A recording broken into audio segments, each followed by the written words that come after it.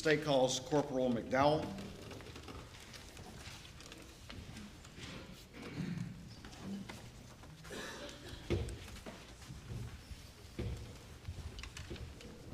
All right, we're doing a cold open here,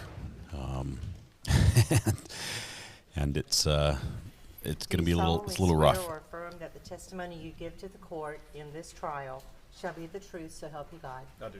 Thank you. You'll have a seat and adjust that microphone. Investigator McDowell just took the stand. He's the second witness. The first witness was the first officer on scene, who held his own pretty well, but took a pretty Chad McDowell. intense cross-examination. Dowell. Corporal McDowell, how you doing today? Good. Tell the jury where you work, please. I work for College County Sheriff's Office. I'm assigned to the road patrol as a canine handler. Okay, and can you just give us a quick background of who you are, where you grew up, and how you ended up in your career in law enforcement? Sure. I grew up in Boost the College audio County. just a bit there. Went to Collin County High School. Went to college at Tri-County Technical College, where I studied criminal justice. Once I reached age, I came home, was hired by Collin County Sheriff's Office. Left for a couple of years to go work for Jasper County, and then came back to Colleton. I've been assigned to road patrol at Colleton. All right, and what year did you first start working for Colleton County Sheriff's Department, or began your law enforcement career? 2016. And what's your current, you said you're a corporal now, is that correct? Yes, sir. And what is your current assignment? What are your duties? I'm still assigned to road patrol. I'm a canine handler. All right, and you say canine. Explain to the jury what that is. So I have a canine that is assigned to me. We respond to certain calls, or if we're requested by another deputy for narcotics searches for suspects, things of that matter. All right, and canine is a dog, correct? That's correct. All right, what's your dog's name? Evo. Evo? What kind of dog is Evo? He's a Belgian Malinois. Malinois? Yep. Is that kind of like a German Shepherd? Kind of short-haired, pointy ears. I got you. Short hair, pointy ears. Is Evo typically with you when you're out on patrol? Yes, sir. Was Evo with you the night of June 7th, 2021? Yes, sir. Were you a corporal then at that time? No, sir. I was a deputy. All right, and who Hang on, was we're the fixing squad the that you commands. They're were going to work in just a second. Sergeant Daniel Green, Corporal Elise Janicki, myself, and Deputy Pruitt, Cody Pruitt. on? And so who was your immediate supervisor? It would have been Corporal Janicki, Okay, and then above that is? Sergeant Green, All right, and then above that? Lieutenant Nettles, All right, and then above that? Captain Krause. Okay. Those ranks pretty well. Those are the people he What answers shift to. were you working the night of June 7th, 2021? Yes, sir, I was. And that was in Colleton County? Yes, sir. And what shift were you working that night? Night shift. Did you ultimately respond to a call for service at 4147 Moselle Road? Yes, sir. And you actually went there? I did. And did you come to the incident location at the kennels at that property at 4147 Moselle Road? I did. Is that in Colleton County? It is. Were you, when you arrived, what other first responders were on scene to your recollection? Sergeant Green was there. There was one other fire rescue personnel vehicle in there. I believe the rest were staged, best I can remember. When I say staged, I mean at the head of the driveway. There may have been a couple of other apparatuses on scene. And which, do you recall which driveway you entered? Did you enter the driveway near the kennels? Where you came upon the Yes, kennels? sir. It was same driveway everyone else entered. So you were parked behind Sergeant Green. Green's? Yes, sir. Okay. What did you do after that? After you got out of your vehicle, what did you do? I approached the crime scene. I was trying to make my way to Sergeant Green to see what he needed me to do. I made my way through the crime scene as carefully as I could. I approached Sergeant Green, saw that he was The interviewing. commands are back. Things only are person slowly on coming scene. together. So I went back to my vehicle. There may be a little bit of buffering. And I did think you the see who stream he will was even interviewing? out, even if there's buffering, if you can Mr. sit Murdaugh. through it. Yes, sir. I You would see him in not the try to corner here today? refresh your screen. Yes, sir. Refresh Want him out? constantly because Yes, that sir. will He's in the middle. Navy they'll blue give you suit. trouble. Your Honor, can the record But, reflect he's identified the defendant? If you just wait through the buffer, it might last just for a minute, and then it should smooth out. What's been marked as Exhibit 6 to your testimony? No objection. And this is a disc, but I want you to take a look at it and see if you recognize this disc. Yes, sir, I do. All right, and what is on this disc? It'd be body cam footage from my body cam that I wore. All right, and how do you know that this is that body cam footage?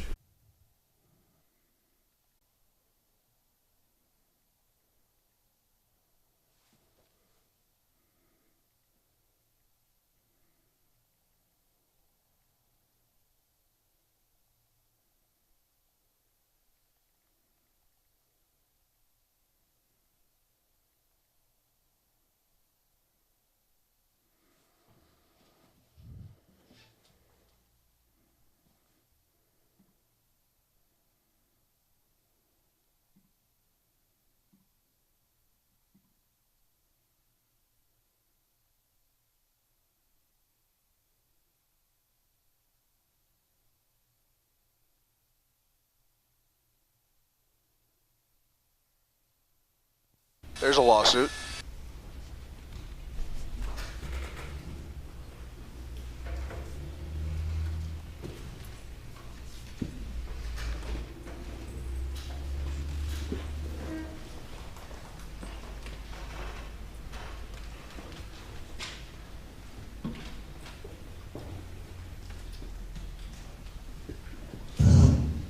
Let me ask you this. When you got this call for service, were you currently on another call for service, or are you just out on patrol? No, sir, I was just out on patrol.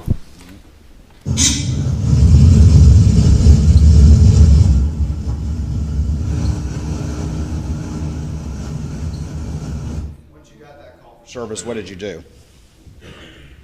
Did you activate your lights and Activated sirens? lights and sirens and responded to the incident location. And once you do that, do you make all haste to get to that incident location as fast, but it also as reasonably safe as you can? Yes, sir. Is that standard operating procedure? Yes, sir.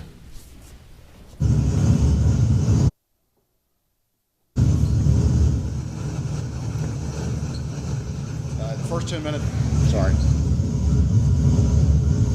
The first 10 minutes of this body cam are essentially you driving to the scene, is that correct, roughly? Yes, sir.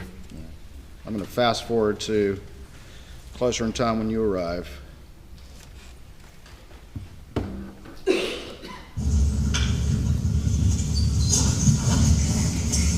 Proceed to the route.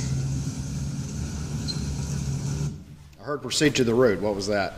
I had a GPS activated on my phone. Just like most people use, is that right? Yes, sir. Okay. Take a slight left turn.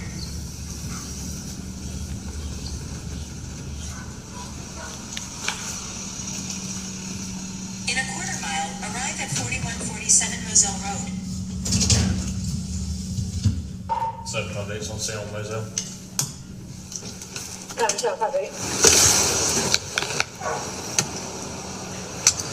I'm not a cat. I'm not a cat. Are these the kennels that you saw when you arrived at the property? Yes, sir. And to the right is sort of the head or the hangar, is that correct? That's correct.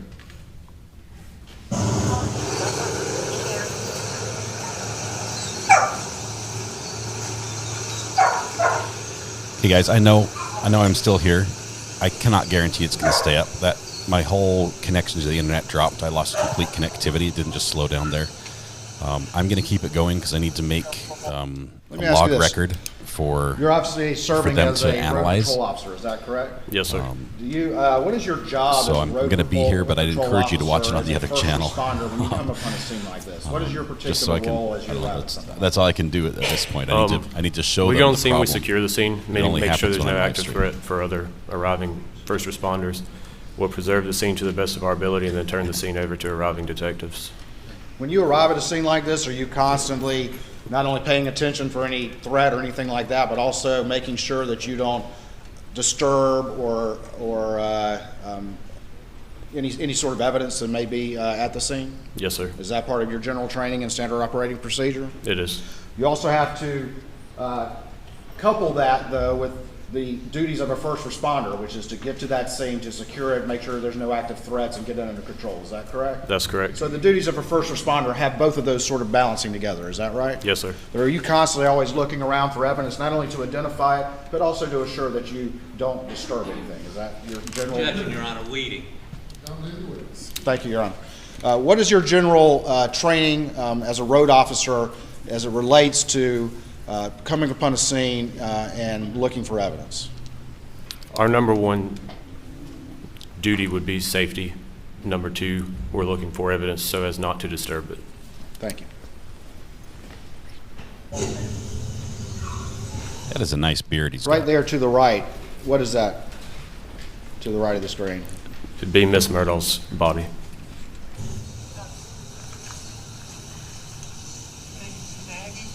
Murdaugh. 400 Grandstatter, Murdaugh. Who are those individuals right there? Sergeant Green and Mr. Murdaugh. So we're going to get basically another vantage point is what they're getting, but we're going to hear What did pretty much the defendant say same to you audio. right there? He said, "How are you doing?" Did you know him? No, sir. How you doing? That's what he said? Yes, sir. That's just Southern hospitality. I know it's sort of weird, but that's people are nice. People are polite. 1968. Okay, and what's your son's first name? You said Paul? Paul Terry Murdaugh. And what's his birthday? 4. What are they covering him up? Tell them they don't have to do that. They don't need to.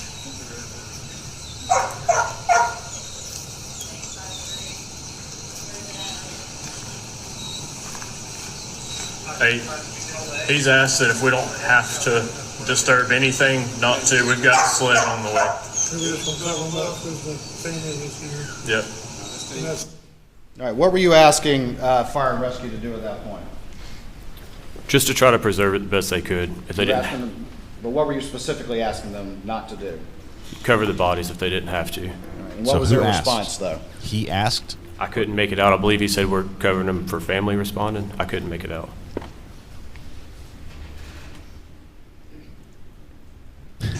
He's asked that if we don't have to disturb anything, not to. We've got a sled on the way. we're just gonna cover him up because the family is here. Yep. And that's it. Do you recall now? Again, it sounds like he says we're going to cover them up because of the family being here. Okay. Does the family being here? That's what it sounds like. All right. Right through here, go around this way here. So this thing is strong enough. Yes, I agree. I told everybody else to cancel, so don't really have to come down here. Thank you.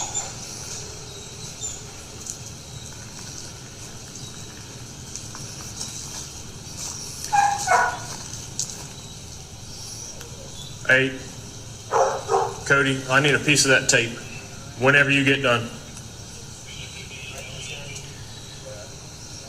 Is What did you just ask Cody for? A piece of tape, is piece of Alex- crime scene tape. Alex Who was crying? Cody? Or is he- Deputy Pruitt, he's the one that you see there with the yellow crime scene tape. And why did you ask Deputy Pruitt for some crime scene tape?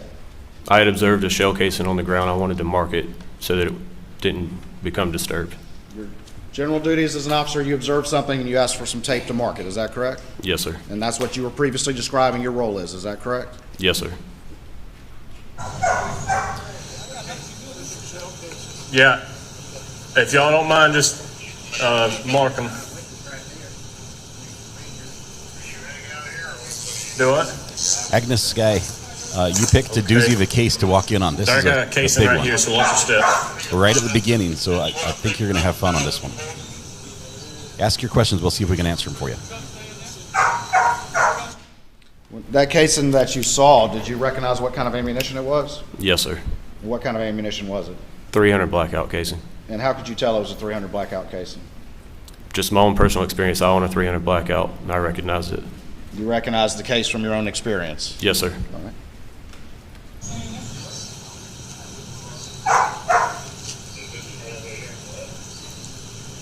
If he is crying, I'm not saying he's not crying, but I'm just saying that I don't see him wiping his eyes or his nose, or I don't see any tears. I see a lot of movement that would correspond with the cry, but nothing else. It's 300 blackout.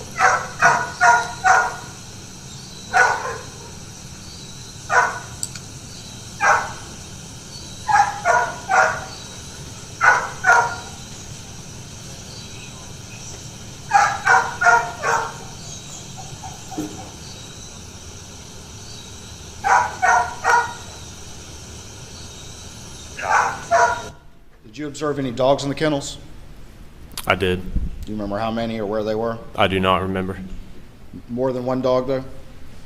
I don't remember. These dogs are hunting dogs. They're not used as pets.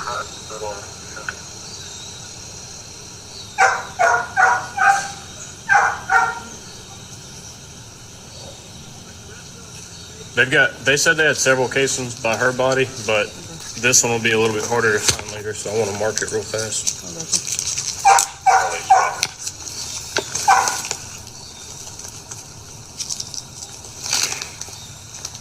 When you marked that casing, were you careful not to disturb its location where you found it? Yes, sir. I placed the tape beside it and then placed a rock on top so it wouldn't blow away.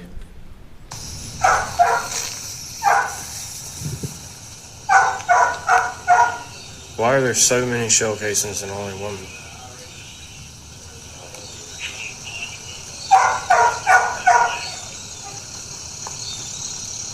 The lady in fuchsia is watching the video between the lawyer as much as she can see.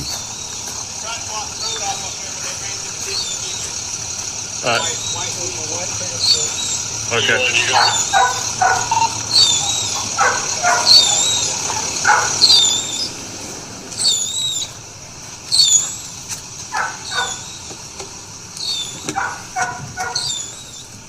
Dispatch, 834 is in round. Sorry to do that to everyone. Well, what was that loud noise? It's just my windshield wipers.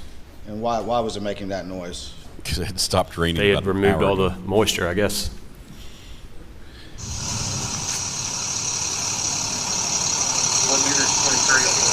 I don't see anybody.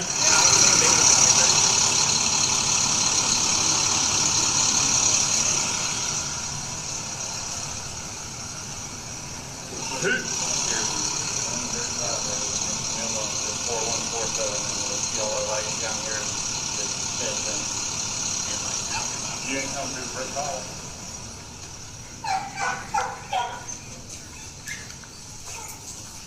Can I see a couple more pieces? I found some more there. Matter of fact, Yeah, I'm trying to figure out why there's. They're using the blackout. box fort I'm trying lid to figure out why there's so many shell casings. so but that only one Alex gunshot went to doesn't back see the of each video. hip.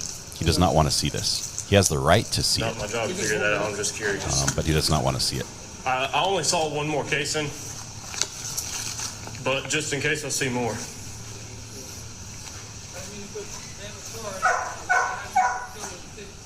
Daniel put his car in there.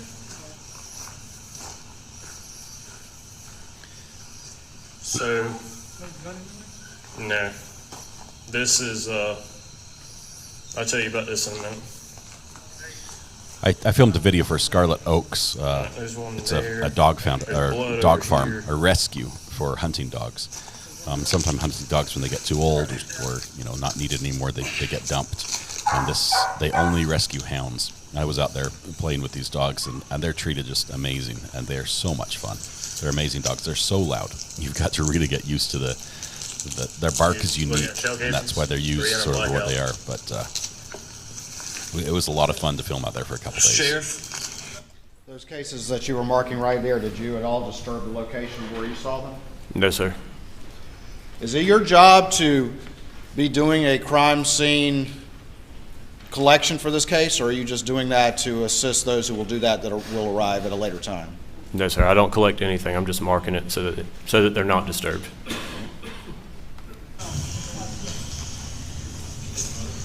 probably.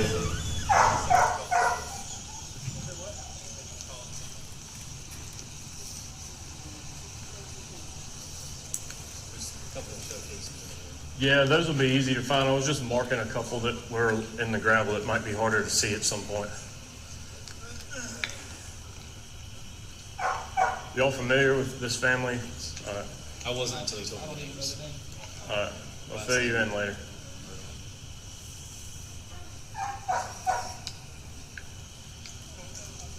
Tell you, those dogs, I've never seen dogs treated as well as out there. That I don't think there's going to be anything. that retreat, I guess you could say it, where they're kept. They're never What did you returned just say to right there?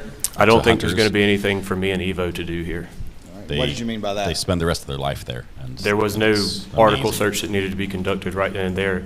Putting Evo on the ground could have caused more of a disturbance than just leaving him up.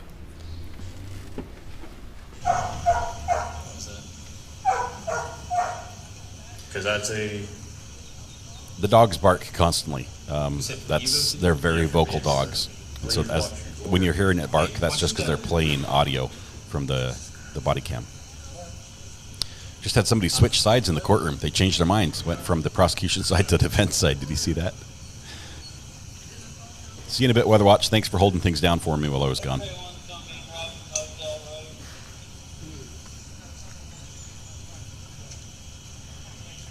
CG, what we know is we have 8 men and 4 women in the jury pool or in the jury box.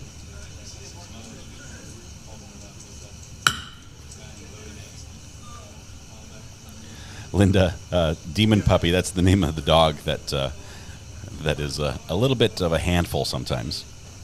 It's featured prominently on the It's gonna channel. be retaliation from family.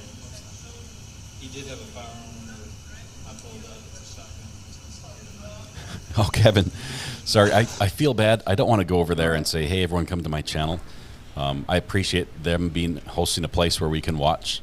I'm not confident that my channel is going to give you the best viewing experience today, as the internet is still a little fickle.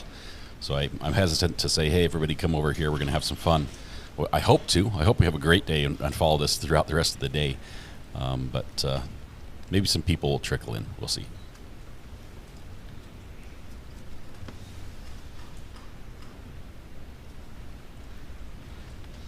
Geo's girl, thanks for now that. show you That's great clarification. a portion of what's been previously admitted to evidence as Exhibit 1.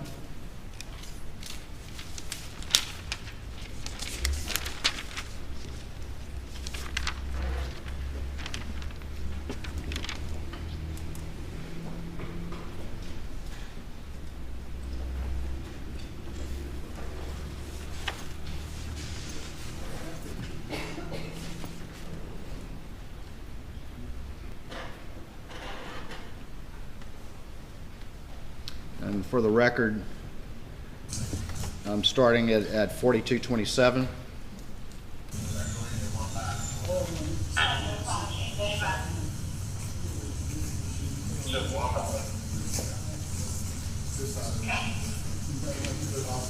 Right there. That would be me. All right, and what are you about to do? Step inside and assist CID with lifting that sheet. All right, and were you asked to do that? Yes, sir. And who asked you to do that? Captain Chapman. All right, and where's Captain Chapman in this image? In the middle And is he a senior officer to you? at that time. Okay. And I noticed before you moved, what did you do? Turned my light on And why did you turn on your light? so that I could plainly see what was underneath me, where I was going. Did you disturb any evidence or anything as you started to go into the feed room? No, sir. Were you careful to avoid doing that? Yes, sir. Did you kick any shell casings or waddings or anything like that when you went into the feed room? No, sir. Did you step on any bloody footprints when you went into the feed room? No, sir. If you had seen something like that before you stepped in there, what would you have done? I would have stopped and notified the detective. Well, the dad's over there. Actually, hold on. The people just want to do. Fire rescue might have some more sheets we can steal. That's right. It shouldn't be like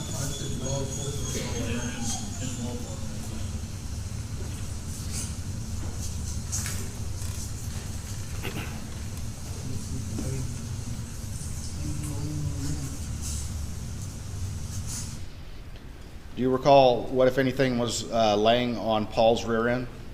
His cell phone, or a cell phone. Is that it in this image right here? Yes, sir.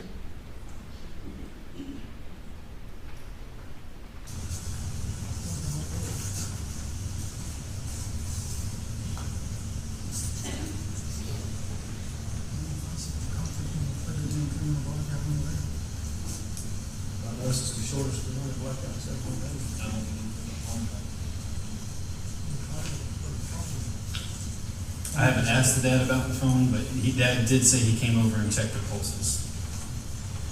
Beyond that, I don't know what else he did.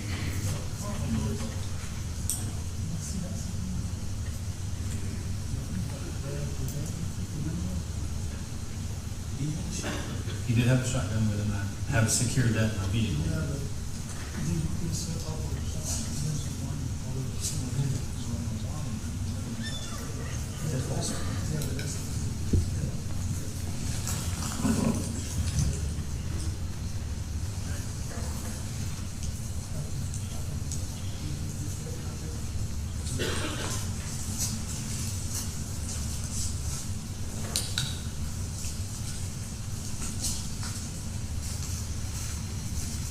Did you kind of jump out of the feed room just then? Yes, sir. Did you Hey, turn on Sharon. your light before you did I so? apologize. I believe so. South Carolina is a death penalty state, as far as I know, but they're not pursuing it in this case. Watch it again. So yes, it's a death penalty state, but not in this case. Did you jump out when you left the feed room? Yes, sir. And what- Step. Did you enter the feed room at any point after that, to your recollection? Not to my recollection. might need to get Starlink as a backup. I'm going to show you what's been marked as defense exhibit number 1 and see if you recognize this particular image. Yes, sir. And I'll switch inputs, please.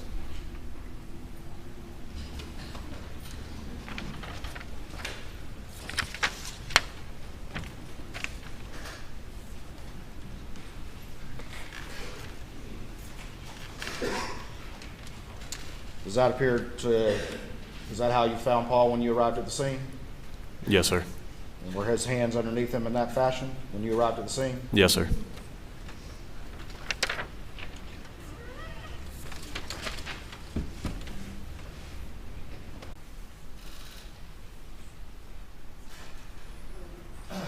Your Honor, I have State's Exhibit 7, I believe without objection. Without offered evidence.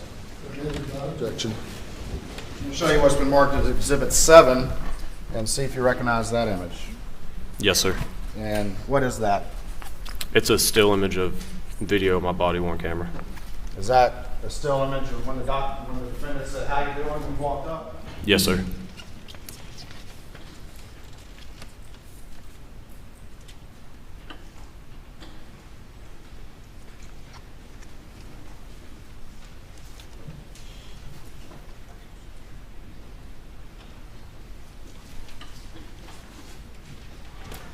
Court's indulgence, 1 moment, Your Honor.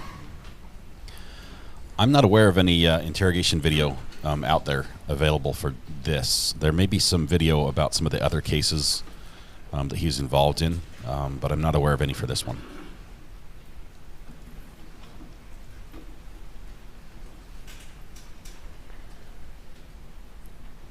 Nothing further from this witness at this time, Your Honor. See how Cross does on this, see how they hammer him. So, when you got to the scene, who was your supervisor? Can you repeat that question? I couldn't hear you. I'm sorry. Let there be light. Aziz, turn it down a little. Iris is off on the I'll speak a camera. little bit louder. Or stand by your Got to microphone. the scene, who was your supervisor? Sergeant Green. Sergeant Green. And I believe Sergeant Green was instructing you all to put some yellow tape up. You did some of that? No, sir. You didn't do any of that? Deputy Okay. Pruitt, yes, but I didn't know. What was Sergeant Green? What was his instructions to you? What were you there to do? Number one, let me withdraw that question. Were you there to apprehend somebody? Not at the time, no, sir. I was just there to assist where needed. Assist doing what? Whatever was needed of me. Were you all attempting to determine what happened? We there as initial responders were there to secure the scene. Okay, secure the scene. And secure the scene for further processing by SLED? By our investigators, I learned later on that SLED was responding as well. Okay. So let me, by way of example, you went down to where Paul's body was. It was covered with a sheet. You see that on the video, correct? Not when I initially responded, but yes, sir. No, but the video we just saw. Yes, sir. And why were y'all, I mean, what was was there a purpose in going down there and pulling the sheet back, looking around it? I believe they were looking for another weapon. What kind of weapon? You're correct. No, there was no 300 blackout laying beside him. Okay, so you say based on the way Paul was laying, and of course you did have a flashlight and you were looking, trying not to step on anything. Did you have anything to insulate your feet?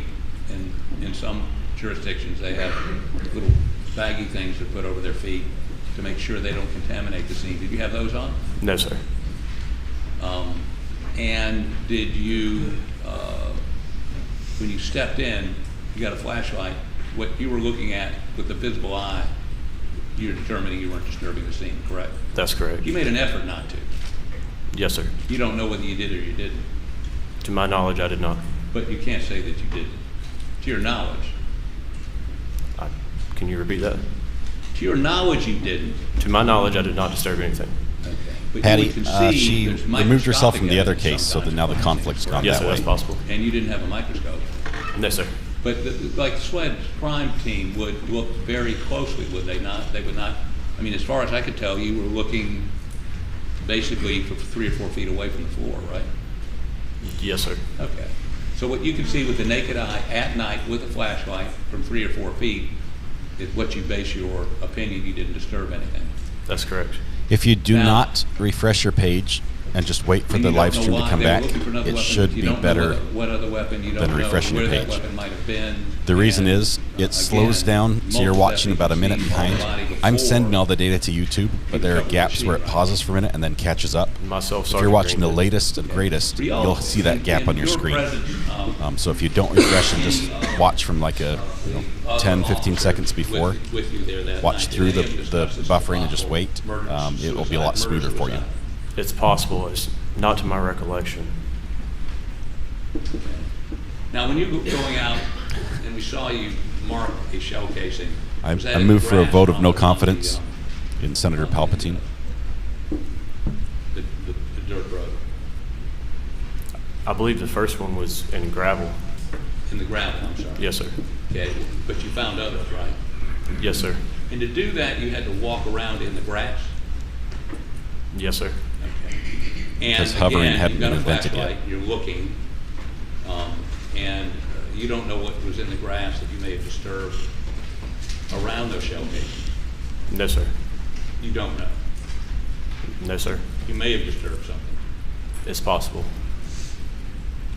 And I guess what I'm trying to ask is, why then were you trying to look for shell casings? Why couldn't you wait till the next morning? Why was this urgency? I mean, was somebody getting away, or, I mean, I don't quite understand why. I can't answer that. I don't know. I didn't know if somebody was getting away or not.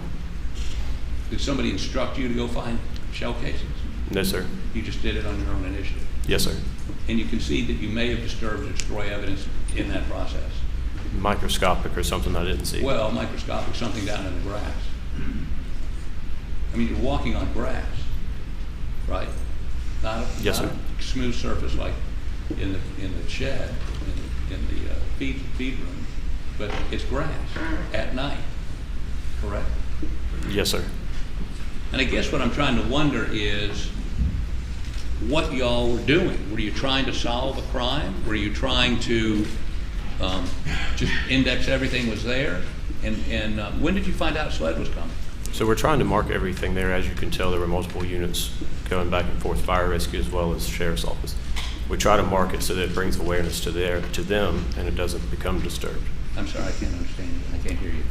There were multiple units on scene, Right. sheriff's office as well as fire rescue. Right. The reason that I saw urgency to mark those shell casings is so that it brings awareness to those of us that were walking around and they don't become disturbed. Well, that brings up the question, should you have been walking around? What if you got 2 dead people, whoever the perpetrator was, at that point y'all hadn't identified, had you? ISP Yes, is sir. still working Okay, it. so. They're the monitoring my perpetrator may feed be in the woods actively. Across the street, as They far as say you know it could at be that 2 point, to right? 3 days. Could have been anywhere. Right. So you're not trying to solve a crime, you're processing a scene? I'm not processing anything. This guy's all surprised that police do their job when they show up at a crime scene. You don't know what you're doing. I just told you what I was doing, sir. You're marking pieces of evidence.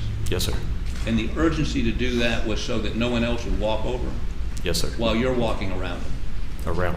Yes, sir. Well, you don't know whether you actually stepped on one or not, do you?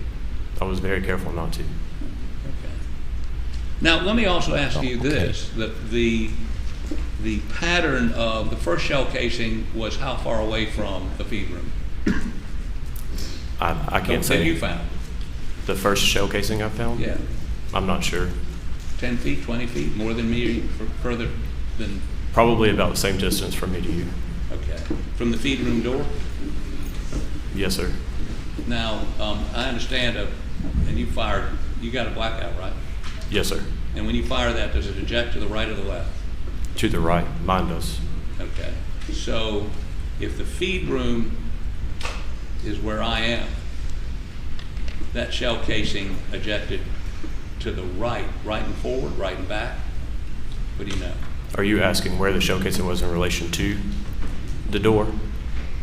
It would have been forward and right of the door. Forward and right of the door.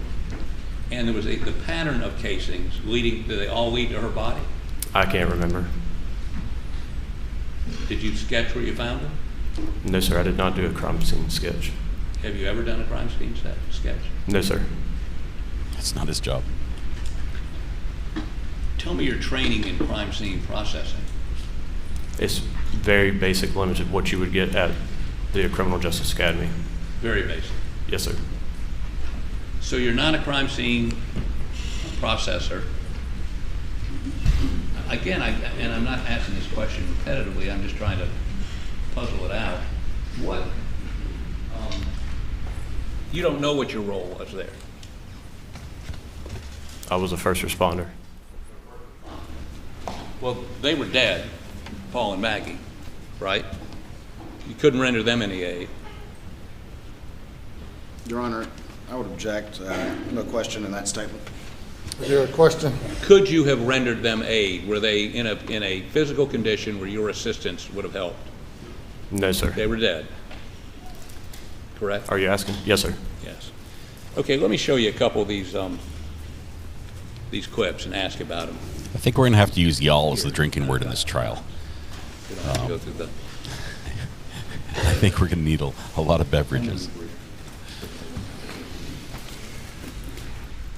Okay, would you go to 1040?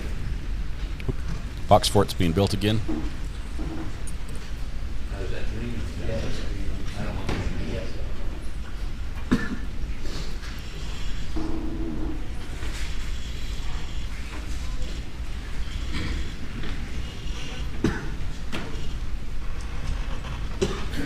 Yeah, that's pretty much it.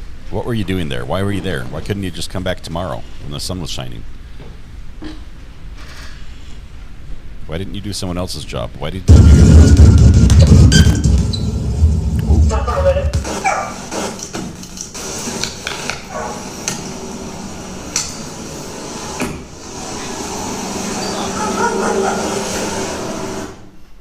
Okay, this is you walking, and these are the dog pens over here to the left, correct? Yes, sir. And right in front of that, one of the dog pens, is a hose that is neatly coiled around a hose, something holding the hose, right? That's A hose, something holding the hose, right? that's what it looks like. We believe it's about a 10 to 15 minute time between the call and when the first officer arrived. I don't think we've established the time of death. There is a window of time in which this could have occurred based on the phone activity. So I know we talked about that yesterday, but I don't remember off the top of my head on the timeline where that falls. Okay, now, this, Mr. Waters asked you about this just a moment ago when he said, how you doing when somebody walked up. You would concede to me that but for that one quip, he appears to be distraught over the death of his wife and son? He appeared visibly upset. Yes, okay, other than this, how you doing sort of thing, right? Correct. Okay, also... Lindsay, this stream still isn't t-shirt and a pair of shorts. a level I feel comfortable advertising. We're still waiting for the your internet to get report, fixed. Still have an everybody occasional that buffering. counted that night, If you wait no through it, report indicates it gets any better. blood It smooths out. of this If you go back and watch the woman. replay of this stream, it'll be I didn't observe crystal any. clear smooth. I did not observe any. But It's a white shirt. other than that, Yes, sir. hopefully in a day or two, or 2 or 3 days, it'll be fixed. If you noted blood on him, you would have put that in your notes or reported that to somebody, right? Yes, sir. Okay. It's poorly constructed, Michelle. It's leaning on other things that it's not self-supported. How about, let me see, 1845.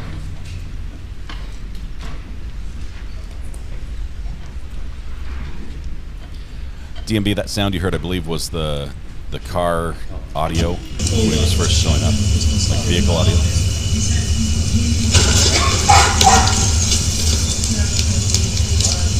It's 300 blackout. And they've got the volume way too high, too. That's you apparently determining the shell casing you found is a 300 blackout, correct? The one that I marked, yes, sir. The one that was in the gravel. Yes, sir. Okay. That's all the video I have. just a couple final questions. Lindsay, yes, since- thank you. I'm scared to check it because I don't want to break the internet. But thank you for sending that to me. I think it was like 220 or so people on that list. Redirect. Very briefly, Your Honor. See if he slows down on this. Are you a first responder? Yes, sir. Your first job is safety, correct? There's a Yes, sir. lawsuit. Second job is to protect the scene, is that correct? Objection leading. Thank you. Tell me what your jobs as a first responder are again, please. Yes, sir. We secure the scene, make sure there's no current threat for additional first responders. We then secure the scene, make sure that nobody comes in that's not supposed to, so that we preserve any evidence that's there. Is part of your training to avoid disturbing the scene as best you can? Yes, sir. Still paying attention to your primary role? Yes, sir. Is part of your training and your experience and what you try to do is if you do see Objection, evidence... Your Honor, leading. I'll rephrase, Your Honor. The defense is doing a better job with objections If you than are on the scene and you do see prosecution has evidence so far. while you were there, what is your standard operating procedure in that event? I would mark it And why do you do that? just to bring awareness to it so that it's not disturbed. Is your job to... Hey, Bill, generally we do create see crime scene supporters investigation? behind the Yes, sir. defendant and You're just marking that? the other family, I'll rephrase. you know, the families of the victims behind the prosecutors. I don't know if it's a requirement or if they just, You were asked earlier keeping the peace by keeping them about divided. apprehending any suspects. Was Mr. Murdaugh ever in custody? No, sir, not to my recollection. To your observation, was he allowed to move freely? Yes, sir. Was he allowed to interact with people who came to talk to him? Yes, sir. Was he ever placed in the back of a police car? Not that I'm aware of. Never put in handcuffs? No, sir. Was he being treated as a suspect when you were there? Not that I'm aware of. Nothing further, Your Honor. Nothing further, Your Honor. Thank you. You may step down.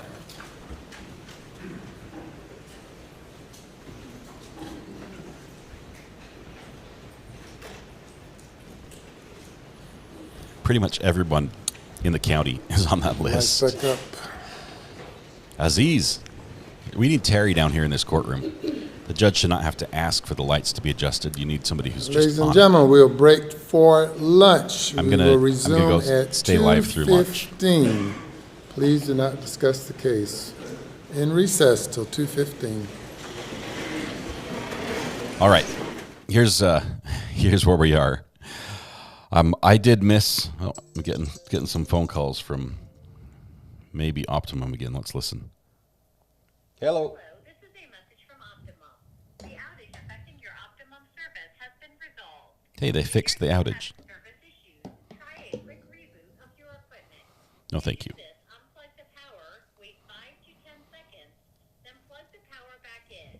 Thanks for choosing Optimum. Optimum. Hello, this is a message from Optimum. Yeah. Okay, so Optimum just called me again. Said they fixed the problem.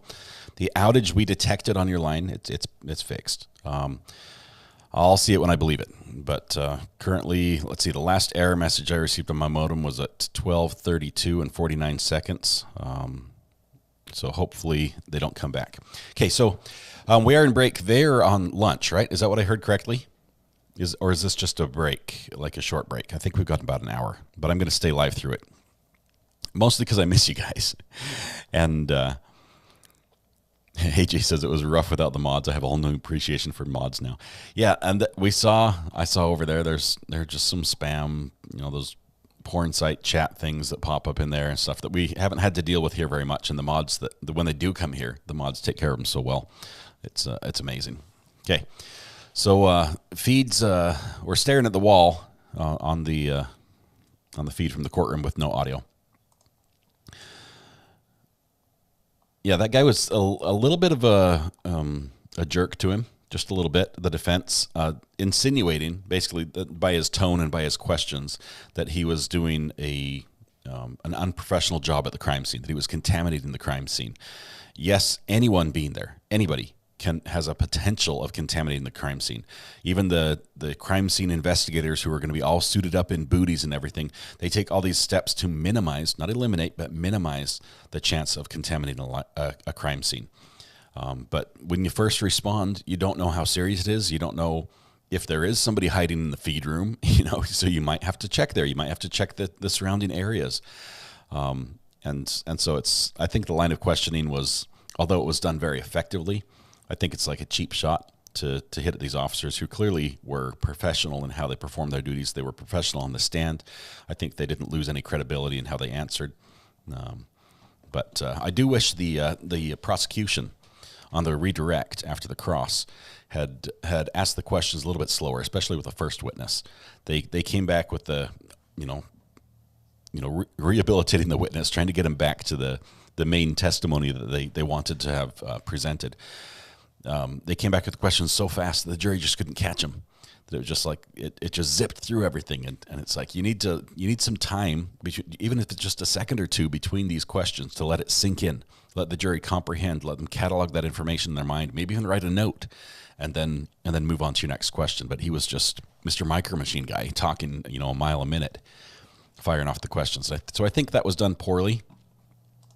It's good to be back. Hopefully, according to Optimum, they fixed the problem, whatever it is. I would be surprised. They are supposed to reach out to me and tell me what the solution was. Like they're supposed to actually call me like a real person, not just a robot. We'll see. Yeah, we've got quite a few mods here. If there are some people who need to be a mod, who are willing to step up and prove themselves, occasionally we'll swap out the mods. We've had some mods that have worked pretty much, like Abby right here. Abby in the UK has been a mod since pretty much day one on the channel. So months of unpaid work. She does a phenomenal job all the way from the UK across the pond, and deals with the time differences and everything. But we might need to add some more mods just to lessen the load on her shoulders. She's incredible. Lunch until 2:15. Thank you very much, DMB. And we're on the same time schedule because I've got 1 o'clock straight up right now here in North Carolina. So they're just south of me and a little bit west. Got to go check out the San Antonio, Texas murder trial. CG, who is that one? And is it televised? You can watch that I can watch it on my big screen.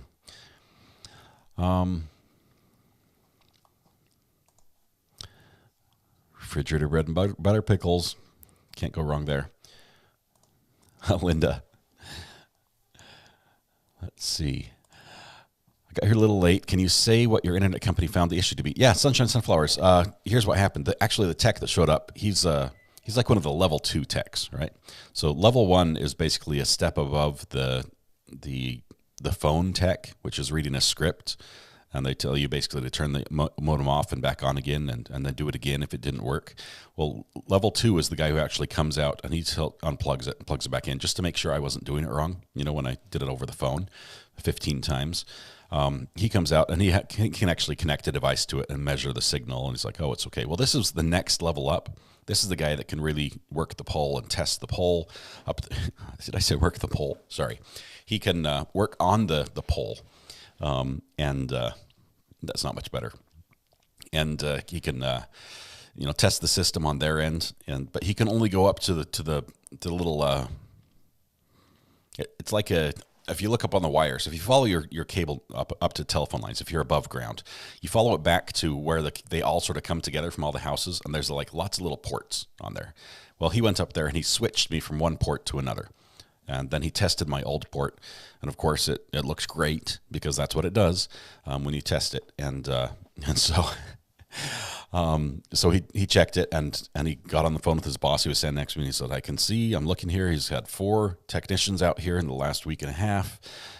We've replaced all the lines, everything's good. He added a ground to my line that hadn't been on there before, which was nice. So that could benefit me a little bit. But he said that wouldn't be the cause of the problem. He verified that I don't need the attenuator on the line because, even though there's a little bit of variance on the signal and everything. So he gave me a lot more data, and then he opened a ticket for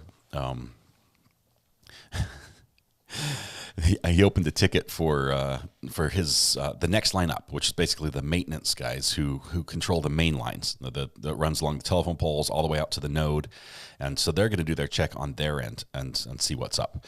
They're also opening up an observation ticket on my account. So you just got a message from Laura from Alabama. Laura, hang on one second. I'm gonna try to check this here. Anyway, so they're opening up an observation account, observation, window on my account, so they can see everything that's happening and track the logs on their side. I've got them on my side as well. I can see that it's, their system's having problems, but they're gonna follow up that way. I haven't had any errors since 12:32, so it's been over half an hour with no errors. I'm going to answer your questions here just a bit. I just got a message from Laura that things aren't going well. Just 1 second here. I want to read it first before I read it over the air. Okay. Laura, thoughts go out to you. We'll talk soon, okay? Okay.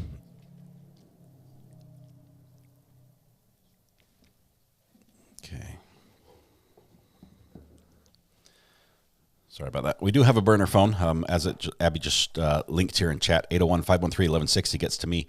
You can text that. You can send pictures of whatever you're having for lunch. It is not currently connected to my internet, so that should not cause problems with my internet. It's just over my built-in my AT&T phone. But Carol says, Recovery Addict, do you think the prosecutor will explain if Alec killed his wife and son, then why wasn't there any blood on his clothes shooting them at close range? Carol, here's what I'm putting together in my head as I listen to the evidence I've heard so far. We know that the prosecution has brought up this blue raincoat type thing with gunshot residue on the inside. I'm thinking that a gun was fired from inside a raincoat to sort of protect against the dissemination of gunshot residue. So basically you wrap the gun in the coat and then shoot it. He could have washed his hands pretty effectively. I don't know, but how else can gunshot residue get on the inside of that coat, and a lot of it as well? So that might be a thing. Also, we've got the issue of the tire tracks. Lady Writer, is it gonna read this one? Where's the voice? Where's the all voice? money? There we all go. ones. Murdaugh money too. Poll money, all ones. Lady Writer, thank you so much. You're amazing. Appreciate your generosity. This is a fun place to be. Thank you so much. So we've got the tire tracks. Basically, it paints a picture in my head that he possibly was there and left. Okay, realize we don't have the guns. We don't have the firearms that were used, and there are two different guns that were used: a shotgun and an AR style rifle. But so he was at the scene, arguably, or someone was at the scene, then left, and then he came back. So it's I don't know why the blood on the clothes didn't happen. The shot, especially to the son, sounds like it would be very difficult to remove that. And I don't know time frame wise where we are. We know that the son was using his cell phone, like on Snapchat, or making a video very soon before his death. But I don't know where we are in the time frame with him getting a call and everything. So we'll have to look at the timeline spelled out just a little bit better. I think there's not a lot of time, so it's not like he would have gone and showered and cleaned up. Let's see. Let me show you Law and Crime really quickly. Mr. Murdaugh is out shaking hands with everybody, glad handing. He seems to be getting treated a little bit better than other people. Good luck, Kathy, with your modding efforts. Pop's an IT guy, and he would drive an hour, and he'd find the issue and charge $200. Hilarious how many times the issue was the printer wasn't plugged in. When it is that sort of thing, you have to go through like a series of steps that look like you're busy, so you can charge the $200 to plug in their printer. Arkansas Magnet Fisher.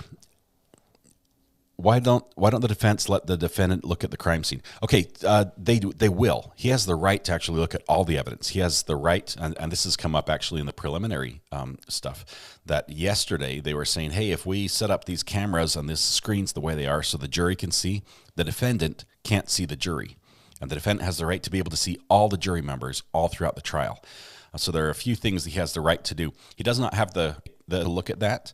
And where he is innocent until proven guilty, I don't think the judge should order him to look at that.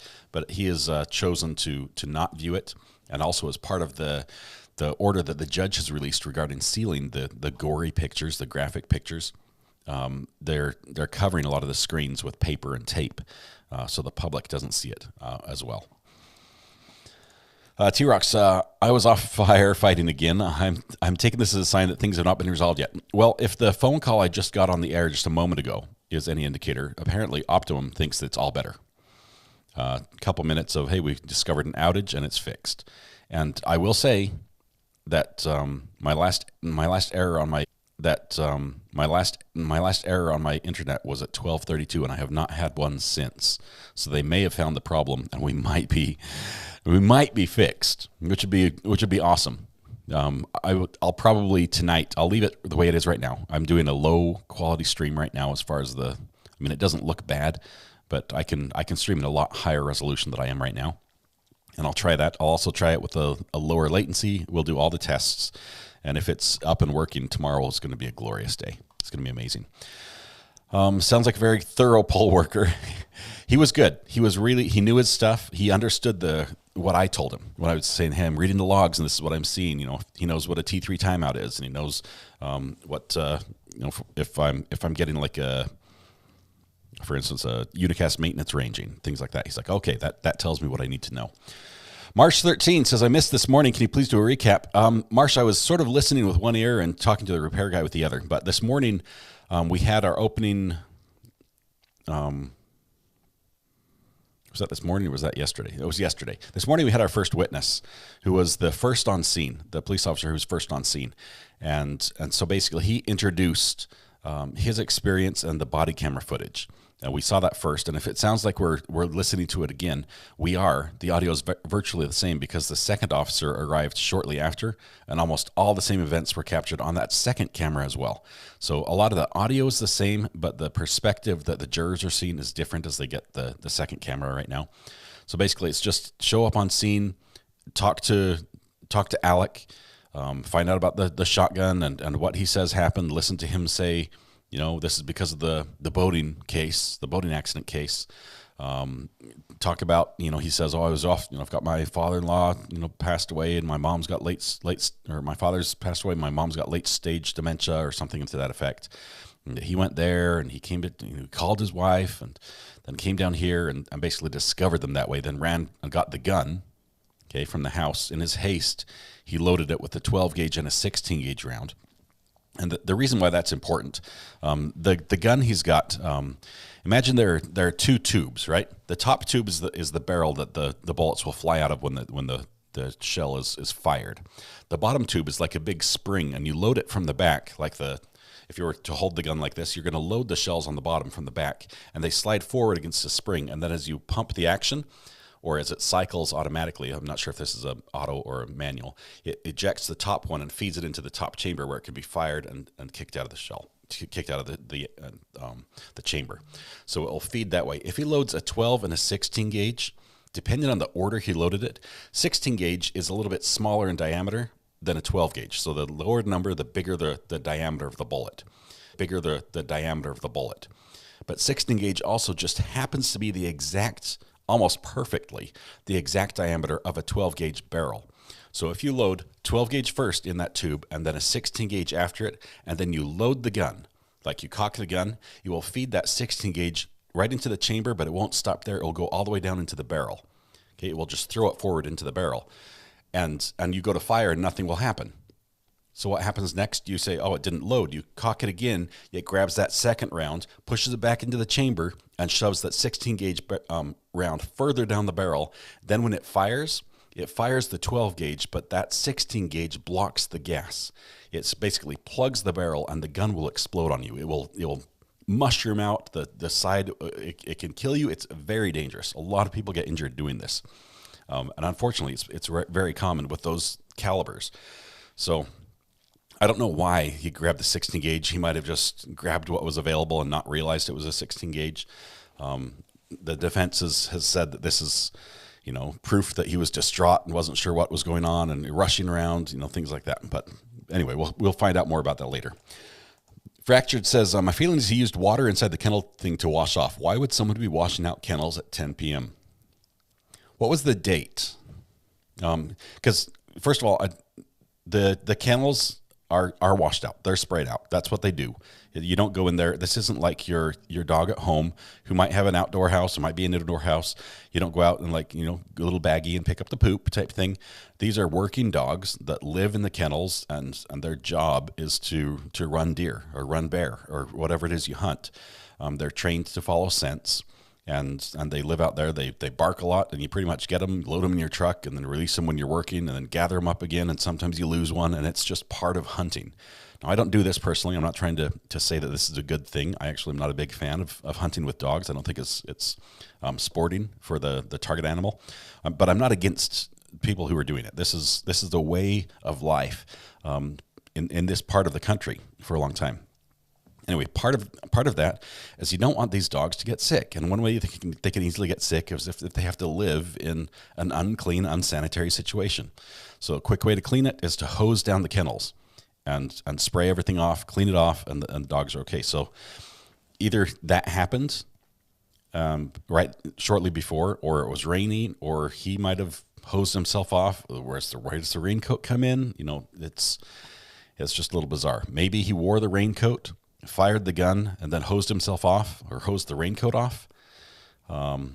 So lots of questions, but great idea there.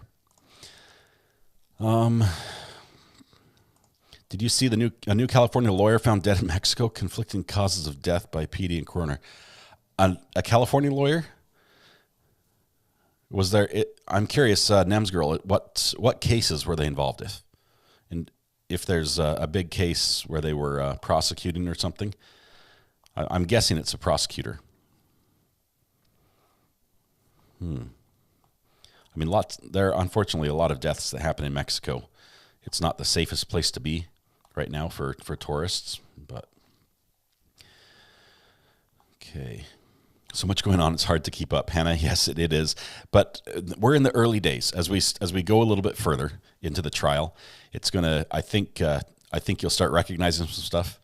I just buffered just for a minute. Okay, let me check my log really quickly. That might have been a few minutes ago. Sorry. 12:32. Still the last error is 12:32. So let's see. Great news from T-Rocks, yes. But snapped out of it. Okay, we're hoping this is better. The Jensen trial is on lunch. How many witnesses so far? And we've just had two. Both have been police officers. Well, one was the first responder, and the other was an investigator.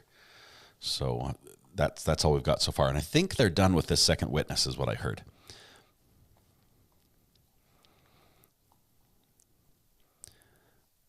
JM, yes, you caught me on a live.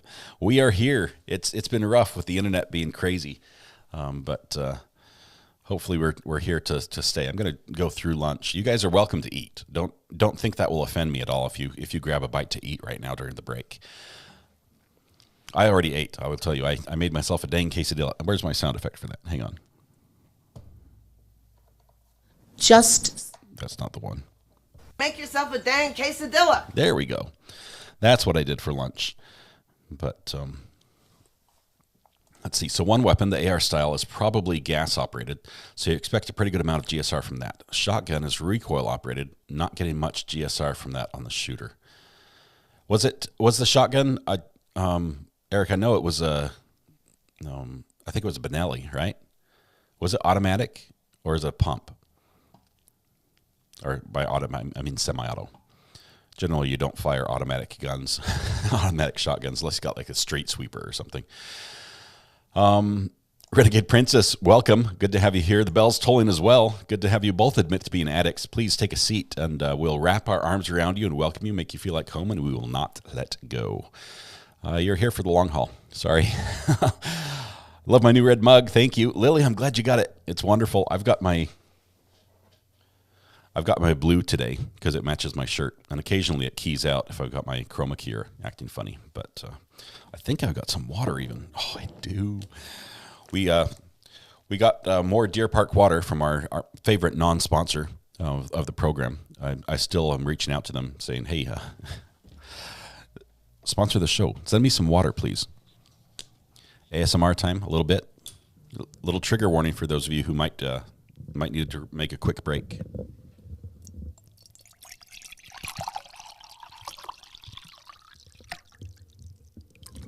There we go.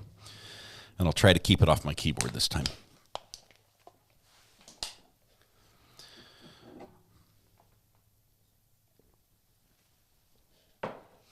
I don't have room on my desk with my switcher up here to have my cup up here, which is probably safer. Come to think of it. Hannah, thank you for being here. It would not be the same without you. Appreciate you. Who won the interweb this afternoon? Sharon, I sort of did the Indian giver thing. I was going to give it to Golden Mom this morning because she was first in chat, but with how bad it's been, I feel bad about giving it away. So I'm going to fix it up, sort of like in the Dr. Seuss book. I'm taking it home to my workshop, my dear. I'll fix it up there. Then I'll bring it back here. Yeah, so that was from the Grinch, by the way. I'll fix it up, and then we'll re-gift it once it's working. I feel bad gifting something that's broken. Holly, most of my information I get from you smart people, so thank you. You've probably got somebody in chat to thank for some information I passed on.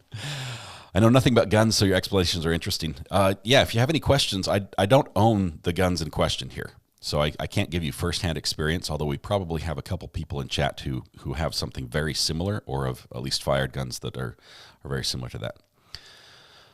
Lindsay says, I'm backwards in time for your gun explanation. If I'm understanding correctly, he loaded the gun with the wrong ammo. Was one of those ammo types used to kill Paul? Lindsay, I think we're talking about buckshot on the ammo type, which is if you imagine a shotgun is different from a rifle, where a rifle has a metal cartridge, usually brass, and then it has a bullet, a tip that's metal, and it's fired. That projectile, you can see it when it's not fired. It's sitting there on the end of the casing, and it's fired down the barrel, and that's the object that does the damage on the target. A shotgun is different in that it has a metal, usually a brass base with a little lip on the back, and it has a powder charge, and then it has like a pouch. It has a plastic tube that's sort of crimped closed on the end, and you can put different things inside that tube. You can put lots of little tiny BBs, like little tiny pellets that might be really good when they're fired. They spread out. They don't go very far, but they spread out, and it might be good for shooting, say if you're going pheasant hunting or dove hunting. You don't want, like a huge bullet to rip through the target and destroy the meat. So you use these little pellets that spread out in this pattern as you shoot. It gives you a little better a hit ratio. You don't have to be as precise because you've got this pattern that spreads out. But then there's a good chance of getting your target and having a usable meat when you're done with it. Well, you could also go, say if you want to shoot something bigger than a bird, maybe you wanted to shoot deer. Well, then you'd want to use bigger pellets or bigger BBs. And so the balls inside that little shotgun cartridge are going to be bigger. It might be buckshot is what they call it, which this is a pretty good sized pellet. It's a pretty, it's a big round, so that there might only be, I think it's like 12 or 9 or 10 in that range that would fit in a standard 2 3/4 inch shotgun shell. If he used that that round to shoot him, it doesn't matter as far as the caliber, how many there are at point blank. Either one, whether it was birdshot or buckshot, it's going to be deadly. Okay, at point blank range with a shotgun, it will still obliterate anything that's in front of the barrel when it's fired. The caliber of the gun, though, is important because if one of the types was the wrong size, it could actually damage the gun and explode on him, depending on the order it was loaded and fired. I'm not sure if I answered your question correctly. He loaded the gun with the wrong ammo. Was one of those ammo types used to kill Paul? I'm thinking back through the evidence. I'm not sure if they recovered the shotgun shell from the crime scene. I'll have to listen again. We'll have to listen again. There was a ton of guns and ammunition on that property. So let me reserve judgment on answering that, Lindsay, until I listen some more. I can never leave, ever. Nope, nobody can leave. Let's see. Josh says, Recovery Added just joined. Give us an update on what's going on with your internet. They say it's fixed. but it's not all the way fixed yet. Just checking here. 1232 was my last issue, and that's still we've almost gone a full hour without an error on my modem. So if they have fixed it, it would be amazing. We'll do some tests tonight to really stress test it and see if it's all the way better. I've missed being with you guys. Let's see. Yes, Golden Mom did hide this morning. She won the internet and then hid. Keep the fluids away from electronic devices. It's way over here on my shelf behind me. Have you managed to hang your YouTube award yet? I have not. I don't know how to do it. I think I can hang it up on my green screen and then do a frame grab. Like I want to temporarily hang it on the green screen and then do a frame grab, and then it will permanently be mounted in my courtroom. So I think that's the best way to do it. So tonight I'm going to give that a try. I just have to mount it up there and maybe do a little editing of the image, and I think that will work great. But let's see here. T-Rox, is it possible that I broke the internet? It seems to have been on the fritz since I had it. No, T-Rox, I think you did a great job owning the internet for the stint you owned it. Good job there. I think I'm understanding the ammo thing. How did you catch the second witness testimony during body cam? Even as he was confused at the number of shell casings and the difference in them. Yeah, I think the way he answered was just that's not my job. I'm not supposed to do that level of an investigation. That's why he didn't get into the details there. I don't think he was really confused, only that it was like, that's not what I do. Still that line from Recovery Addict. Let's see. Thank you for being so welcoming. Hey, we welcome you. It's just when you try to leave, that's when we show our teeth. Hannah, we've got some of the best usernames on the internet here. We've got some super creative people. And then we got people like Richard who who changes his name periodically, and I have to try to remember who it is. Could you read us some Dr. Seuss books? You have a very good Dr. Seuss book reading voice. Unfortunately, Sunshine Sunflowers, that's one of the things that will get me banned on YouTube because I will get a copyright strike. Generally book publishers do not like their book to be read online. They're not big fans of that. And so if I do read that, they don't play nicely because they see that as lost revenue for every person who watches it. That was somebody who could have bought their book. So I have a hard time doing that. I do love Dr. Seuss. I even wrote a paper in college on Dr. Seuss. Let's see. Hey, Mrs. R.A., welcome home. We're up and live streaming. We think we might have fixed it. It's been almost an hour since the last error. So, yeah, knock on wood, right? Mrs. R.A. took the kids out to a little a Ninja Warrior type gym. One of them has a birthday today, and so they did a PE day for homeschool. You would have to insert a smaller gauge shell into the larger gauge rifle, but still it fired. Rich, it wouldn't fire most likely. What happens is it would feed correctly. The action of the shotgun would grab that smaller shell from the tube fed magazine, and it would inject it into the chamber. But because it's smaller diameter than the shell, it most likely would just go right through the chamber and into the barrel, which means it's spaced. It's away. It's at some distance, whether it's an inch or a centimeter or 5 inches, however far down the barrel it travels. It's too far away from the firing pin to actually get hit when you pull the trigger.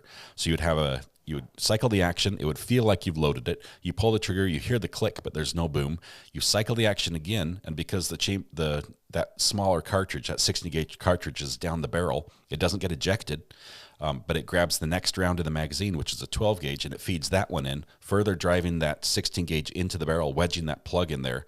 If it does go down the barrel properly, which it will because of the size, the 12 gauge is then in position and ready to fire. You pull the trigger, and when those gases explodes that front end of that bullet. But the gases can't move because that plug is in the barrel. It can't move that 16 gauge round out fast enough, and so it explodes. And it's possible it can also the explosion of the first bullet can trigger the second one, which is 2 explosions in the barrel at the same time. Too much pressure, the gun just mushrooms, and it can think of it like I think one of the other YouTube lawyers was saying is using the term banana peel, which is a good idea for it. Basically, the banana peel, the way you peel the different sides off and it sort of drapes over your hand as you're holding the banana, that's the gun as it just wraps back around towards you and just explodes the gas out in your face instead of down at the end of the barrel. Yes, you can load all sorts of crazy things in shotgun rounds. One of the favorites I heard was dimes, rock salt, just crazy things. They're not good for your barrel generally. I wouldn't recommend doing this with a gun you really valued and wanted in good condition, but you can load them with crazy things. Even fireworks, they can load them with a round that will explode in the air like a flashbang type thing. And they're used for scaring away, pest birds and stuff. And even at like airports, they'll do things like that to scare birds away from their runways. Let's see. Is it Winchester 300 blackout ammo? 6 shots, 2 in the leg, 2 in the head. Paul shot with 12 gauge shotgun. Turkey leg buckshot ammo. Dude, I don't think turkey use buckshot, do they? A turkey load I think it's smaller than the buckshot. Where buckshot is more for like deer or, really large game. Let's see who we are. Oh, copyright strikes are bad. Yes, that's the one thing I try to steer clear of. I'm okay with a copyright claim, and I've had a couple of those. I'm frustrated because generally they're not valid, but fighting them is a nightmare. But copyright strikes, once you only get like 3 strikes and you're out on YouTube. So. Let's see. Lindsay says, not necessarily his testimony in person, but was caught on the body cam as he was marking the casings on the ground. He was just talking to himself, I think. Okay, so the confusion about the shells that way on the second witness. I have to admit, I was sort of doing internet stuff while listening, so I might have missed that. Thanks for catching that, Lindsay. And thanks for the list of witnesses as well. Let's see. There's always Lovecraft. Have you done a speed test? I've done quite a few. I use Ookla for my speed test, and it's good right now. I'll do one right now. It might trigger something, but let's see what happens because we're in the break. So I've got a ping of 6 milliseconds, which is good. My download speed is hovering right around 800 megabits per second, 830 megabits per second, which is fast. This is super fast. And the upload is 35. Which is slow. I'd much rather have the 837 megabits on the upload side, but it's very livable. I only need about 6 of those megabits on the upload for my live stream. Yes, happy birthday and hello. I'll pass those on. The Sunshine Sunflower. I have not been following the Jensen trial. I know that his son is going to be testifying, I think, on Monday on that one. Shell says, I homeschool my 15-year-old, best choice I ever made. Shell's my wife, Mrs. R.A., actually has her own channel on YouTube where she does Homeschool Ground Zero. And she just puts out videos about homeschooling and, home life and kids and family and things like that. And she does a phenomenal job. Even minor obstructions can banana peel your gun barrel. Yeah, some people... if you don't have to look very far on YouTube, you can find all sorts of people who are, a few genes short of like a complete makeup, right? But these guys, they'll put like the barrel in the water to shoot fish and think that it will just work, and no, it blows up the gun in their face. But let's see. Homeschooling, going back to school this next year. That's awesome. Hope it works great for them. Once you're in it, it's healthy again. Do you think you could look for a video on YouTube with a shotgun mushrooming, banana peeling like you're explaining? I'm a visual learner. I can. I'm going to hesitate to do it today just because it's working nicely, but I really want to put it under a stress test myself before we really say it's good. I've been a full hour without an alert. Now I haven't been a full hour without a buffer, but a full hour without an alert. That's good. Can I give a shout out to JB? JB, if you're hanging in there, guys, I know it's so hard. He does not have chat, so he only gets to hear what I read to him. So Debbie has requested a shout out to JB. JB's our friend of the program. He found us all the way up there in Canada in the frozen tundra of the north, and he absolutely loves the show. So it's a big shout out to him. Hope he's doing great. I look forward to the times when he calls and checks in with me, because he's just an awesome guy. Okay. Let's see. I've got a couple burner phone messages. I will get to those here in a little bit. 6-volt bus. I can't imagine a 16 gauge and a 12 gauge barrel would even center for the firing pin to hit the center. Right. Now the 16 gauge is smaller diameter, but imagine. Let me see if I can pull up a picture here. I'm going to try it. Let's.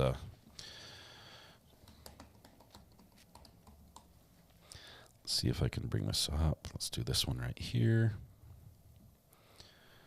Save image as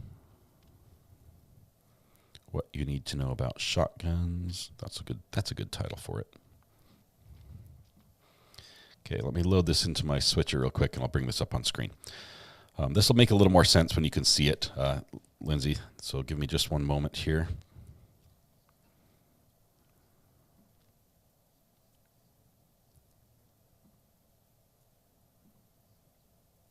There it is. Okay. All right, here we go. Here we have shotgun shells. Let me take this off the screen. And we've got some U.S. coins as a reference. I don't know. Let's see. I believe the one on the far left would be a 410. And then you've got, most likely the red one would be probably a 16 gauge, and the yellow, I don't know the exact caliber because they haven't marked these. But imagine that the red one, second one in from the left, is a 16 gauge. You can see it's a little bit thinner than the yellow one it's next to. I believe the blue and the red on the right are actually 12 gauge, but that's just me. The back of that red one on the left is the same diameter as the front of the yellow part of the one next to it. So instead of just going in that lip catching on the edge of the chamber where it's supposed to be so it can be centered and fired properly, the whole cartridge can shoot down the barrel, and then you load the next one behind it. And that would be the problem that they have with the wrong caliber being used in a 12 gauge. If he had grabbed a 12 gauge and a 10 gauge, or a 12 gauge, and a larger round, it wouldn't even feed. It wouldn't go in. The hole's not big enough. But the problem is the hole's big enough for that smaller round, but it would just cause a problem. Hopefully that made it a little clearer. Let's see. Is Jensen's son testifying? Is he for his dad or testifying for the prosecution? He's for his dad. The defense is up right now. The state has rested in that case, so this would be his dad getting that. Whoa! I'm not sure when this happened, but it looks like Thal gifted 10 memberships. Thank you very much, Thal. Let's see who won. My Michelle, MCAT, Terry Lewis, Tabitha, Born a Hawkeye, Melody Games, Maggie Carr, L, and Laura Jane Thompson. Congratulations, and thank you very much, Thal, for the generosity once again. Amazing friend and very generous. Alerts. I'm trying to figure out the alerts. For some reason, it doesn't play a sound when there's a. I've got the. Let me tell you what sound it should play. Let me pull this up here. If I got it on here, is it one of these? There's a lawsuit. No, that's not it. Yeah, I don't think this is the guy. That's not it. Hang on, one more. This is the one. It's supposed to play this sound every time there's a new membership. By gosh, make them work for it. That's what it should say. So, Thal, you get 10 of these. By gosh, make them work for it. But I've got to manually trigger it. Charlie says, I always disassemble my guns and check barrels before shooting just to be safe. A big spider or something is borderline dangerous in a gun barrel. Yes, it doesn't have to be like a hammered-in plug to stop it. Just anything that can slow down the exit of that gas can cause dangerous pressure levels. Think of it like this way. When they're dynamiting and they want the blast to go down into the ground, they cover the dynamite on the surface with a little bit of sand, and that's enough to direct the blast downwards. Think of that same effect at play in a gun barrel. Just a little obstruction in the barrel can cause the blast to go the wrong direction instead of out the barrel to go sideways. Bless your heart. Appreciate it, Culver. Is Thal the new name, or is this just a different account?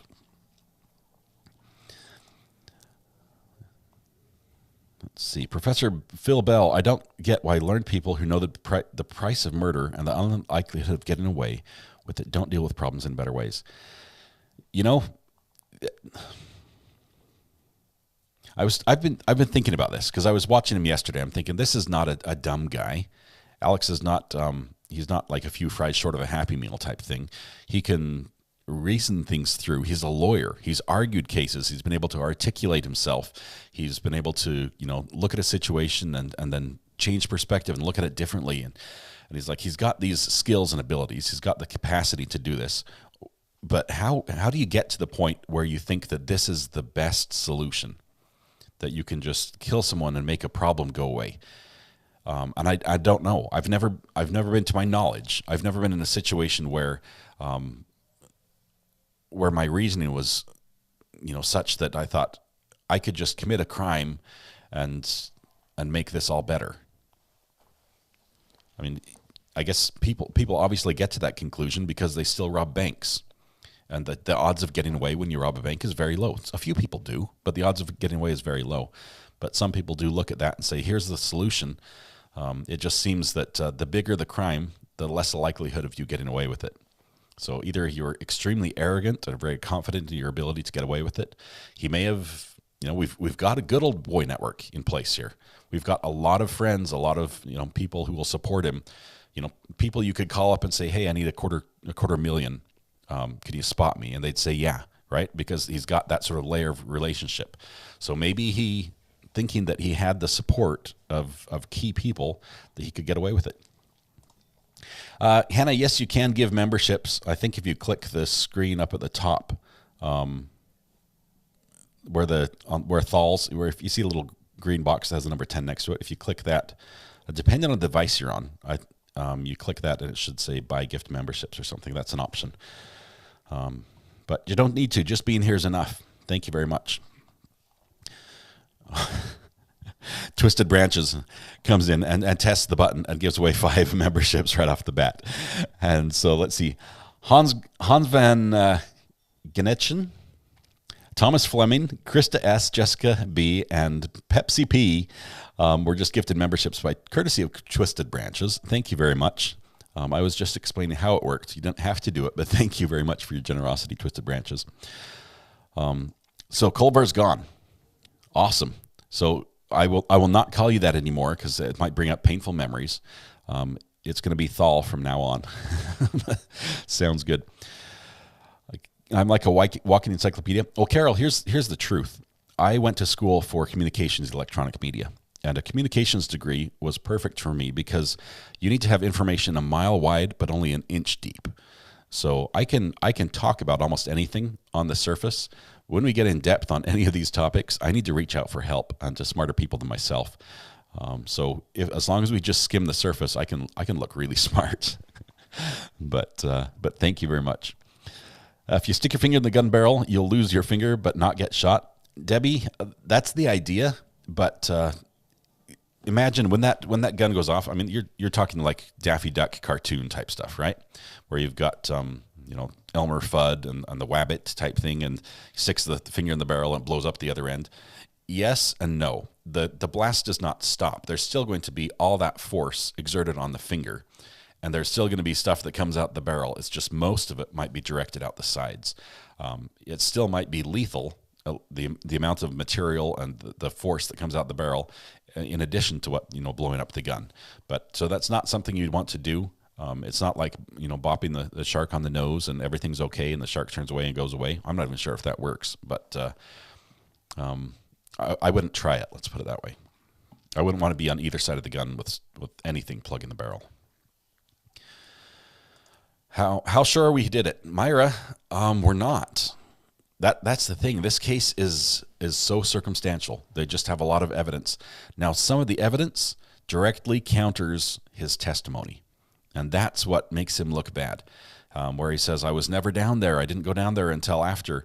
And his cell phone, which he had with him, that he's already testified that I used it to try to call my wife, and she didn't answer, his cell phone puts him down there. The pings show him down there when he said he wasn't there. That makes him look bad. That to me says, I don't know. Why would that be the case? But so we're not sure. We don't have the firearms. There's a lot of circumstances in his life that say things weren't right. There was a lot of pressure building. Attention was coming on him.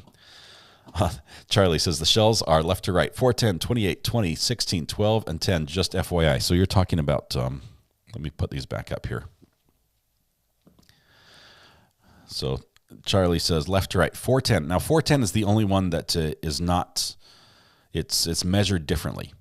So normally the smaller the number, the bigger the round. So 410 is the smallest one on the left, and then the rest of them are 28 gauge, 20 gauge, 16 gauge, 12 gauge, and 10 gauge. So the red one is a 12 gauge. I think that would be a 3-inch shell next to the tall brown one. 10 gauge is a beast. That is a massive round. It's not the sort of thing your shoulder would enjoy catching the recoil from for extended periods of time. But thank you very much for the clarification on that. Awesome. Appreciate it, Charlie. Let's see. Norma, someone gifted you a membership. You are green already. I don't know who got it, who got yours to you. Let's see, he was a public defender in Cali. Okay, Nems girl, this is talking about the person who was found, the lawyer who's found dead in Mexico. He was a public defender in Cali on vacation for his 1-year wedding anniversary in Mexico. PD said shot in the head. Coroner said died from excessive alcohol. Well, this isn't the first case like that. We had a lady, actually, I believe from North Carolina, who traveled down there for a birthday party, and this was fairly recent as well. And she was down there with some friends. They said that she was unresponsive. She partied too hard and was unresponsive, and the coroner said that it was alcohol. She died from excessive alcohol. But then a video came out with them basically fighting and her being sort of beaten to death. So maybe the coroner down there in Mexico is not really putting in the time necessary for the different jobs. He's just cashing the check and signing the paper, and everything's alcohol for him. You know, it's the logical. He's taking a shortcut. You cannot shoot 3-inch in an old 12 gauge. Very sketchy. Right, Mac, you're talking about the length of the shell, the 3-inch and 2 3/4 inch. I think there's actually a couple larger rounds as well. Shotguns will accept different sizes of shells. And the length of the shell is the only thing that changes, so it can hold more shot. It can hold more powder. It can hold more buckshot or bird shot, things that way. Some of the older guns are not able to accept those larger shells. It doesn't have the room at the end of the chamber for the tip of that bullet, which is flat and crimped closed, to open and then allow everything out. So that would be the problem. I noticed that one of the Alec brothers were not in the gallery today, and then on the body cam footage, she called a brother to the scene. So I imagine the brother may be testifying later today. Lindsay, I think in this case, I think the family is the exception to the rule. The rule being that if you're testifying in this trial, you're not supposed to be in the courtroom or watch the proceedings. I think the rule's in effect, but the family generally is exempt from that, as well as like some experts.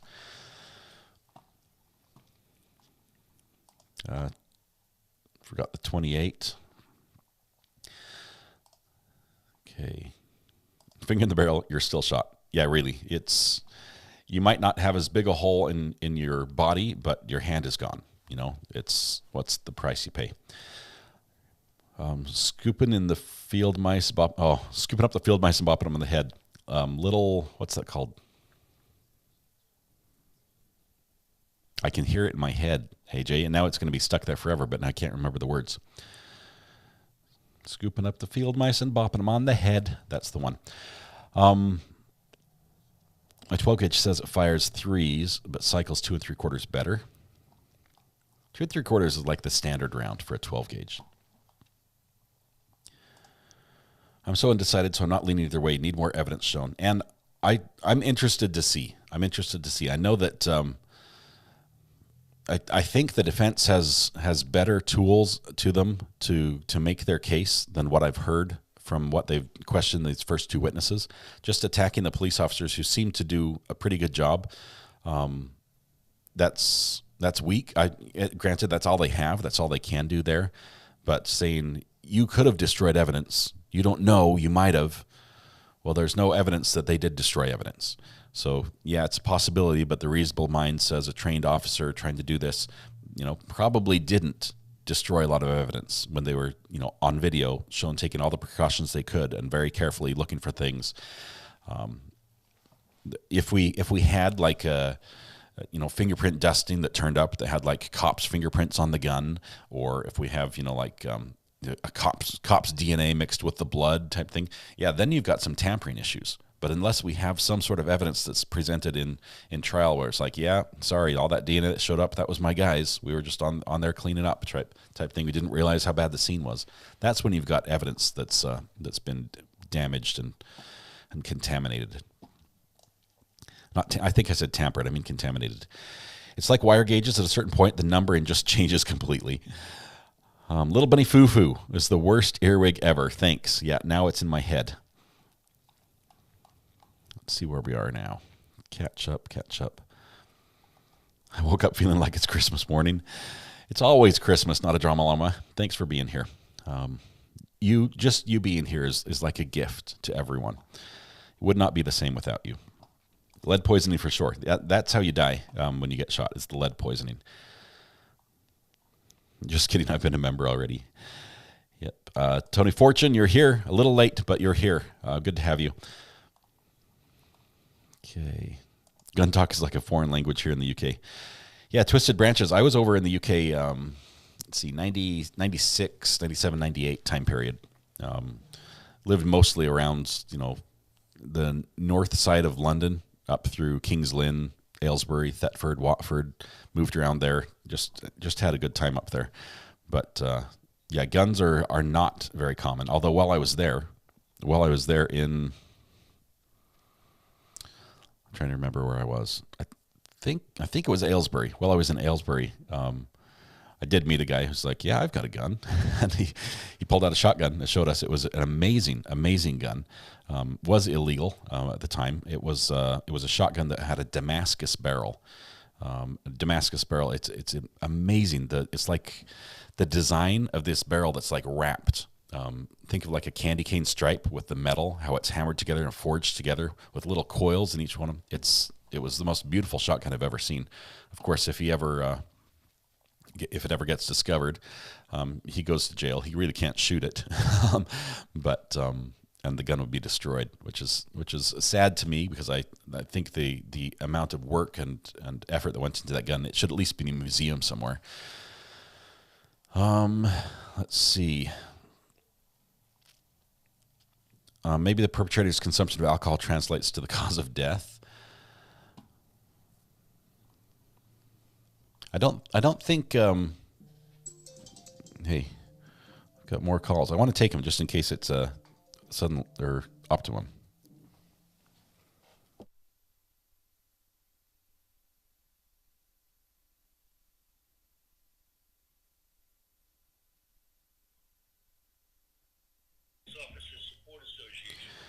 Hey.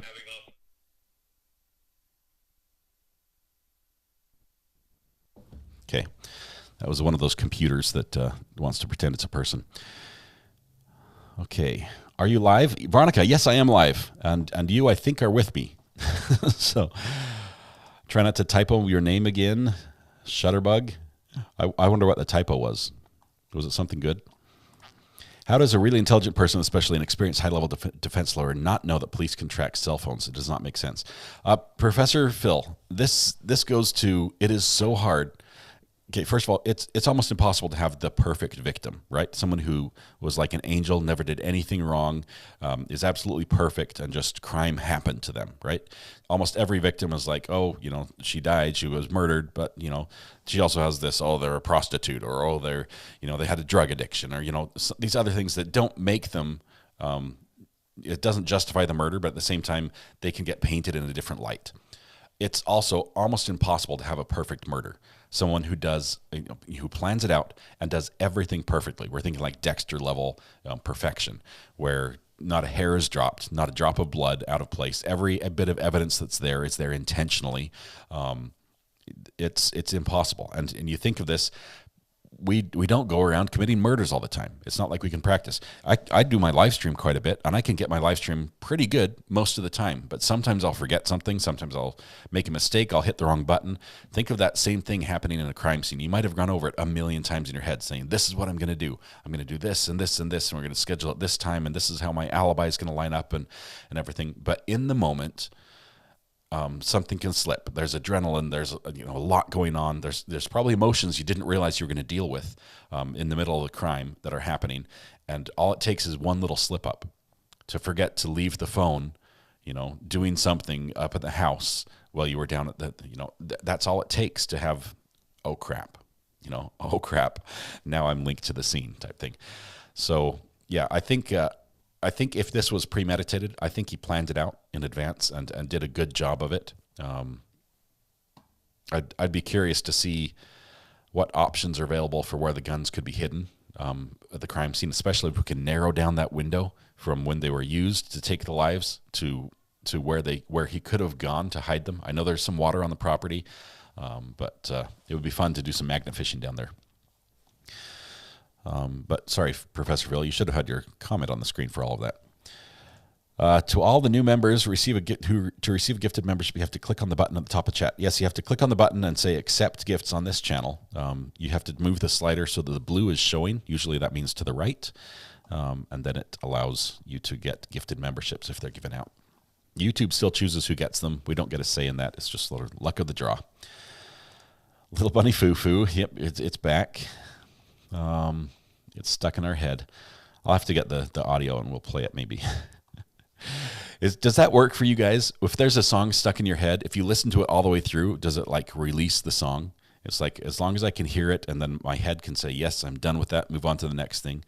Is that it? I want to show you this. Oh, never mind. As soon as I cut to it, I went to a talking head. They were showing the farm, just an aerial view of the farm where Alex Murdaugh was living. 1,100 acres, 1,200 acres, somewhere in that range. Okay, serious question. What is this? They fixed my eyes, but I can't tell what it is. Debbie, that is a custom emoji that was requested to be used as a code word when there are trolls in chat. It's a fist squishing one of those little stress balls that like squirt out with like the gel. Like when you squeeze it, they squirt out and then you let go and they all go back in. That's what it's a picture of. It's a little bit blurry, but it's our little code word for when there's a chat troll for the mods to jump on it and take care of it. But we use it for other things as well. Xerox, I heard a little rabbit. Yep. A little rabbit foo-foo. Let's see. Michelle Johnson. So the bullets or casings did not match the defendant's gun. Michelle, the gun he came down with from the house, the gun he brought down, probably was not the same gun that was used in the murders. They had many guns, and it's not uncommon for a family like that to own several shotguns, especially if you have property like that and are as avid hunters as they were and had quite a bit of wealth at their disposal. Whether it was their money or somebody else's is still up for debate. But they had a lot of firearms, and so I don't think the bullets matched the defendant's gun. We'll hear more about the AR style gun and where it possibly could come from. There was a gun that went missing from the son's car and then it was replaced. So it's like this missing gun that could possibly be the one that did it. Where were the defendant's wife and son killed? Down by the kennels. The kennels were actually the property they were on used to be have an airstrip on it. So it was like a small airport. That's how big it is, right? You could land your own plane there. There's a lawsuit. The kennels were sort of converted from the airplane hangar that was down there. So the kennels are down there. That's where they keep the hunting dogs. The dogs are loud. They bark all day, a lot of the night. They bark a lot. And so they're often kept away from the house a ways, just because they're so loud. I'm super excited so far, just that the fact that this might be fixed. I'm running another check on my modem here. 1232 was the last error, and still nothing. They might have actually fixed this, which is the best news I've seen in a long time. Catch up again. Could you possibly explain the purpose of having a sawed-off shotgun and why they're illegal? Lindsay, yes. Sawed-off shotgun is the only change to a sawed-off shotgun is typically the length of the gun, meaning that imagine if you had normally say like a 22 or 24-inch barrel, you might cut it off after about 8 inches or so. So it's basically just taking a saw to the front end of the gun and cutting it down. Now you lose something when you shorten a barrel. You lose accuracy because the barrel keeps all those pellets, those little BBs we were talking about, it keeps them together as they start flying. And the longer that barrel is, the tighter the group, or the more consistent the barrel is, the tighter that group will be. You can change the choke on the end of a shotgun, and suddenly you can change the spread pattern. So you might have a wider spread or a narrower spread. With a sawed-off shotgun, you get a very wide spread pattern because almost as soon as they're ignited, sent on, the charge is triggered and sent on its way, they're scattered, and there's very little barrel to really contain those pellets in the direction they want to travel. So it's very wide. It means you hit everything. It's like a wide-angle blast, and it's very easy to conceal. It's easy to use in close quarters, and very lethal at close range. You do sacrifice a lot of distance on a sawed-off shotgun like that because it just, the pellets spread out so far that, even though you're, 200 yards down range, none of them hit you. But they're illegal because they're so deadly at close range, and they're just not safe. So there's purpose. I imagine you could probably think of some good purposes to, like a snake charmer type thing, shooting a rattlesnake. But there are better ways to do that don't involve a sawed-off shotgun. I believe that's blued steel, probably not Damascus. Could be, though. That would be a pricey gun. Charlie, I'll see if I can find a picture because I remember vividly what it looked like. I thought it was Damascus.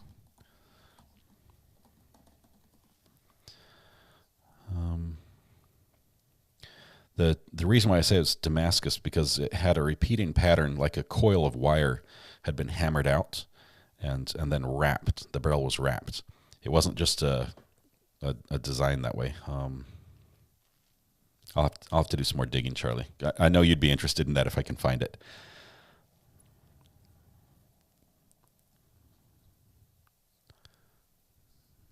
Let's see. Yeah, I think definitely it was Damascus barrel. Let me pull this up here. Save image.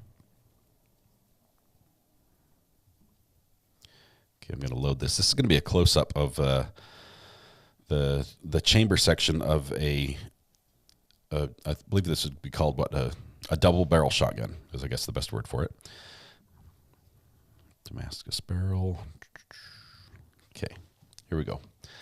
So this is the pattern I'm looking at, the one that I saw over in England. This is looking at the chamber area. The bullet would be loaded. You actually open this gun like it has a hinge in the middle, so it sort of bends in the middle, and it opens, and you manually put the two shells in, and you close it back up, and you can fire the left barrel and the right barrel. There are two side by side.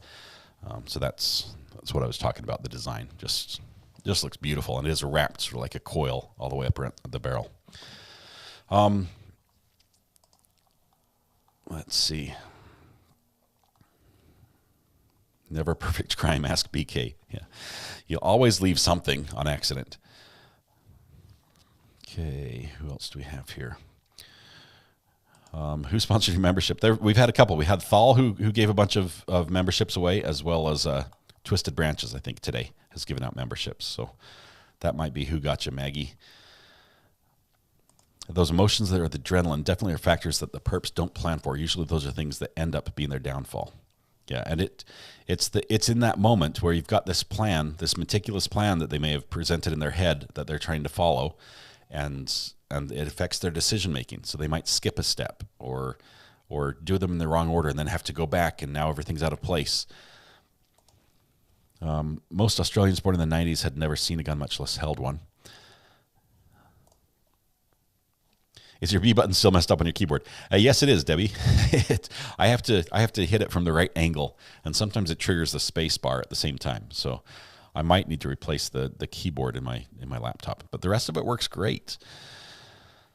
Did the life insurance company pay out the deaths?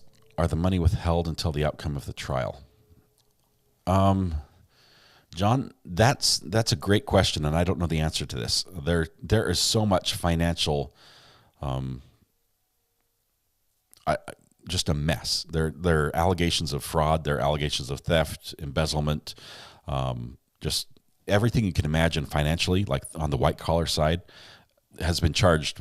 Alex Murdaugh has been charged with that. He's got 106 plus charges pending against him for different things. I don't know if there's been a life insurance payout.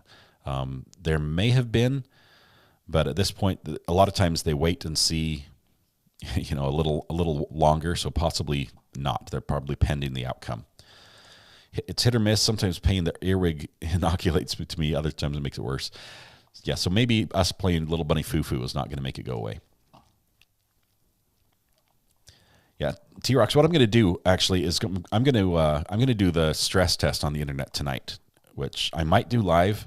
We won't have a case really to follow. Maybe I'll find like a police chase or something we can share. But I'm going to turn the latency on the stream all the way down. I'm going to turn the quality of the stream all the way up, and I'm going to really just shove everything I can down this internet pipe and see if it can handle it. And if it handles it well without a problem, we're good. Michelle, you're always welcome. You don't have to say thank you. Any questions, just go ahead and fire them off in chat. We'll try to answer them. If I can't, we'll see if we can find somebody who can. I keep getting the feeling that maybe the second son might be involved in the murders also. Oh, Minsky, that's a thought. Wow, because he's the one who would get anything left over. If there is any money left in the estate, he's getting it. I think he actually already has a settlement in some case. What was his motive? Hannah, his world was crashing down financially around him. After these murders, he actually hired a hitman to kill himself. And then he was going to, why is my stream showing weird stuff? There we go. He hired a hitman to kill himself, and then he was going to and that was going to leave his son, Buster, with all the money. The hitman followed through and did everything right, except for didn't quite kill him. He just wounded him, and so he survived. So we've got that as well. Just lots of stuff. Property's up for sale, $3.9 million. I'm showing it's under contract on one of the views. So somebody is placed an offer on there, and it might have been accepted.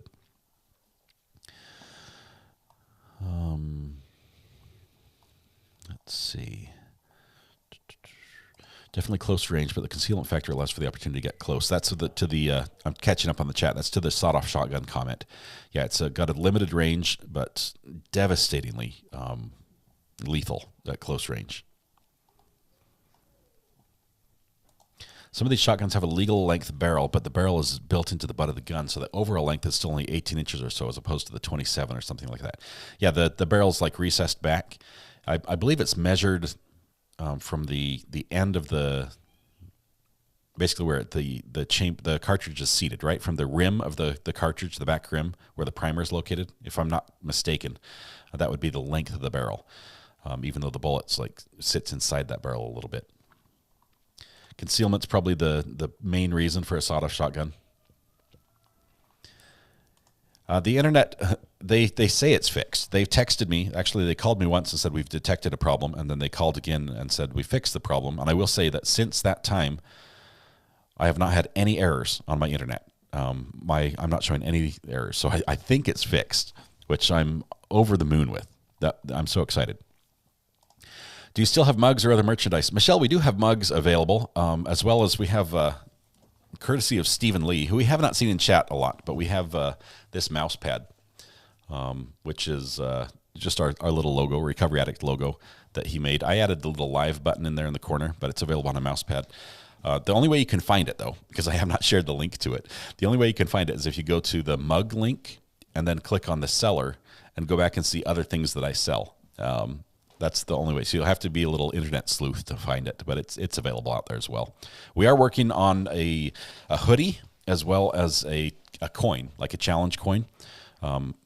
I realized that that addicts in recovery and like the AA program, it's associated with some challenge coins, some sobriety coins.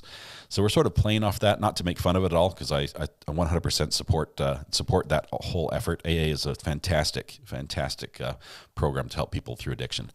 But we want to make our own recovery addict coin. And I'm still working on the design. I know there's a couple out there that have been submitted. I'm just trying to find the right. It's just not ready to go to production yet. So we'll see how that goes. Tom, once again, I think you're one of our. We have between you and Charlie and a couple others, we've got some great gun experts in the chat. So anytime we need tests, we can just reach out to you. You can just access your arsenal and pull out the corresponding firearm and help us out. I was generously gifted membership yesterday, so thank you so much. This is DW. That is pretty metalwork, and Red Pen, I agree with you. I love that gun. Holding that was amazing. Realizing it was a crime at the same time, but I'll get demonetized. It happens, it happens. I think it's important to talk about things like that, and quite frankly, my number one goal out here is not to make money. I love doing this. Granted, I do hope to make money in the process of doing this, but some days we're going to talk about things that are important that mean I can't make any money on that channel, and that's all right on that day's stream. There will be other days that will balance everything out. 18 inches legal in North Carolina, shorter will get you 10 years minimum. That's good to know. Family has a gun. I think my brother has it. That was a shotgun that has a choke with a gap. The barrel ends and then there's a gap and then the choke starts. And there's not a flash suppressor, but a sort of like a recoil, like a place for gas to escape out the side, and it looks sort of like a silencer, but it's got holes all the way through it. So gas comes out the side. It's supposed to reduce the recoil a little bit. But if you take the choke out, then the overall length from the end of the barrel to the beginning is I believe, under 18 inches. So that's good to know. Can't bring it to North Carolina. There are those things I can't account for that always thwart the perfect plan. Yep. Did they find the person who shot him in the head that Alex hired? Hannah, I don't know where that case stands. I know that he hired a hitman, but I don't know where that's at. Life insurance could have had Buster as the beneficiary. That is true. You could fire rockets from a drone. These are ways to do it. I think I may have an old keyboard. Do you want me to pry off the B button and send it to you, Debbie? That's awfully kind. These keyboards on these Mac laptops are recessed inside the laptop, and so it sort of needs to be replaced all at once. I might pry the button off and just see if I can clean it up a little bit, but we'll see. Once I pry a button off, if I can't put it back on, then it's worse than I am right now. So I'm sort of bouncing around. Yeah, even if he didn't do the murder, he's definitely got some issues in his past, some skeletons in the closet. A lot of people that didn't like him, and that to his defense, I guess you could say, all his other financial crimes he's committed, he's made a lot of enemies. That people that got injured financially because of his actions. He's been sued a lot. There's some people who aren't happy with him, and that might be motive for them to take it out on him and maybe frame him in a way. So you have to look at it that way.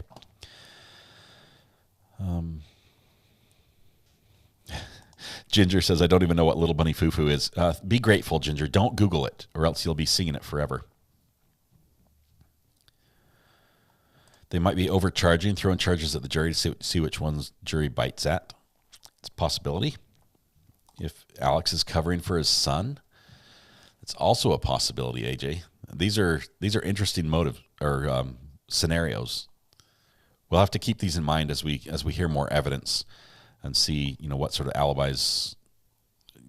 Even though the son's not on trial, we might get information in this trial that would give him an alibi. So that's what I'm getting at.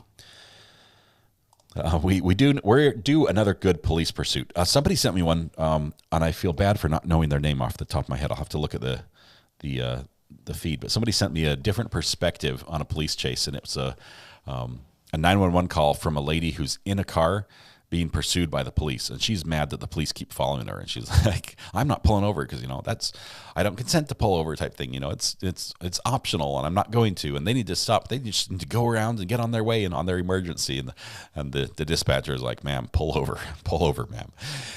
It's funny. There's no video. It's just an audio, but it was funny. So I appreciate it. Whoever sent that. I know you're out there. You know who you are. Let's see. Second son Buster was involved with the teen that was killed on the highway near the property. His family. Pretty much everybody has a friend or somebody who died.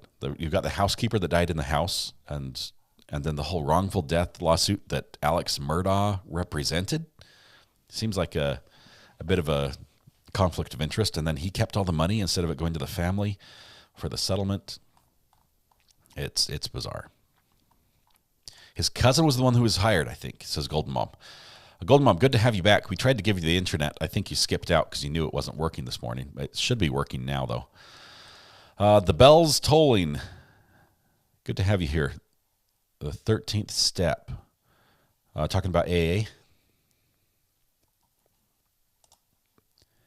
Alec was originally conveniently life-flighted from scene of hit, even though he had superficial head wounds. 911 caller even noted they thought it was all set up.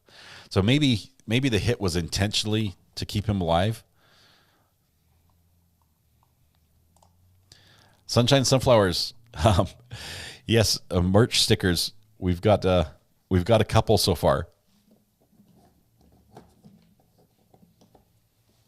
Let's see if I can make this one show up.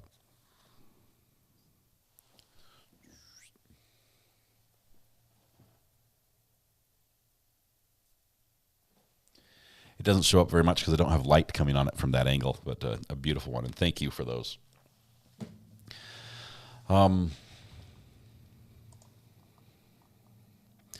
Christy, we think the internet's fixed. I'm checking over and over. I'm checking my router, and I have not had an error since 12:32 this morning, and the buffering has stopped. So apparently it's fixed. Calling and complaining to enough people got it fixed. Muzzle break, that's the right word. Thank you, On a Globe. Appreciate that. AGF is under the chat. We're in trouble now. Yeah, I don't think I confessed to anything. See, the only gun I talked about that was illegal was over in England, and they don't have subject matter jurisdiction over me here, so I'm good. There's a story I could tell there that involved that same household, that same day. There may or may not have been a very large bag of marijuana that was present. And by large bag, think of like a gallon Ziploc bag, because it was a gallon Ziploc bag full of marijuana. Like zip full large. And it was all mixed. It was, I guess, I don't know what you call that, a rough cut type thing. It had buds and seeds and leaves and everything. It was like you mowed down the marijuana and gathered it up. But the individual we were meeting with was, speaking of trying to get over addictions, was trying to quit, and presented it to us and said, hey, if you don't take it, I'm going to smoke it. I'm trying to quit this type thing. And so here we are with a gallon bag of marijuana, which we did not want to use or get caught with. And so as we're leaving the scene, we're spreading it out, just dumping it out a little bit here, a little bit there, until the whole gallon was gone. Just finding places to get rid of it and then dump the bag. But yeah, it smelled strong. Anyway, so there's two confessions in one day.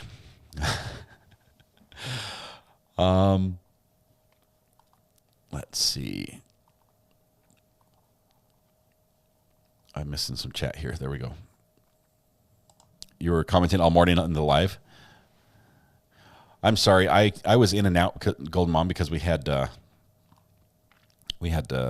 repair guy here, and I was sort of focused on that. So I do miss a lot of comments. My apologies.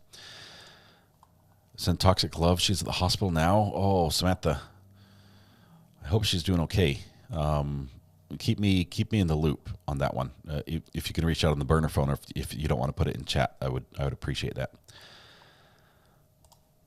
I heard Buster is against Alex for testifying. That's interesting, but that's not really his call. So I mean, it's what he testifies may be against him, but he's going to be called by whoever calls him. He's subpoenaed. He doesn't really have a choice. who he's going to testify to. So apparently, if he's against Alex, then the prosecution thinks that they can elicit testimony from him that would work against his dad. KQD, just back for a few minutes. I'm off to buy PVC soon. It's great that you're back. Another Scott story. Yes, thank you. Good to see you here, KQD, and enjoy the PVC. Sounds like you got some sprinkler work to do. Rough cut type thing. I'm so innocent. Yeah, AJ, I wouldn't even know a grinder if I saw one, and I have no idea how to roll any of that. The only time I've experienced any sort of marijuana-induced high was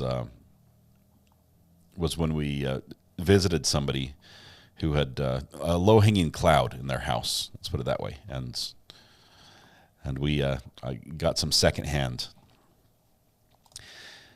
illegal guns and gallons of weed. Holy smokes! Today's interesting. That's about as far as you're going to go for me. I'm not going to go much further. Okay, she's at the hospital getting ready for tomorrow's surgery. Yeah, prayers go out to her. Just keep her in mind. Toxic's been absolutely phenomenal. She's, for those that don't know, Toxic Orchid and Little Miss and a couple other people really make the Discord happen. It's their Discord. It's not mine. And they invited us early on. They invited our community into their Discord. And we're just extremely welcoming, even modifying it and changing it to accommodate what we were doing. And not only accommodate, but like encourage some of our efforts. And some of the mods here have pages over there like Weather Watch. You can reach out to him and Matthew Harris and things like that. So just keep her in mind. If you're not the praying sort, they'd encourage just a little what is it? Support of the Toxic's channel on Discord. It's called As the Gavel Drops. You can go over there and support the channel. It just bumps up a little bit, gives them a little more space to save. Let's see here. I'm going to take Law and Crime just for a minute because their feed is live and the other one isn't. But yeah, if you want to have some good thoughts for Toxic today, just go to Discord and support the channel. I can't remember the term for the life of me. I always forget the important words. Thal says, in my experience, it's about 2 or 3 pounds if it was packed full. Maybe a pound if it was just lightly packed, I would assume. It was pretty full because I wouldn't know. Yeah, I don't know either. I have one more story from England involving crime that I may or may not tell. But let me just say that protected species of goose was delicious. It was delicious. Let's see. I could do with one right now. Those are the happiest squirrels in the neighborhood. Seriously. I did not inhale, I promise. As long as it wasn't the Mexican brick crap. No, this was I have no idea as far as grade. I know there was bud, there was leaf, there wasn't a lot of stem, there were seeds. It was a mixture, not necessarily the good stuff, I guess. I'm not sure which part is the good stuff, to tell you the truth. I don't think he smoked the seeds, to be honest. That's not the part. But it was not hemp. Let's put it that way. Samantha Terry says she's having new knee in the morning. She's just checked into the hospital. Wonderful, Samantha. That is good to hear. I know that was giving her problems. She was nervous about it. Luckily, I would say this. New knees are something that the medical community is doing a great job with, and the prospects are very good. Even on the recovery side, it can be very quick. A lot of times, your body heals faster than you're mentally able to think. Okay, I'm gonna go ahead and put some weight on my knee now. Your body's ready for it, but you're thinking it shouldn't be ready yet. So hopefully that it's going to be wonderful, and she'll be back up and running a marathon here by the weekend. You know. Got some audio again. No brownies, no brownies. You can just imagine that the post office saying, yeah, you got a package and the police are here to see it.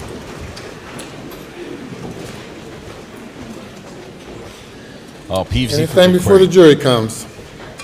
Just very quickly, Your Honor, in conversation with Mr. Harpootlian, as you're aware, one of the areas that the state intends to go into at some point, subject to Your Honor's ruling, would be the events of what we call the side of the road, and that was the Salkehatchie Road events in September of 2021. We, of course, have talked with the defense and don't plan to go into that, as we've discussed with Your Honor. That's until, the other body, right? They've had a chance to make whatever motions, and Your Honor has had a chance to rule. There may be SLED witnesses or other witnesses as we go forward that not only participated in the murder investigation, but also the side of the road investigation. And in discussion with Mr. Harpootlian, he's agreed that we can call those witnesses to discuss only the murder with the ability, with Your Honor's permission, to recall them later for the side of the road in as much as Your Honor rules any of that relevant and admissible. And I just wanted to put that agreement on the record, Your Honor. Mr. Harpootlian? That's our agreement. I mean, Your Honor, only one for the caveat. If he would make it clear when he calls the witness so that I don't inadvertently stumble into an area we don't want to, just if you just designate. We want to go there. If you just say for limited purposes, that'll keep me to stay away from asking questions that might result in me opening the door into the other area. Certainly, and any such witness will be instructed what the subject matter is for that examination prior to it. Okay. The cops are going to show up at my house any minute now. They bring the jury. There goes my there goes my clearance. No need to roll. Take an edible.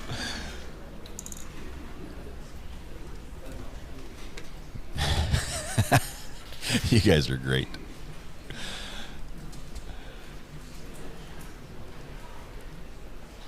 Okay, the buds are what you smoke. If you smoke the seeds, they explode or pop, and the stems and leaves are called shake, and it's terrible. I'll take your. Thank you for Googling that for me, Thal. I'm sure that's where you got that information.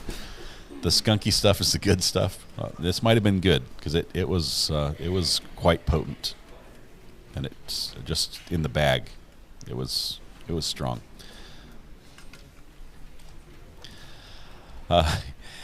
Jonathan, yeah, you might know more of the actors that were involved because we were in the same place at the same time. You might know some of the other people who were involved over there in England. Cider was an attempted hit with Curtis Eddie Smith, cousin Eddie, just cousin Eddie. I crack up every time they say cousin Eddie. Stephen Smith died years earlier in 2015. This has confused me now. Has me confused now if Eddie won't be testifying. Okay, so Lindsay, thank you for that. I'm going to have to listen to it one more time to really get it straight in my head. Tanish Bryson Smith. They actually call the witness. They yell it out like a town crier. You'll come up here, Thal, I'm please. giving you cover. You Googled it, right? Hurry and Google it so it'll be in your record. I'll be your alibi.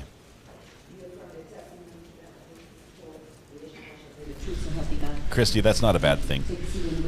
That's not a bad thing. I will say that I've got friends who have used marijuana medicinally in a terminal situation to great effect. First name Tanish, last name Bryson Smith, BRYSON so I'm not speaking against SMITH. But illicit drugs, I'm not a big fan of. Yeah. Hugs, not drugs. Could you tell the jury where you work? Hampton County E911. And how long have you worked for Hampton County E911? 17 years. And what is E911? Emergency Services Dispatch Center. She's a And what do you do there? dispatcher. Currently, I am in the director position, just instated in December. She got a promotion. I am over the management of day-to-day operations of the 911 Dispatch Center for Hampton County, including budgeting, payroll, like I said, day-to-day operations, and record keeping, recordings, etc. Does the Hampton County 911 keep records in the normal course of business? We do. Remember, And y'all is our what kind drinking of word. recordings are these? Y'all We is our have audio drinking word. recordings from 911 phone calls, administrative line phone calls, as well as video recordings from our radios from the field. Are all 911 calls recorded? They are.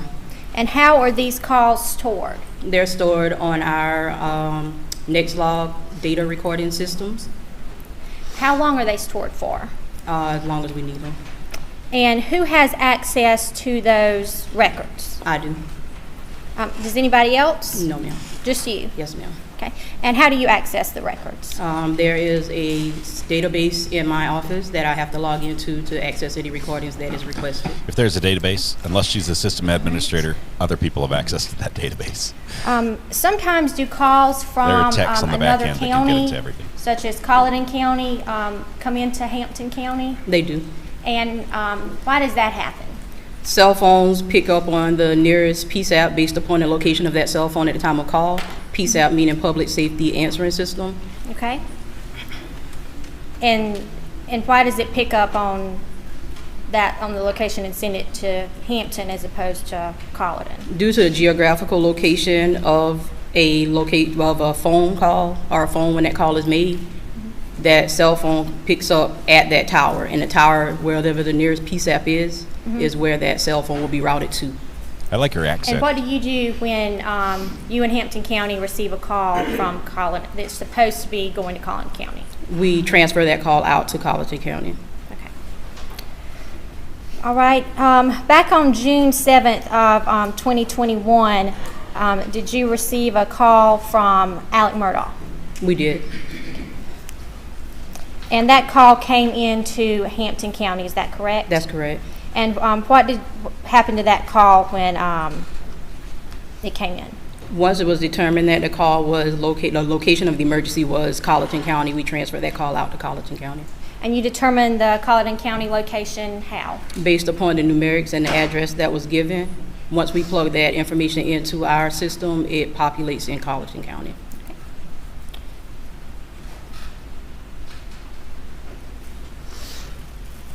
The record reflect, I'm showing you a witness takes what's marked as State's Exhibit 9.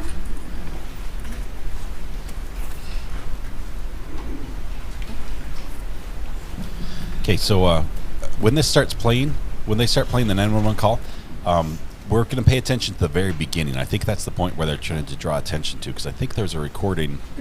From what I heard, there's something at the beginning that might be significant, especially with his mannerisms in the call. I might be wrong here, but that's what I'm going to listen closely to. 9 is admitted without objection. State's Exhibit 9 is a disc. Can you tell us what is on that disc? The initial 911 call that came in on the night in question. And how do you know that call is on that disc? I was able to listen to it, and I dated it and initialed on the 23rd of January. Your Honor, at this time the state would move Exhibit 9 into evidence. Already been admitted without objection. Thank you, Your Honor.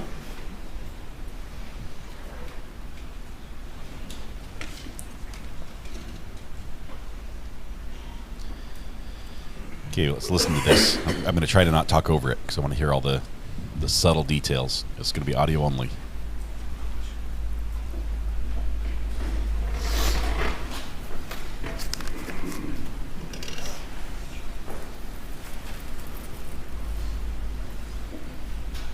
Lindsay, that's it. This is what we're listening for. Thanks for this.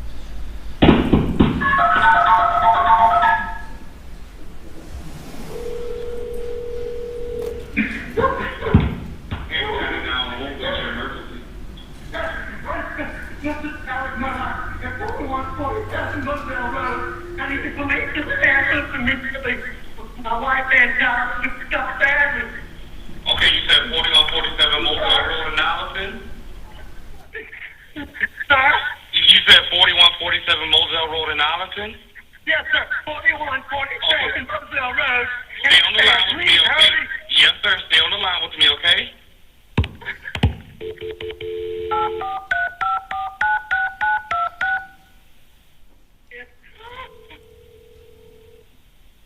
Hello? I'm still here. Stay on the line. I'm still here, okay? Colleton, I have an Alex Murdaugh on the line, calling from 4147 Moselle Road. He's advising that his wife and child was shot. Mr. Murdaugh, go ahead and call the Colleton. It's 4147 Moselle Road. I've been up to it now. It's bad. How did they shoot? Did they shoot themselves? Oh, no. Hell no. Okay, and are they breathing? No, ma'am. Okay, and you said it's your wife and your son? My wife and my son. Are they in a my kennels.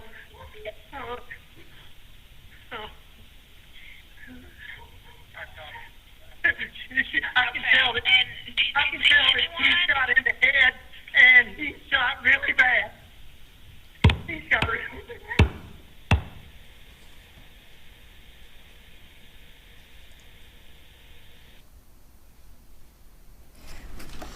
The state has no further questions for this witness. By the defense. No questions. Cross-examination. Thank you for its indulgence. He's like, that's all you're going to do? She just laid the groundwork for the phone call, and so it got admitted. So explain to me how this works. A call came into you in what county? Hampton County. Hampton County. Correct. And how, when you dial 911, how does it determine what county to send it to? When you dial 911, the cell phone company picks up that it's a 911 call being placed. They hit the nearest cell phone tower, and based upon the location of that cell phone tower, is routed to the nearest PSAP, or public safety answering system.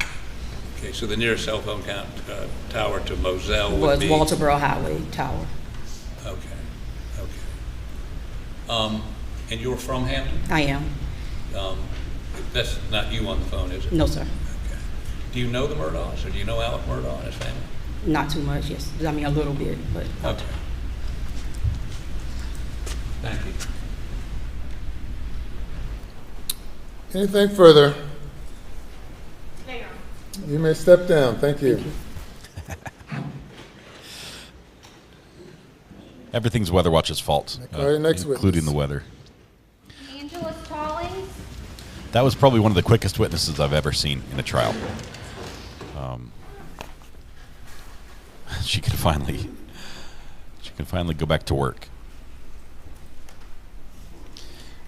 A lot of people wearing coats in the courtroom. I do wonder if it's a little cold there. It's an old building. Might not be heated very effectively. The testimony about to give the court shall be the truth, so help you God. Yes, ma'am. Thank you. Take a seat.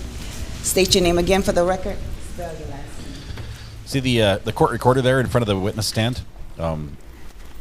Angela Stallings, S-T-A-L-L-I-N-G-S. Stallings. Hi, Captain Stallings. Good afternoon. Could you please tell the jury where you work? I work at the Colleton County Sheriff's Office. Hold tight one second. And how long have you worked there? I have approximately 15 years with the Sheriff's Office. What are some of your duties and responsibilities at the Sheriff's Office? I am the Administrative Services Captain. I oversee the 911 Center. I'm over our Civil Process Division, Court Security, our School Resource Officers, our Sex Offender Registry Division, training, supply, and the hiring process, and records. You have quite a lot of duties there. Yes, ma'am. In the course of your duties, do you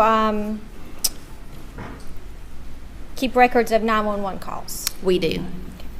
Can you explain to the jury what happens when a 911 call comes into Colleton County?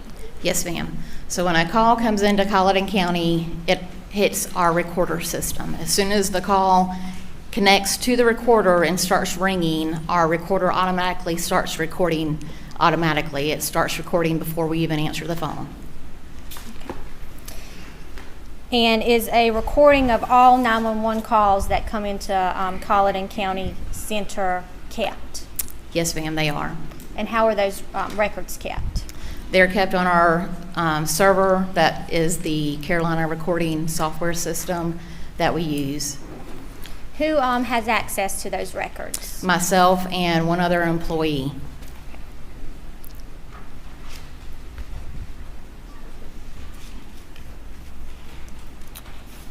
Okay, so I missed that. Is it normal for y'all to have database? calls routed from Hampton County to Colleton County? Yes, ma'am. Okay, and why does that happen? Buster is in the courtroom. He's on Depending the side on the behind his location dad. of the Red hair. call within the county, we border several counties. Depending on if it's a cell phone that is calling 911, depending on the closest available cell tower, it will hit that tower. Wherever that tower is located, it routes to that PSAP. All right. On June 7th of 2021, did Colleton County receive a transferred 911 call from Hampton County? Yes, ma'am, we did. And what time did that call come in? May I look at my notes? Yes.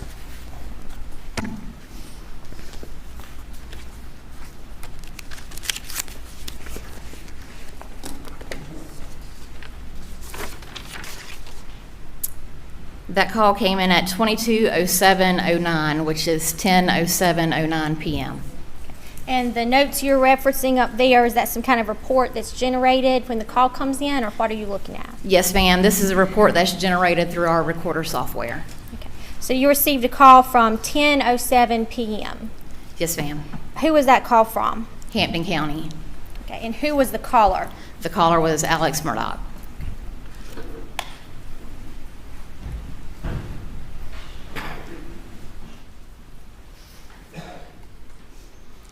We're about to hear the call. She's going to look at the disc first, authenticate the disc, and then we're going to play it. Yes, he's got extremely red hair. He's sitting, I think, the third row back, which is the first row for family. They keep him. They don't want him like right next to. Yes, ma'am, I do. What is it? It is a disc of the 911 call. And how do you know that? It has my initials and date that I reviewed it. And this is a true and accurate depiction of the 911 call made by Alex Murdaugh? Yes, ma'am, it is. Your Honor, at this time I'd move Tate's Exhibit 11 into evidence. Okay. Submitted without objection. Thank you, Your Honor.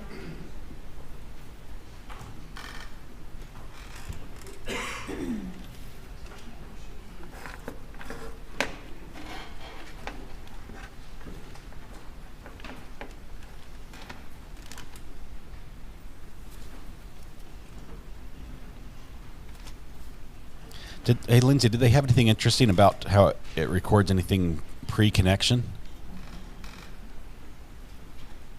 The disc. June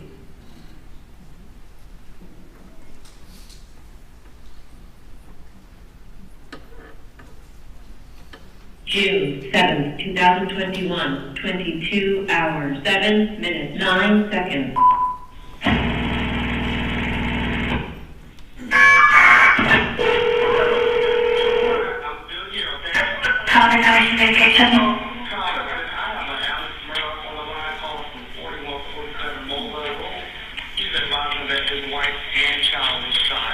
Okay, and sir, give me the address again.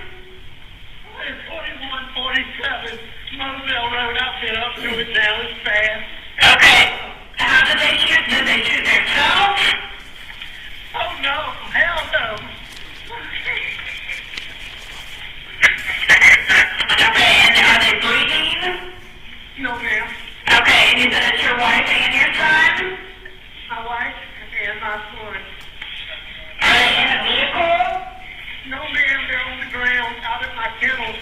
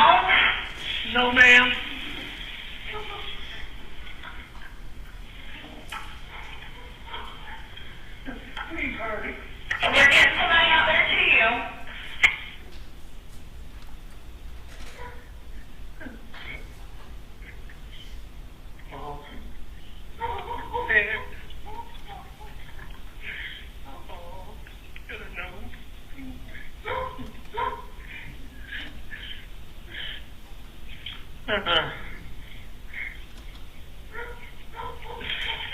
so what is her name? Maggie and Paul. Maggie is her name? Yes, ma'am. Okay. When's the last time you talked to Maggie? Hour and a half ago, probably 2 hours ago.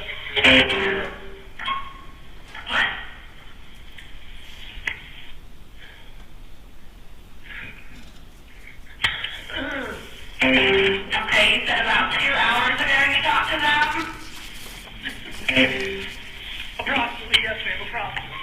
Okay, did she say what they were doing at all? No, I talked to her in person. You talked to her in person?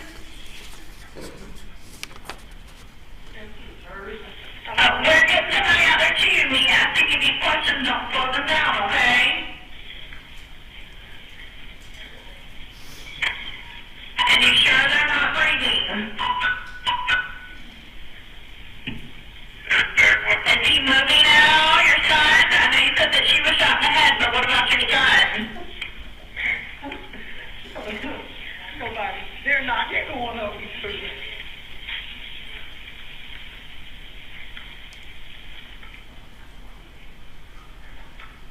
What is your telephone number? 942-1227. I'm going back to my house just to get a gun just in case. I'm about 100 yards from my house. Just in case what? In case they start moving? And did they even look out a plane?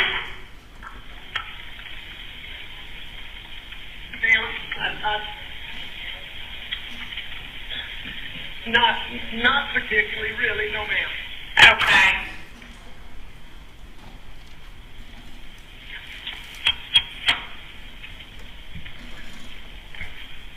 Look, I know you're upset, Mr. Murdaugh, but I don't want you to get a gun and have a gun out whenever my officers get there, okay? I will not do that. He's been being threatened by my son had a boat sex. He's been being threatened for months and months and months. He's been hit several times and he should family. Do you know who was threatening your son? It's too many people. Oh, son.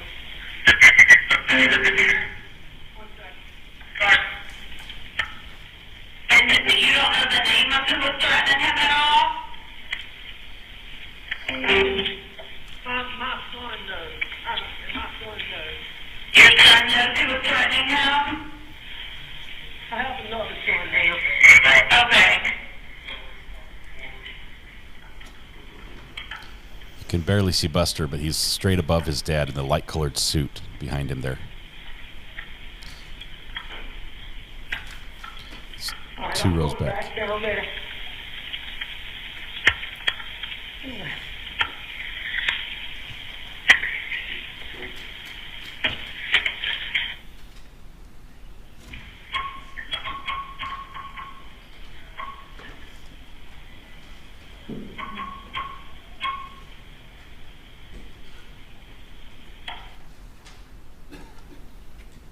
And Captain Stallings, there's a break between parts in this call. Why is that?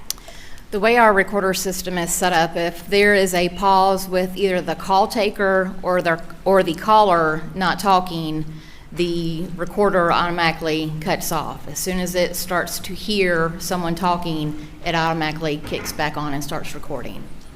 You serious? That's an awful thing for a 911 call. Awful. I realize it saves space, but 22 hours, 13 minutes, 58 seconds.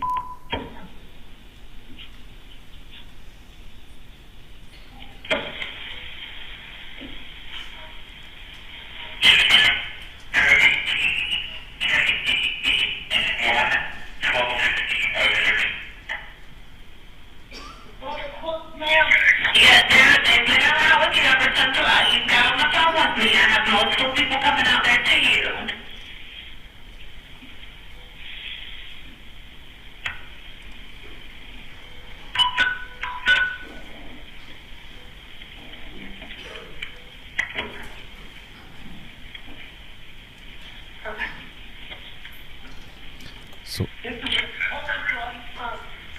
Okay, can you do me a favor, Mr. Murdaugh, and turn on the flashers on your car so that way they can see where the kennels are? That would explain why the flashers were on.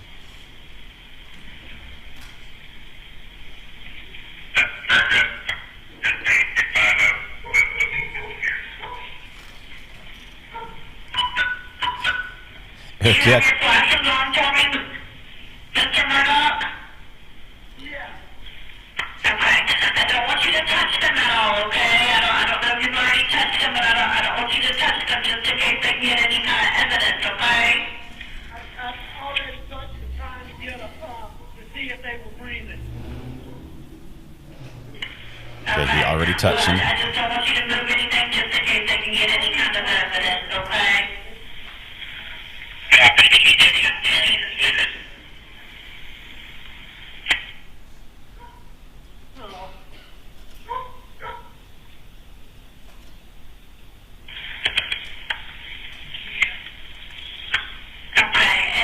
Did your son, I know you said that he had been threatened, did your son make report to this at all? Yes, ma'am. He did?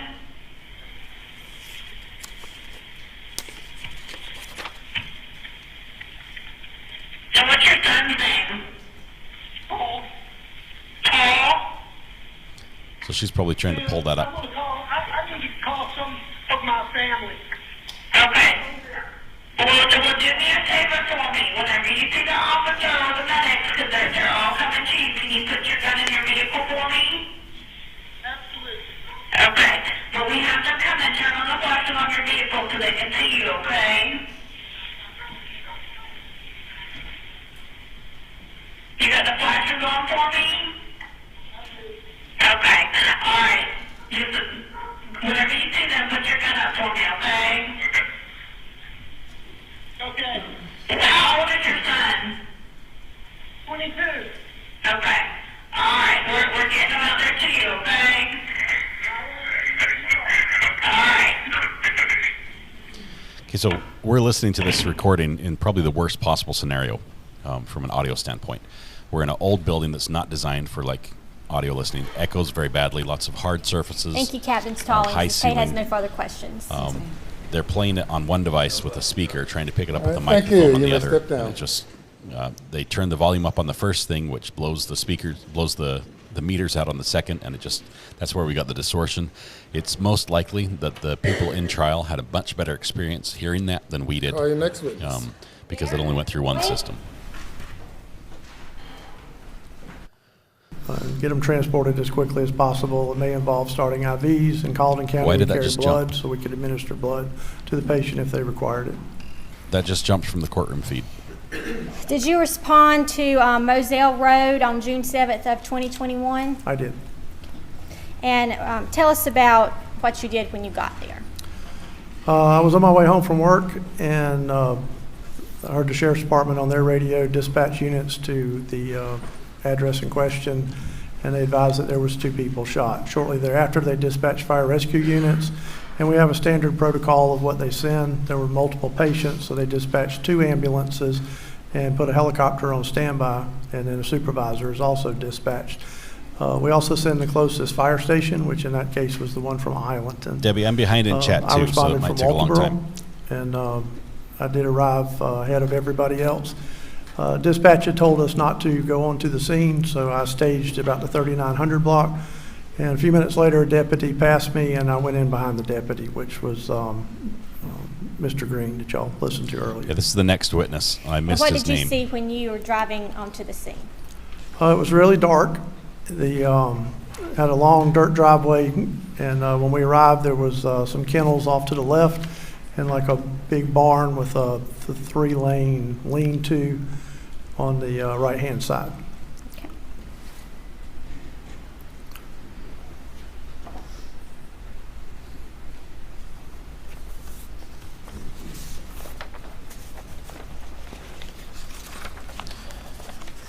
I think I can shut off the delay, but I don't want to mess with it while it's working. So for tonight's stream on the test and for tomorrow, we're going to have no delay, or mostly no delay, as long as everything works well. I will report that my modem has still, as of right now, has not had any more errors since 12:32 today. So I think they might have fixed the problem. So we'll be able to go back to normal with no delay here on the next stream. It's about time. Seriously, Carol, he has a ton of support. This family is very well known. They were very affluent. Whether it was their money or somebody else's, we'll find out. But a lot of people knew them. They've got a lot of history in the area. Most people are in the county would know who they were. Their property was well known. It was just, and so they have a lot of supporters. I mean, he's got a state senator who's represented him as a lawyer. He's got connections all over the place. Very much the good old boy system, I think, at play here, though.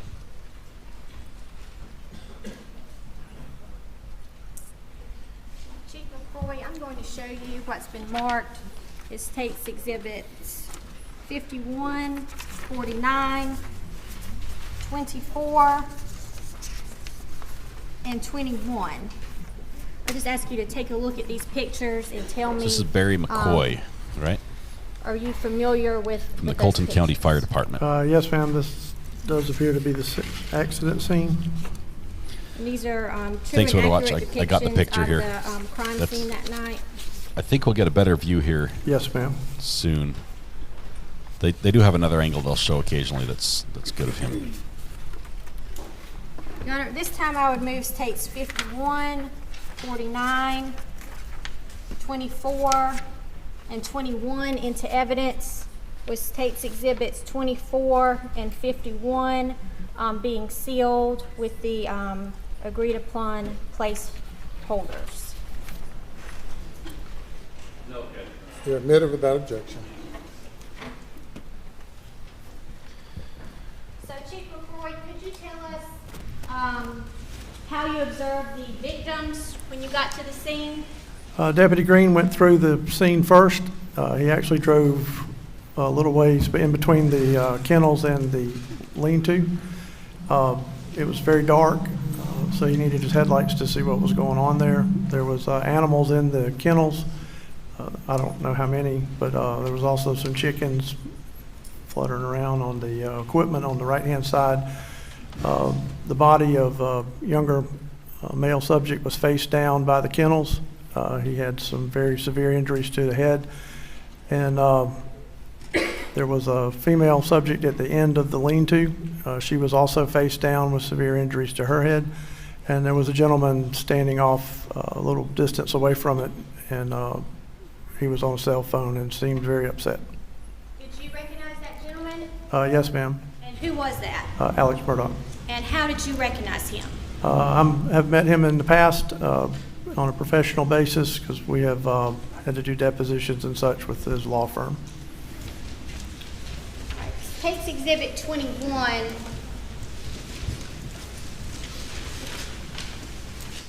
Can you describe what the jury is looking at in this picture? On the left-hand side of the photograph is the covered body of Paul Murdaugh, and the down towards the end of the lean-to is, you can see the covered body of Miss Maggie Murdaugh. And those bodies appear to be covered with pink sheets. Yes, ma'am. Now, were those sheets there when you got there? No, ma'am. We got those off the ambulance and covered up the bodies. And why did you do that? We typically do it to, to shield the bodies from the view of the public. There were a lot of people showing up there. The family was on the scene, and people just really don't need to see that.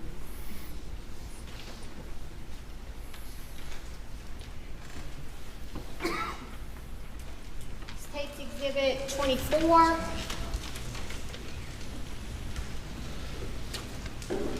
Please describe what the jury's viewing.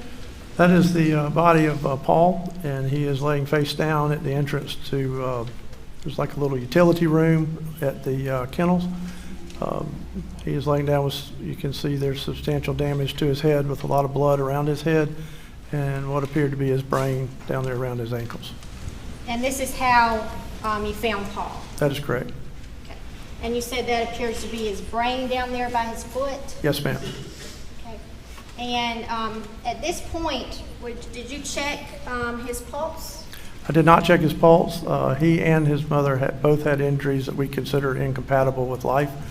There was a lot of coagulation there where the blood had congealed, and they were not currently bleeding, which would indicate they did not have a heartbeat. And obviously, with his type of injuries, he, is not any way you could sustain his life. And State's Exhibit 51. That is Miss Maggie, and she also had severe injuries to her head. You can also see the congealed blood around the bottom where her face is, and she had a hole in her head to where you could actually see inside of her head cavity. Was it necessary to check Mrs. Murdaugh's pulse or perform any life-saving treatment? No, ma'am. And she also had injuries that were not sustainable. And State's Exhibit 49. That's just where. That's the lean-to, and that's Miss Maggie's body in front of the little side-by-side.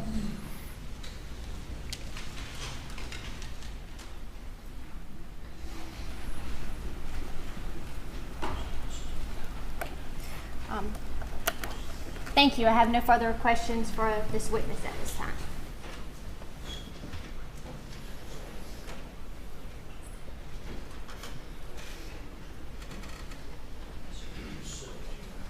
Cross-examination. Just one moment.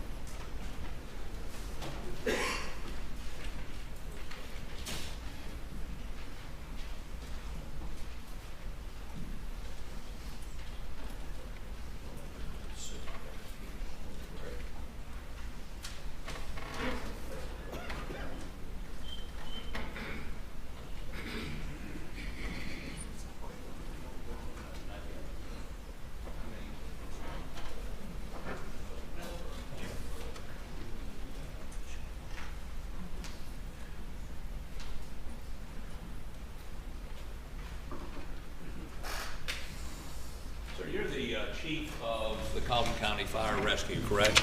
That is correct. And you, in the past, have had dealings with Alec Murdaugh in a professional capacity with his law firm, correct? That is correct. So you recognized him and you've seen him before, correct? Yes, sir. Was his demeanor grieving, distraught, upset? He seemed to be very upset, yes, sir. Very upset. Now, I've got just a very few questions for you. But when you responded, and I'm going to try to get the picture, I think.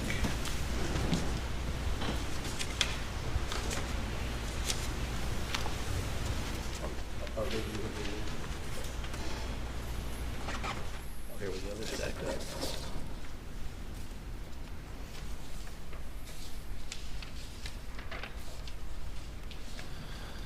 Hannah, great question. We have to be able to look at him. The jury right now has to look at him with the possibility that he's innocent, because he's innocent until proven guilty. So yeah, we should watch this whole trial with that idea. We can't prejudge him. But what if he's innocent? You recognize this from the night of June 7th? That is correct. And those headlights facing us, are those the headlights from the Suburban? That would be a vehicle that was south of the location, so the police car would have been north. Right, but is that Mr. Murdaugh's vehicle, or do you know? I have no idea. Okay. So when you got there, you indicated to somebody that they needed to preserve some tire tracks, correct? That is correct. Over to the right-hand side, there's 3 rows of I guess where they could park equipment underneath the lean-to. And the farthest one over, there was no equipment in it, but there were some tire tracks coming out of it. And I mean, how did you come to see those? Did you drive? You drove in off of Moselle Road, correct? I drove in off of Moselle Road. The deputy parked in this little driveway here between the kennel and the lean-to. Right. I parked at the end of the lean-to. Where I was at, I activated my scene lights, which are all the way across the front of the light bar. The scene lights. They're high intensity lights. High intensity, bright white lights. Okay. So it was very dark. And I could see the tire tracks over to the right. So as we look at this view, They're not visible in this picture. I understand that, but Okay. would the area you were be To the right, this side or the other side? other side. Okay, over to this side. That is correct. And on the other side of the shed right here?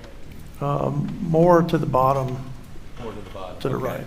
So let me, maybe we have a video of this that'll be a little easier for you to look at.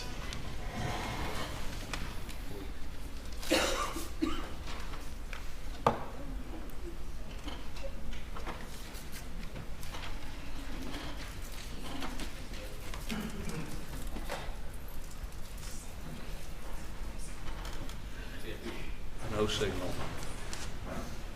It's like my television at home.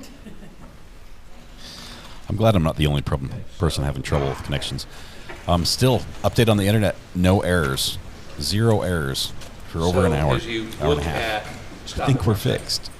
No, I'll go back the other way. Okay, back it up a little bit. If they take another break, I will. I'll get rid of the latency on the stream.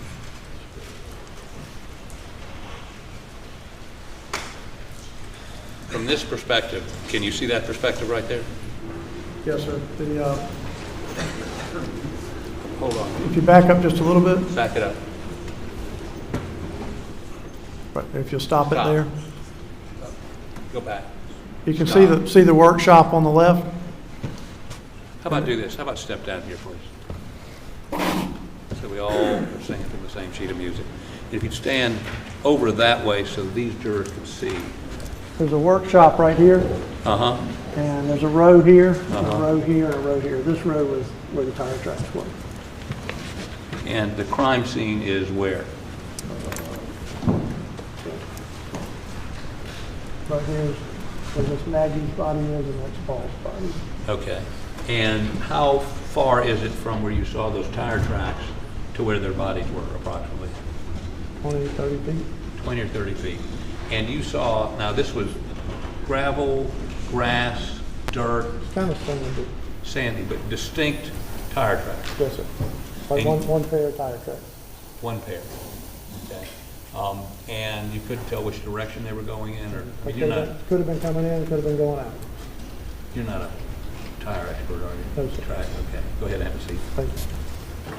So,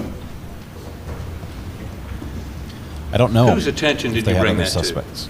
Brought it to the attention of one of the deputies. I don't recall which one to? Was it was. Green, Deputy Green? I don't recall. But one of the Colleton County deputies? Yes, sir.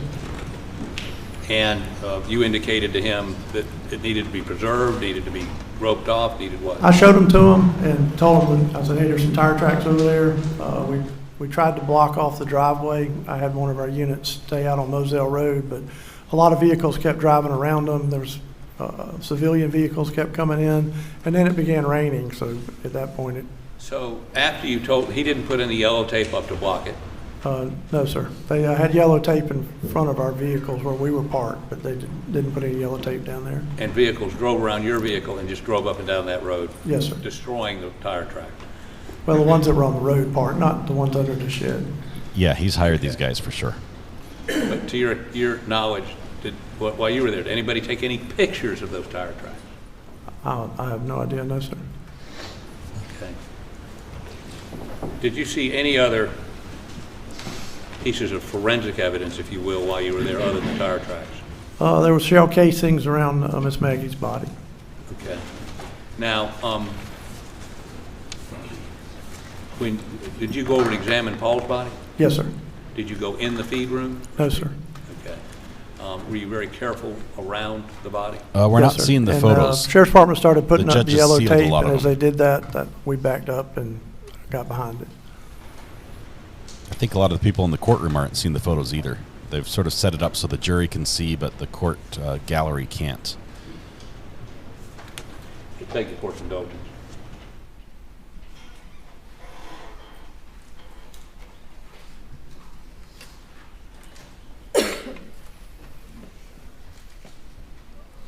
Yeah, the gentleman who was asking the question, that's Richard A. Harpootlian. Politician. He's in the South Carolina Senate. Very well respected person, very well known.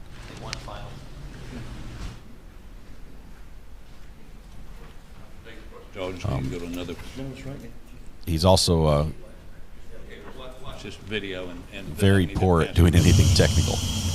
He needs help with all the technical stuff. He's an older gentleman. This is not his strong point, but he does a great job on defense, and he already has.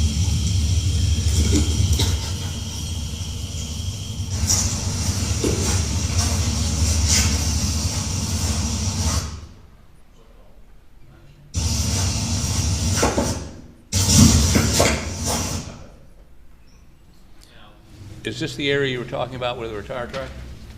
They're over to the left. I'm sorry? They're over to the left. Okay, but all these vehicles that are parked up there? That's the driveway coming in. Okay. And then you're saying after that is where these tire tracks were? Yes, they're over to the left of this police car. You can see my vehicle was the red and white Tahoe. Right. Maybe 15 feet to the left of that was where the tire tracks were. And you pointed those out to the Colleton County Sheriff's deputy, said they needed to be preserved. I just showed them to them. I didn't tell them what to do with them. His focus on law enforcement failures for all these witnesses for the most part.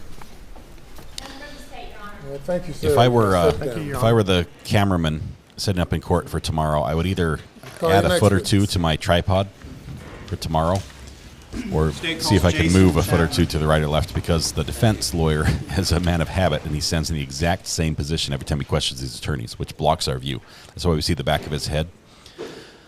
Lights are back on. Color balance is off. It's way too yellow. But let's see if the camera can adjust here on the fly.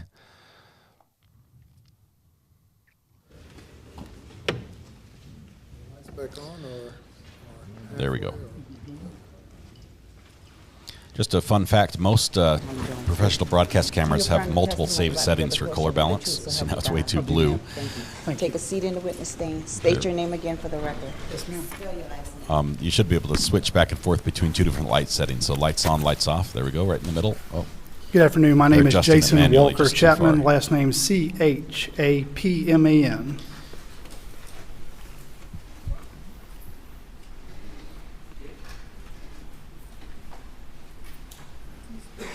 Yeah, as far as audio goes.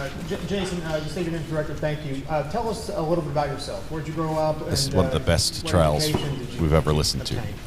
Sure, I'm a native, born in Walterboro. I've lived here most of my life.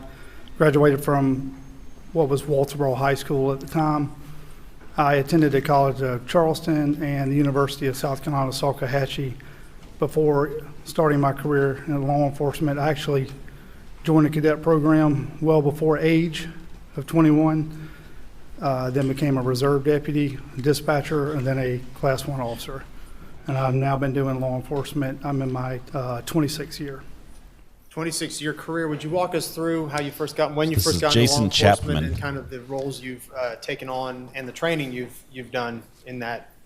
Certainly. In 97, I attended a reserve officer class. It was a joint class between the Colleton County Sheriff's Office and the Walterboro Police Department. Had to actually wait until I turned 21 to take the final exam. Went down to the academy, took the exam, passed, began working as a reserve. I then got hired as a dispatcher at the Walterboro Police Department, where I worked a short stint as a dispatcher to fill in a hole. And in the spring of '98, I attended the South Carolina Criminal Justice Academy. I graduated later that year. I actually graduated as a distinguished graduate from the academy. Since then, I've been doing law enforcement. I did my first 16 years with the city of Walterboro, and I transferred over to the sheriff's office January 1 of 2013, where I have remained since then. My training I've worked through pretty much every division there is in law enforcement, probably with the exception of civil process. I have an extensive background in firearms. I'm a firearms instructor, less than lethal instructor, active shooter instructor. I've had training as a narcotics supervisor. I've been through schools for administration. Pretty much everything. Wait for it. Rank with the Sheriff's Department. Currently as When we have a captain. break, we can cover this, but How remind would me you because I'm going to describe your forget. responsibilities presently? So currently, I oversee special operations. That includes our investigative division, our tactical team, Man, that's search clean and audio. rescue. Have you ever had an opportunity to testify as an expert in a trial? I have. Tell us about that. This past year in 2022, I testified in federal court in Charleston, South Carolina, on a case involving the city of Beaufort, and I was sworn in as a expert witness in general police procedures. I'm going to direct your attention back to the date of June 7, 2021. Are you familiar with that day? Yes, sir. What was your role with the sheriff's office back on that date? The same as it is currently. Supervising investigations? That's correct. And that would that include homicides? Yes, sir. It's a thermostat, digital thermostat for the room. All right. Did you have an opportunity, were you dispatched or were you noticed of an incident that occurred on that day? Looks like it's 69 I was. degrees in the courthouse. I actually heard the call and went in service before I was dispatched, but yes, sir. All right. What did you hear over the radio? Call coming out that a transfer from Hampton County had been received, in which the caller was reporting that his wife and child had been shot. Did you know a location at that point? I was given the location by dispatch, but I was not familiar at the time of the dispatch as to the parties involved. And at that point, did you decide that you were going to go to the scene? I did, sir. DMV has what was the DMV has a dispatch thing for location? men in it was, uniform. I think. I think it's 4142 Moselle Road in Arlington. Were you made aware of who this involved at that I was not at the time.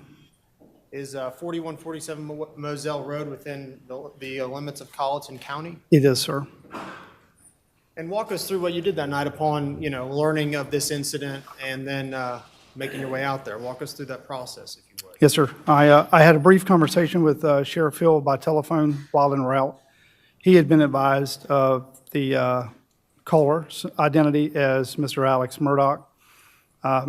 With my career, familiar with the Murdaugh family and Mr. Murdaugh. And Sheriff Hill advised me that if it was in fact confirmed to be Mr. Murdaugh, that he would likely notify SLED simply because of the conflict of interest with the family. Patricia, I think it's And, part of the shortly uniform. before we arrived, I believe he was able to confirm that. And that call was made to request for assistance from SLED and to request that they actually assume primary in the investigation. Does your department, the sheriff's office, do you all work fairly closely with SLED? Is that a common thing? We do, sir. All right, describe that process. I mean, not including this particular investigation, but in general, how have you all worked with SLED as a law enforcement agency? As far as crime scenes, like response to crime scenes, my division works with the entire agency, but we work very well with SLED. The remote location, although we have a satellite office for SLED here in Colleton County, actually, for the Low Country, their crime scene unit still comes out of Columbia. So middle of the night when they're notified that we may need assistance, or in this case that we wanted to take them to take primary in the investigation, even with the fact that they're emergency services, it's still going to be about an average of a 2-hour response for that crime scene unit once they're notified. So it's very common for us to begin the investigative process at that scene while we're waiting for their arrival, with them working jointly with us. And that investigative process usually begins with the acquisition of a search warrant, which we know will be required once the crime scene team arrives on scene. And that just comes from a long supported tradition of us working well together and obviously being capable to do so. So SLED stands for As South Carolina as a Law captain Enforcement and as a Division. supervisor of the investigations, do you typically wear a body-worn camera? I do have one. At that particular night, I did not have it. It's on my my exterior ballistic vest, and the scene was secure prior to my arrival, so I did not have my vest on. Upon arrival at the scene, were you made aware, did you become aware of who in your department had already arrived? I was listening to the radio so that I knew that several patrol units had arrived prior to myself. And I believe myself, the sheriff, and one other detective arrived probably about 10, 12, 13 minutes after the initial officers. Do you remember the rough approximate time that you arrived on scene? I want to say it was around 10:35, 10:37 p.m. that evening. Walk us through what you observed upon arrival. Sure. So while en route, I reminded the shift supervisor, Sergeant Daniel Green, that to try to maintain the integrity of the scene as best as possible. I wasn't there, so I didn't know the magnitude of the scene. I don't know what he has, but just reminding him, limit personnel inside the scene, do what we can to preserve. Sheriff Hill came across the radio. I was trying to pull the weather up. In this particular area I was driving through, I did not have much phone signal, so he did, and realized that we had an approaching storm that was about 45 minutes out. So he advised over the radio, once he got his phone to pick it up, that we needed to secure a tent. I had not been there yet. He was requesting the tent to place over the deceased bodies of the two victims. I relayed that information to one of my lieutenants that was en route. I also turned one of my detectives around that has the longest drive in, which is Detective Rutland, and I informed her to head to the office to start working on a search warrant. Is that your common practice? Yes, sir. You spoke before about you all conducted joint investigations with SLED. Is it common for, describe for us what your roles might be in a joint investigation and what SLED's role might be and how that, played out in this case? Certainly. So the very first thing, obviously, is a notification for a request for assistance, and then the explanation of what exactly we're requesting. A lot of times our assistance is, what's requested is nothing more than assistance with the crime scene. Sometimes it may be that we're asking for them to take the entire case. In this case, the notification was made by the sheriff. All I was told was that SLED was responding, that they were sending a team of investigators as well as crime scene. Knowing that crime scene was en route, we went ahead and secured that search warrant. That's why Detective Rutland was turned around and sent directly to the office to go ahead and initiate that process. Obviously, at 10:30 at night, we knew that we were going to have to get the warrant typed, and then we were going to have to locate a judge in the middle of the evening. We wanted to have all of that done prior to the arrival of the crime scene unit. And you touched on earlier a little bit about the weather, but describe the weather as it was when you arrived that evening. I don't think he will. I don't think we'll see it. As I arrived, he's smart enough. He knows that's not a good idea. I recorded in my notes. It's the only reason I can go back and tell you exactly, but what I have recorded in my notes is 79 degrees, 89% humidity, hot, sticky. It was not raining yet. An occasional raindrop on the windshield, but no actual rain yet. It was the Alexander Jackson trial. He was guilty on all three charges. But not foggy at the scene, and obviously evening hours. And I think you mentioned before, but rain did set in at however, how long was it until the rain set It in? wasn't very long. I think the radar was pretty accurate. I want to say within 45 minutes to an hour of that notification, the rain did come. And you mentioned setting up tents or requesting that tents be set up. What would be the purpose of those tents?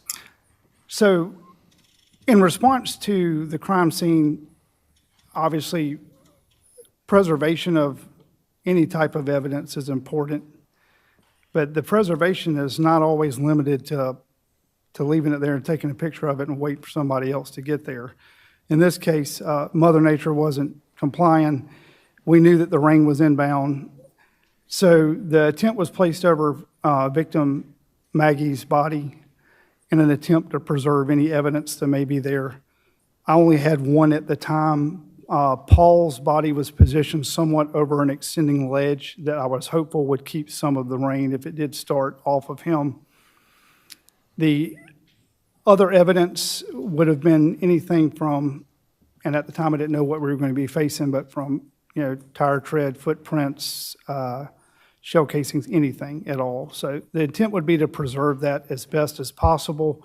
And if it was going to be affected by the approaching weather, do the best thing we could to mark it out, measure it out and have that done or partially done by the time crime scene arrived. As far as safety purposes, when you arrived on the scene, would you have considered the scene to be secured at that point?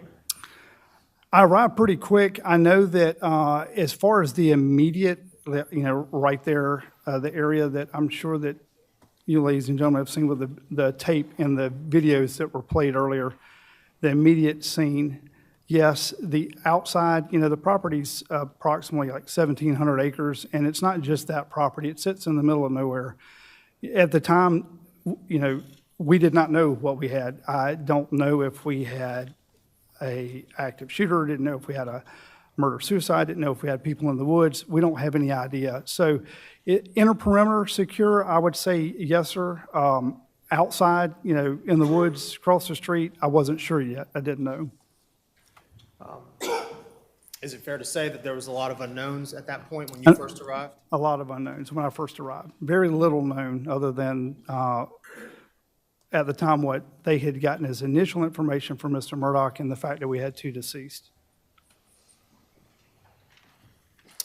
Tell the jury, if you will, well, first of all, let me ask you this. As part of your law enforcement training throughout the years, have you had any experience with or training in, life-saving techniques, if needed, if someone needed CPR or something like that? Are you trained in it? Oh, yes, sir. Yes, sir.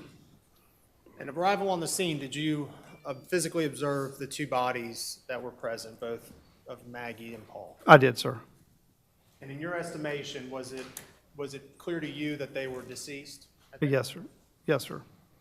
Did you consider that life-saving techniques would be possible or would have any result? I did not. Paramedics were there shortly before me. Got great fire rescue. I was assured that if there had been anything that could have been done, it would have been initiated prior to my arrival, but from what I saw, it was well beyond that.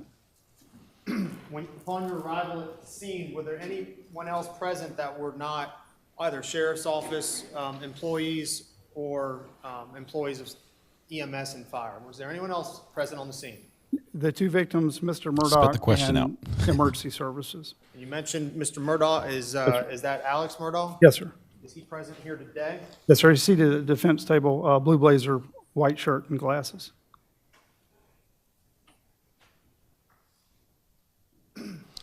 So we have had some real Did you have an tears. opportunity to observe Mr. Murdaugh that night? I did, sir. The photographer has been able to catch them actually falling off his responsibilities face. What So he is capacity were crying you at different times. there at the scene? In what capacity? Again, investigative. I realized that, we had notified SLED to take over, but again, what we were attempting to do and what we did do was identification of any potential evidence. We marked that potential evidence. If time had allowed, it would have been photographed, and then from that point, simply protected. Absolutely zero collection of anything was done by any of my staff, with the exception of one GSR kit that was instructed by SLED. I know, have you familiarized yourself with the body-worn video of both Deputies Green and McDowell? I did, sir. And what was your first order of business upon arrival, particularly relating to Paul? By the time I got there, they had placed a sheet over both of the victims. It's something that, I'm not always, I don't like. I understand that a lot of times it's placed there, so the family doesn't have to see that, but prefer that it does not happen, but in this case, it is already there. And because the scene is still somewhat fluid, we talked about the inner perimeter being secure, but as reported by Mr. Murdaugh, we don't know where the shooters are. We see shell casings scattered around the ground that are obviously rifle casings. There's some evidence to support that at least one or more shots into Paul were from a shotgun. That means 2 weapons. So were there 2 people? Are there other people that may be injured? So inner perimeter may be considered secure, outer perimeter not so much. So we began really quick with an inspection of the two individuals to make sure that we had not missed a weapon or that the initial responding officers had not missed one. And we could see that Maggie. I wasn't until he told me. Apologize. We could see that Maggie, there was nothing laying beside her. He apologized for somebody else We looked interrupting him. closely. Again, we didn't move her. So we went over to Paul, and I had a couple of the deputies there and a detective lift the sheet just so that we could look and make sure there wasn't a weapon underneath him. His hands were tucked, so you couldn't see underneath his body. But as best we could tell from the present state of the body, unless there was a weapon directly underneath him, there was nothing out to left or right.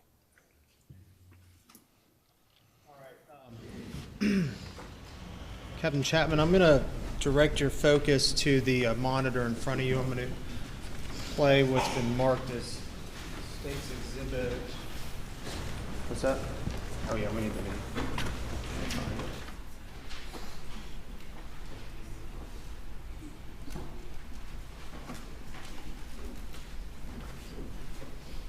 State's Exhibit number 1.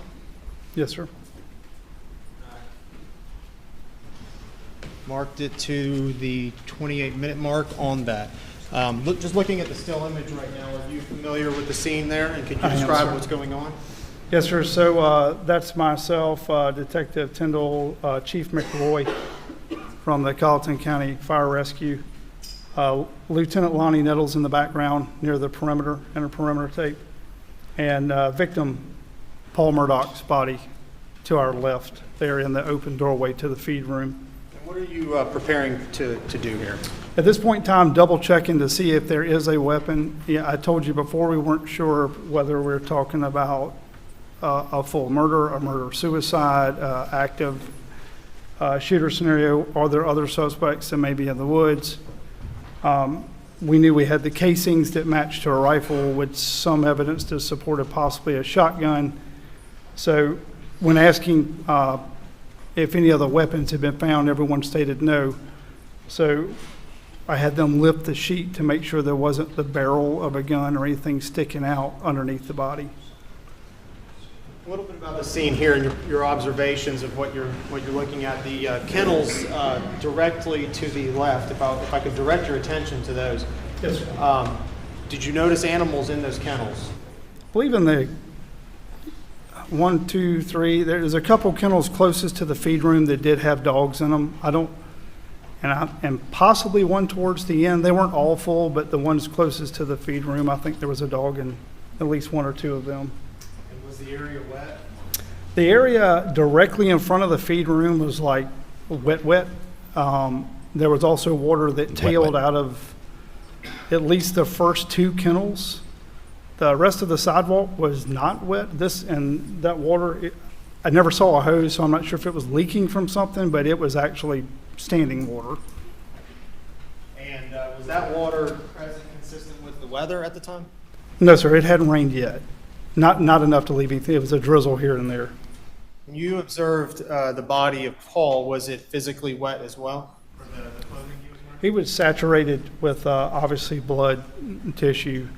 And his clothes did appear to be wet, but almost as if like absorbed from the ground up. Not saying that someone had sprayed him with a hose or anything. Please observe the video if you would, and we'll have a few questions afterwards.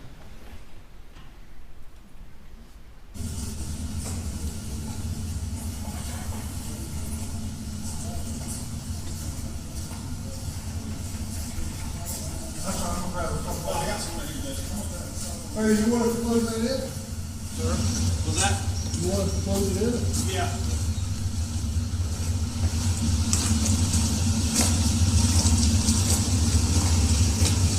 So the guy, the other guy, whoever Eric is, or just a caller, there's a guy over here that's wanting to talk to him. But I told him Don't even know who Eric is. I know an Alex over there. Alex. Okay. There's a guy over here that wants to talk to him. Yeah, but I didn't know if you wanted me to tell him.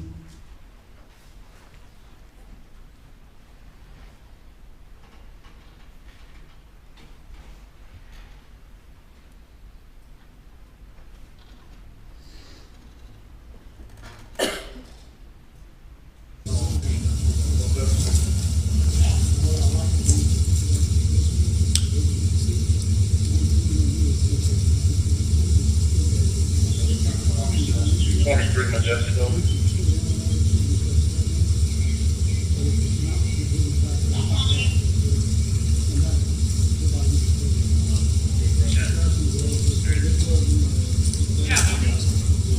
I'm trying to get the information. The gray trailblazer. Correction. It's unknown what type of vehicle. She has a gray trailblazer. It's her yard that belongs to her. She says she can only see the tail lights of the vehicle. She is also permitted to use them. Not possible.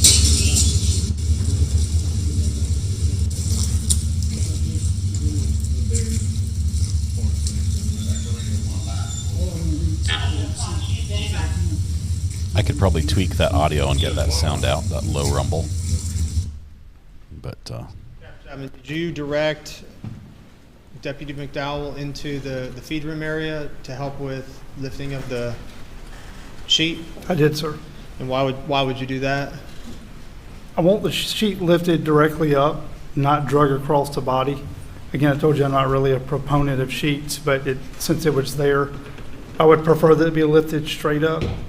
I had already walked through to see what, if anything, right there. You can see I'm cautiously stepping there, but I'd already checked to see if we were going to be able to step to the inside of it. The spot right inside inside of the door frame. I had looked, and I felt like he would be able to step straight in, pick the sheet up, put the sheet back down, and step back out. And is preservation of a scene important? It is important. In your line of work? Absolutely.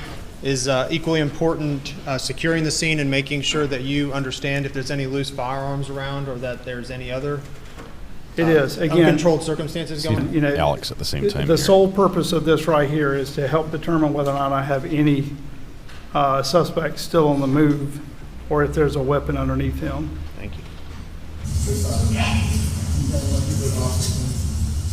Well, the dad's over there. Actually, fire rescue might have some more sheets we can steal. That's why it shouldn't be in the back pocket.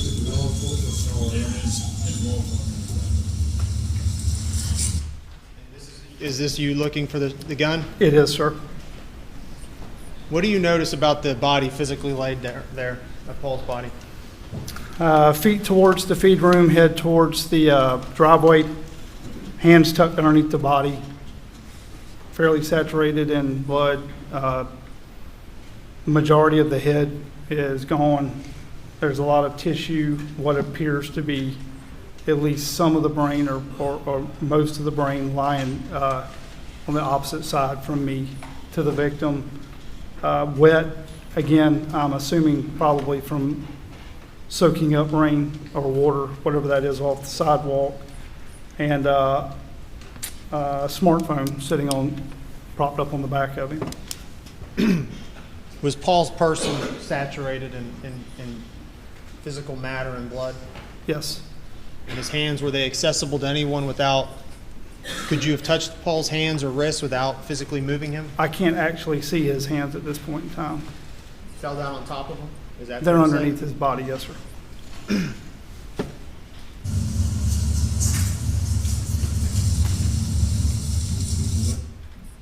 What did you observe that was laying on top of Paul's body right there? Again, it was a smartphone.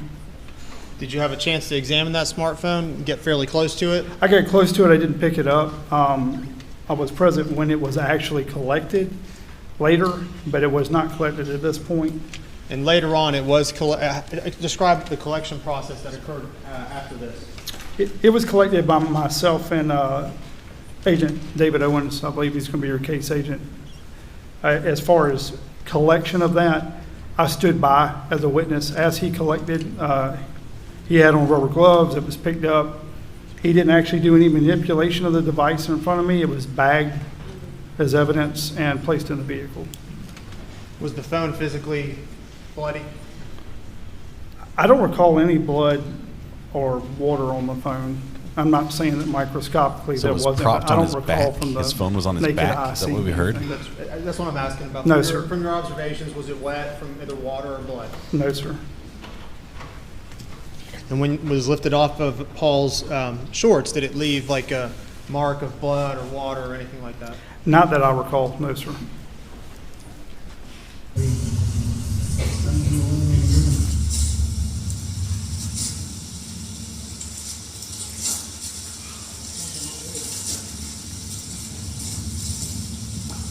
turn down that low rumble a little bit.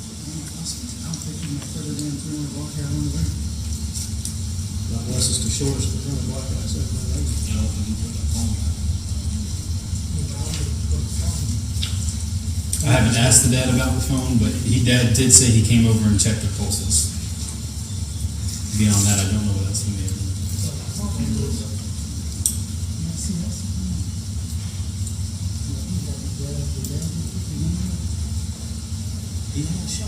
He did have a shotgun with him. I have secured that in my vehicle. Yeah, but this couple of shots, this is one I would see. I don't know the one. Yeah, that's right. Yeah, but that's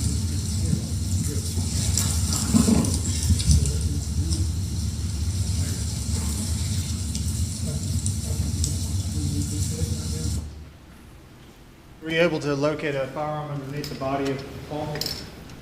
When the coroner's office arrived and the crime scene unit and victim Paul was eventually moved, there was not a firearm underneath. Are you familiar with the rifle round called 300 Blackout? I am, sir. Is that in your 26 years of experience, is that a caliber that you come across with any frequency? In the last couple of years, probably more than ever, but in all the crime scenes that I've worked, I believe this was, at the time, the second ever in my career that had a 300 Blackout as far as being involved in a homicide. As supervisor on the scene, is it part of your responsibility and your duties to sort of direct what people do? You're the person in charge? It is, sir. Does that free you up to do other things? If you have your deputies doing the tasks that you've assigned them? If possible, yes, sir, sometimes. And on this particular instance and this night, were you able to observe Mr. Murdaugh? They thought there was one under him, but there wasn't when they Yes, checked. sir, and I spoke to him on a few occasions.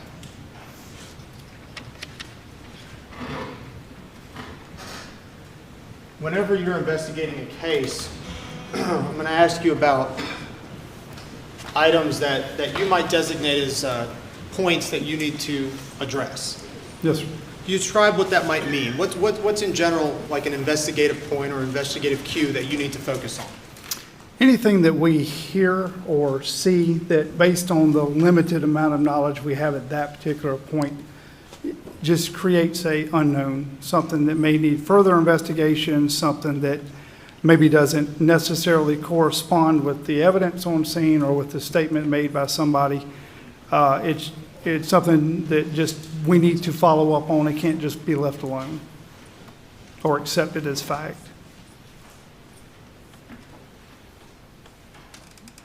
What are some of the physical observations? I'm going to ask you about physical observations of Mr. Murdaugh. Did he appear to be, at least outwardly, did he appear to be upset? Yes, sir, he did. Were you close enough to observe whether or not he actually cried or had tears in his eyes? He was upset, definitely upset. I got up to him, again, like I said, I spoke to him on at least 2 different occasions, and he was breathing hard. You know, his facial expressions were that of, torment. But did I physically see him crying? I did not. He was sweating, but he wasn't crying. What did you observe about his clothing? Clothing was clean. Didn't see anything that stuck out, and obviously no dirt or blood or anything that indicated he had been rolling around on the ground or that he had, been involved or anything up to that point. I'm going to ask you about something you do when you're arriving on a scene, particularly if it's a homicide. Do you have a practice of phoning or having dispatch send you the 911 call? Yes, we do. Why would you do that? We get a lot of information from 911 calls, more so than the average person, I think, would believe. And it's, over the years, we've had several cases where, had we not gone back and looked at that initial 911 call, we would have missed some very important information or information that could have cleared up some unknowns, those points of investigation you talked about much sooner. So in our investigative process, that's now one of the things that we try to do relatively quickly, In this case, with the scene being fluid and not knowing if we had suspects on the loose, I opted to go ahead and do that. And it took a minute for them to get caught up, as busy as they were, but they were able to get on the phone with me and play the 911 call for me. So were you able to hear the 911 call? I was. And are you listening to that 911 call both for content but also critically and trying to examine the things that are said? Oh, absolutely. We're listening for noises in the background, exactly what is said versus what we see, so forth. So with that awareness of everything that was said on the 911 call, This is something we need to answer, TR. Why doesn't he have any blood spatter on and it? are you applying that information to try to see if it checks out, to see if things are consistent with what you heard on the 911 call? Yes, sir. And on the 911 call, did Mr. Murdaugh indicate that he had tried to examine the bodies or check their pulses? Yes, I believe dispatch stated, do not touch if you haven't. And Mr. Murdaugh replied that he had touched them, checking them. To check and see if they're breathing? And which would be expected, absolutely. Upon examination, Mr. Murdaugh, did you have a chance to look at his hands? Again, I did talk to him, yes, sir. Did you have a chance to look at his shirt? I did. And did you see any indication that there was any blood on any part of his body? No, sir. Not, again, just physically with my observations, no microscope there. I did not see any blood anywhere. And in your experience with viewing Paul's body, had you physically touched Paul, would there have been blood left on your hands? Objection, Your Honor. Speculation. Response.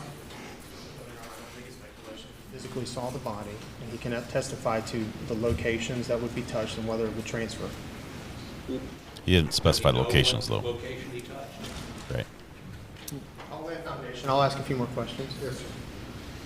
Mr. Chapman, Captain Chapman, going back to your experience in life-saving procedures, are there common areas that someone might touch to check the pulse if they were indicating they're check breathing?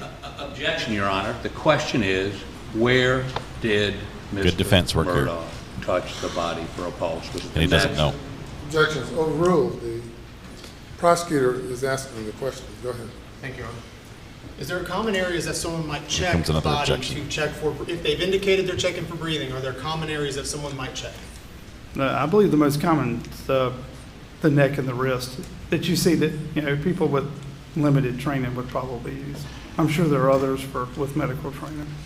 So the neck and the wrist. And please tell me where Paul's wrists were located when you discovered his body. They're up underneath his body. And was Paul's neck accessible? If his wrists were underneath his body, was his neck accessible? Yeah, I this is think you getting can get gross. to portions of his neck. I don't know that you'd be able to get under, he's face down, and I didn't try to get a pulse, but where I know that you would check would be difficult without manipulating the body in some fashion, I guess. And if you had to manipulate the body, and if you were going to try to check his pulse via wrist or neck, with what you saw that night, would your hands be There's bloody? no evidence that that's what he tried to do. If He I might had have put his hands on attempted his to back wake to see if it was yes. breathing.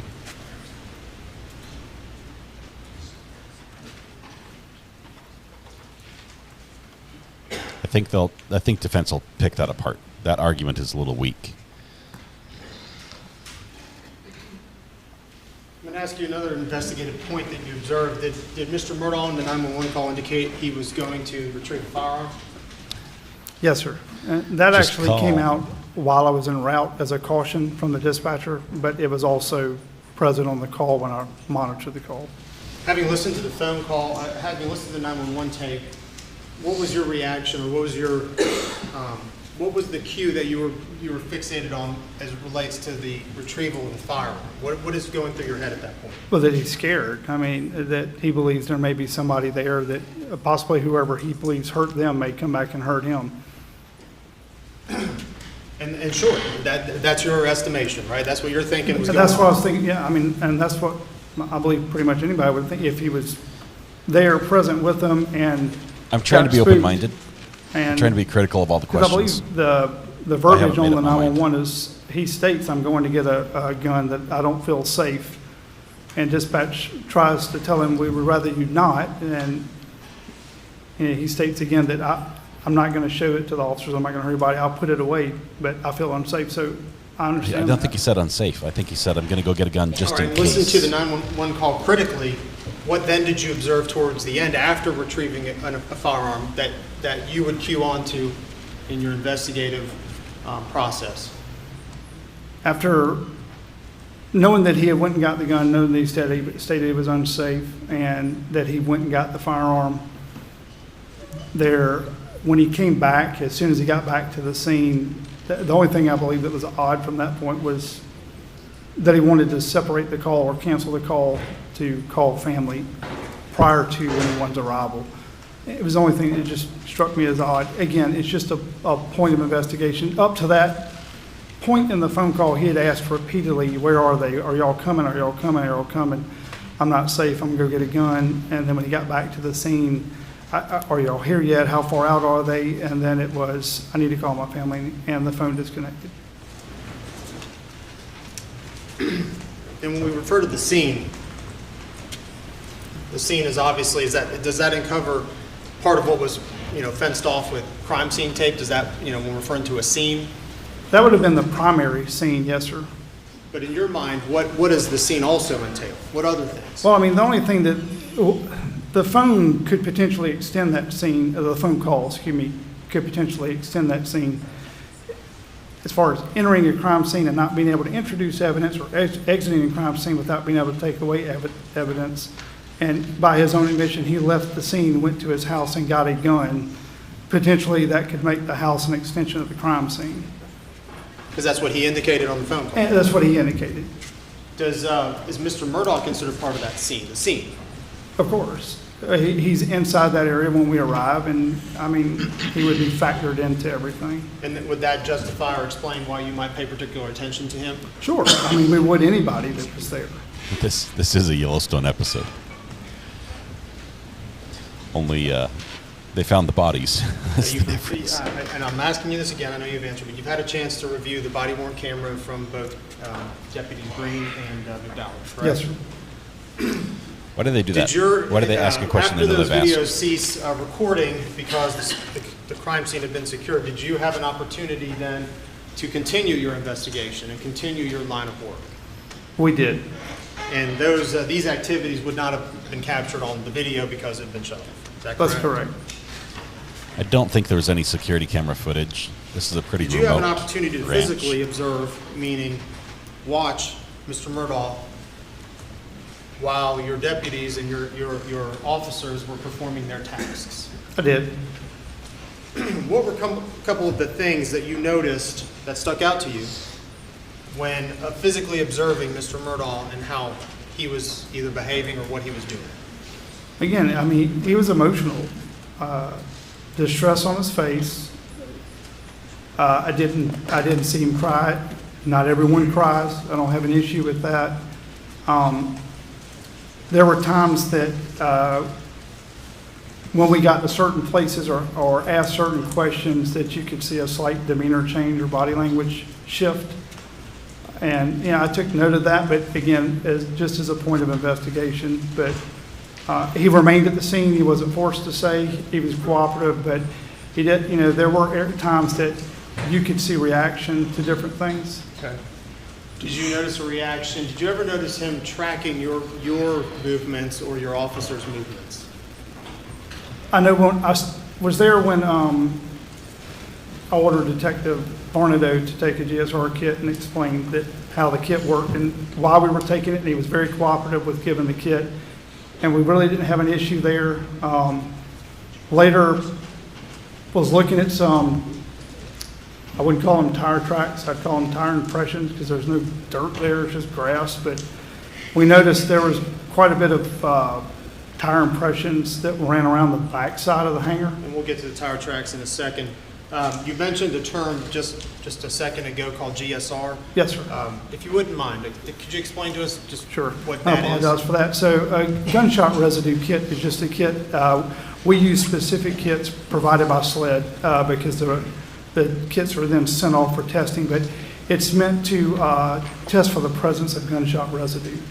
They're very non-invasive. They have little ampules. You open up a sterile kit, put a set of gloves on, open the kid up, and you'll dab one of the sterile collectors around on the front and back of the hand of an individual, package those up, tape it off, seal it, date it, time it, As we're case looking at number, this and then witness, that's eventually sent to off our SLED. left We is were the jury. asked, I spoke earlier to and the said the only witness's thing that right.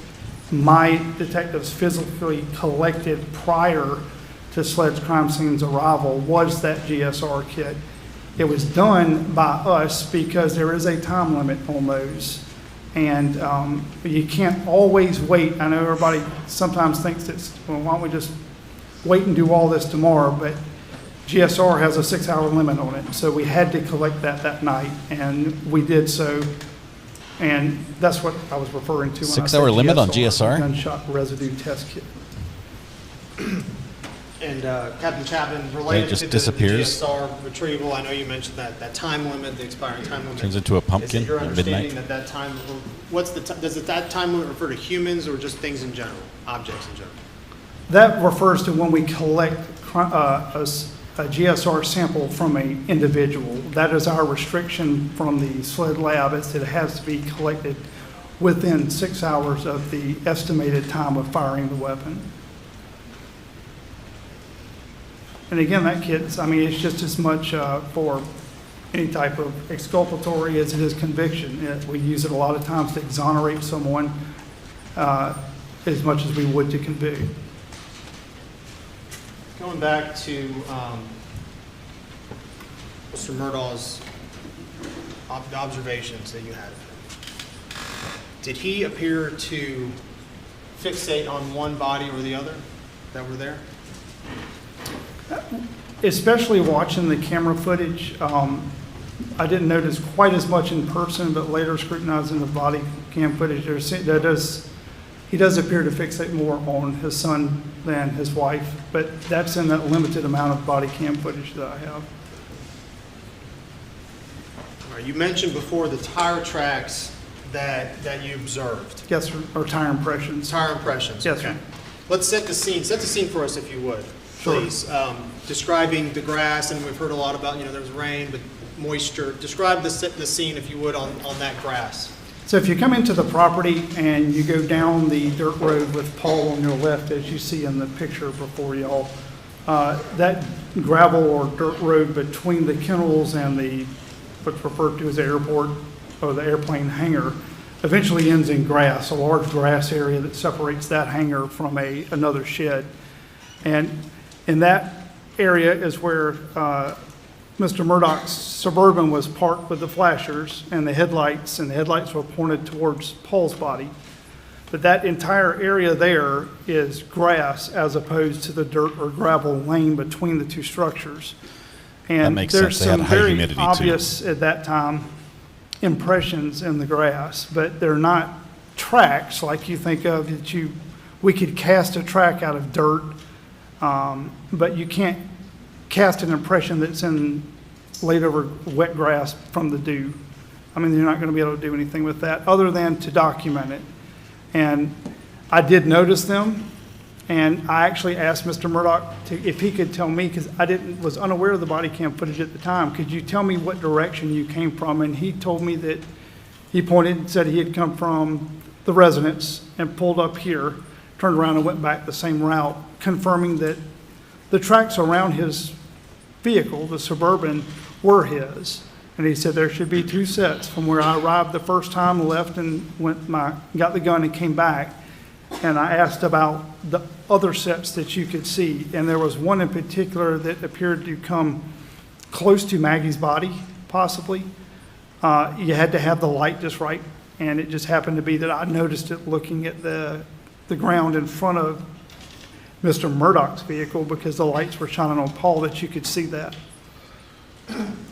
So the tire tracks, did you and Detective Rutland spend some time attempting to identify where those tracks could have come from? We did try to follow them. One thing that started to bother me was that we didn't have a vehicle. We're trying to figure out how Maggie and Paul got to the kennels. It's a pretty substantial distance from the residence to the kennels. the property, and I don't know an exact, but I'm guessing, probably 1,000 yards from the kennels to the house. And it's 10 o'clock at night, so I don't know what time they got there, but it's a pretty long walk, especially if you're planning on walking back in the dark. And did they drive a vehicle? Did they drive a four-wheeler or a UTV or whatever, a golf cart? But we see Mr. Murdaugh's vehicle, and because he left it as instructed where it was. But we were trying to determine if any of these other tracks lined up with the position of any other vehicles that were on the property. There was a UTV with a flat tire. There was another a half-ton pickup in the shed across the grass portion from the hangar. I'm going to have to see that flat tire. I was thinking maybe those tracks would line up, or the impressions that were in the grass would line up with that vehicle. Did they appear to line up with They either did of those not. vehicles? They did not.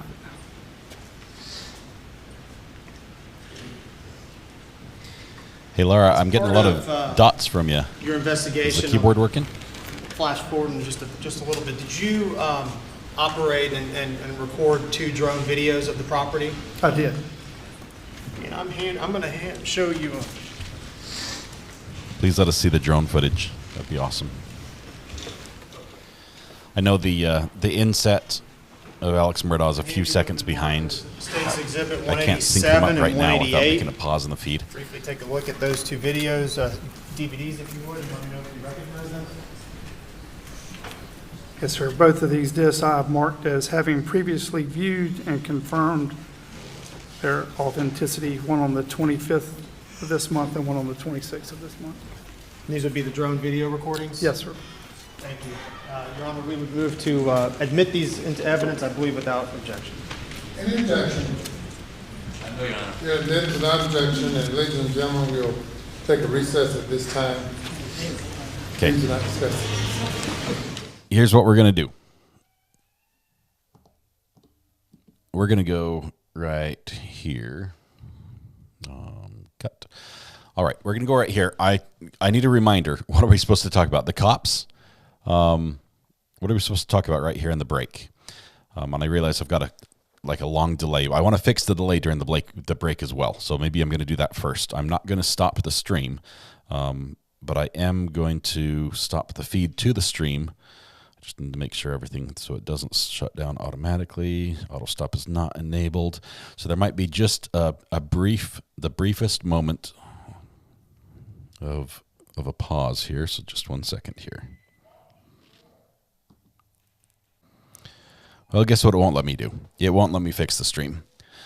I thought I could get rid of the latency, but I'll have to do it on another live stream or next time we go live.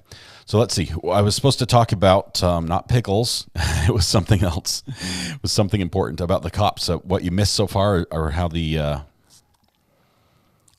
cops have done on the testimony.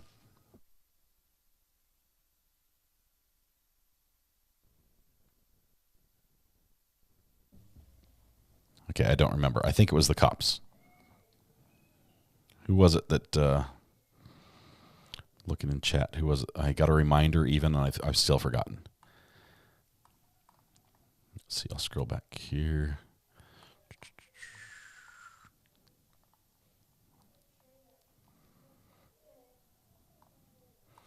Looking for your reminder in the chat. We're discussing cops at the break. Wait for it. Sorry. Wait for it said we're discussing cops at the break. So hopefully you're still a wait for it and didn't have to run off somewhere. The cops, this is basically all we've had so far is testimony from cops, people who are related to law enforcement, as we just start to get the first few pieces of evidence into the before the jury. So the first cop we've heard from was I need a secretary. Are you volunteering? It's not a paid gig, but I do need help. The first cop was the first responder. The second cop was the sort of the investigator. The third person we heard from, I believe, was the initial 911 call. The lady who has the database, and the fourth person was the actual the lady who took the call, I believe, in the county. So we're sort of like building the chain as we build the groundwork and spreading out slowly from here. So we've got just a little bit of evidence. Most of what the testimony has really pretty much been what the jury's also seen on the footage. Hey, Mrs. R.A., how's it going? Hold tight.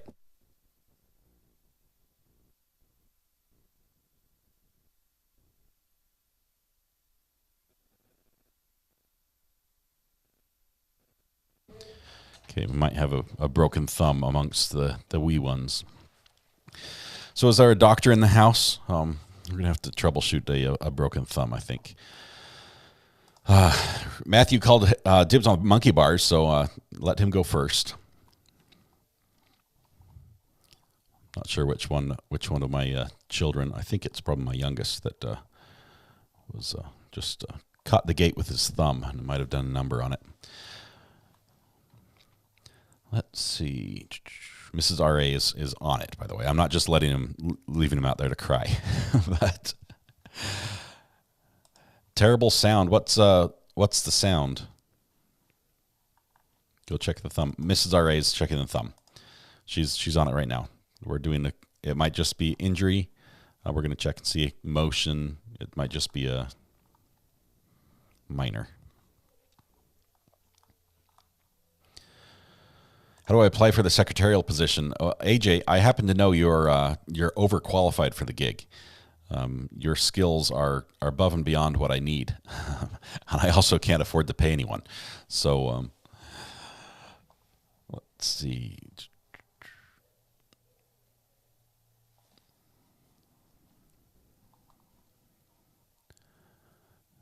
I've seen some more Morse code here from 6-volt bus. I think the last one is S. It has been so long since I've listened to Morse code at all. I'm going to need a translator for that, Richard.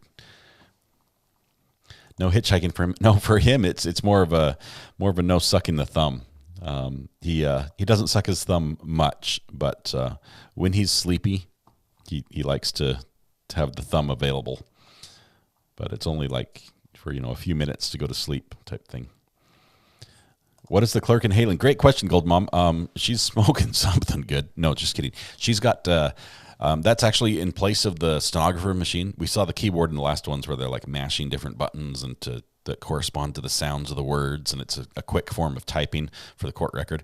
This one is actually a microphone that she's got pressed up against her face, a lot like it looks sort of like the mouthpiece in that maybe a jet pilot, a fighter jet pilot might wear, that seals around the face. It might provide oxygen as well, but in hers, it's more like a soundproofing and then a microphone, and she's talking into it. So she's repeating what she's hearing. For me, just work with me here. This seems like the most absurd thing in the world, because if she's just saying again what everyone else is saying, why don't we just record what everyone else is saying and have that be the deal? No, but instead we have a recorder who has to repeat everything, which, talk about a redundant position. If this were a business, I would eliminate that one. I would just record everyone in the first place, and then we would have their record. But no, that's what they've got. So she's got this little mouthpiece on, so it actually seals her sound in, so nobody else hears it. But she just presses it up against her face, and it looks like she's inhaling deeply or something. But that's it. So you'll see sometimes she's actually watches the people. She watches the mouth. I believe if we could hear what she's saying, she is speaking almost as it's coming in. And if you ever want to try this sometime, I mean, this is a talent. I will admit that I have some skill in this area. Go to the radio, turn on the radio in the morning when you've got like some sort of back and forth talk show type thing going on, little banter, like a little morning show. Turn on your radio, and then as they start talking, just start repeating everything you're hearing, word for word. It doesn't matter who says it, just repeat back and forth. And she's probably got a switch where she's indicating who's saying what back and forth with one hand. So one hand's holding the microphone, the other hand's working the switch. But yeah, so she's repeating back on the record everything that's going, and try that. Try to just see how well you can follow everything and keep up with what's being said. And then it becomes really important that she's able to hear. That's why they say, please speak into the microphone. Because at any time they might say, go back and read back that last question, and she has to have that on the record. It's the same as a Ventolin inhaler. Yes, it is. Yes, seriously. At this point, Miss Chris, AI can probably take over this job. They probably can. But I don't know. Bureaucracy at its finest. Hope your guy's okay with them. I'll check here with Mrs. R.A. The crying was very brief, but he's a tough kid. He's our monkey. He's the one who climbs up on the roof of the garage, which is 8 feet off the ground. Without a ladder, he figures out a way to climb on something and leap over onto the garage. He's also been on top of our 2-story house, which has a 12-12 pitch, just to see if he can. If he survives to adulthood, he can do anything. He'll be able to do anything, but there's doubts about that because he takes some crazy risks. Make sure to get pictures of it for Facebook's thumbs up sign. We'll watch. We're probably going to put some ice on it, just let it cool, see what motion he has. I'll check in with Mrs. R.A. here in just a second. That's how depositions are these days, at least the ones we conduct. Okay, I'm just super excited. I realize that today hasn't been perfect, but my internet has not had an error since I got that message saying that Optimum has fixed the problem. I don't know what they did. I wish they would tell me so that if it happens again, I can say, just do this and fix it. Holy smokes. Yeah. Okay. I've missed a little bit of chat, and I do apologize. If I've missed your comment, I'm sort of like torn between 3 things, trying to make sure everything's working. In the background, while all this was happening, I actually switched gear. Switched how everything is being controlled and managed, and so I installed some software on my phone that's now managing my switcher, because we had to rotate some gear out and run some other equipment in the other room. So I've been a little distracted, and I do apologize, but I'm back here now. Consider YouTube subtitle AI. Seriously, it's bad. It's not perfect, but you've got to realize the YouTube subtitle is doing that in about a 10-second window. And there's some better technologies out there than YouTube that can, considering, if you, as long as you mic people well, you can do a better job than what they're doing. What blackout drapes do I use? Great question. I'm actually, the drapes you see here, these are just clear, like the muslin. They're see-through. I have indoor shutters. These are the original windows. This is a 1911 historic home. So those are the original interior shutters. The top half of the windows they don't have any shutters. And so I took an old pair of my spandex bicycle shorts. I just cut a couple 3-yard sections out. No, just kidding. I actually have this material from spandex material from a science class I did. So I've got some big sections that I drape down over the top, and that closes up my windows to shut the light down. So it's a little ghetto, but it works really well for me. I'm going to check on the thumb right now, Bella. Hang on.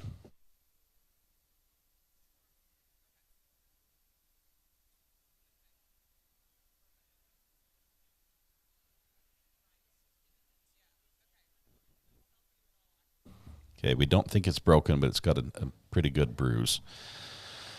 So we might bring him in to show you. I don't know.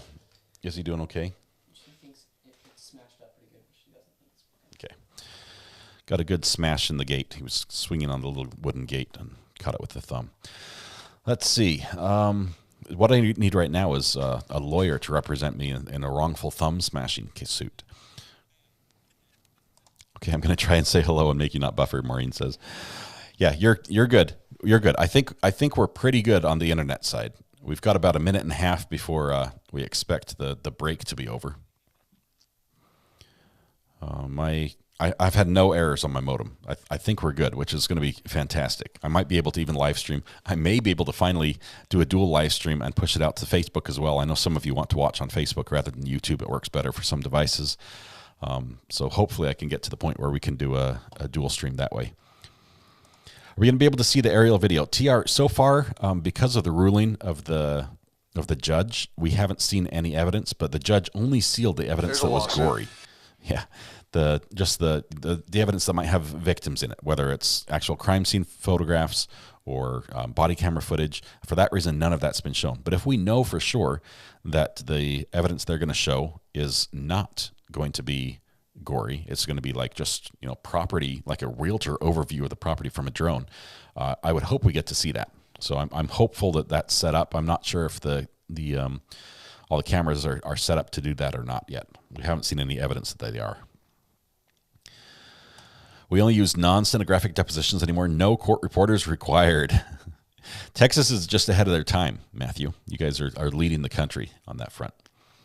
A little bit of multitasking, but it's all right. We'll get everything done. So video depositions. I think we're coming back to the courtroom here in just a second. Let's see.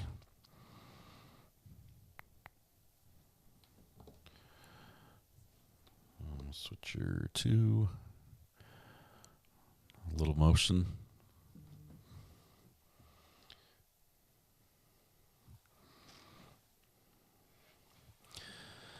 Get out the frozen peas. Yeah, seriously.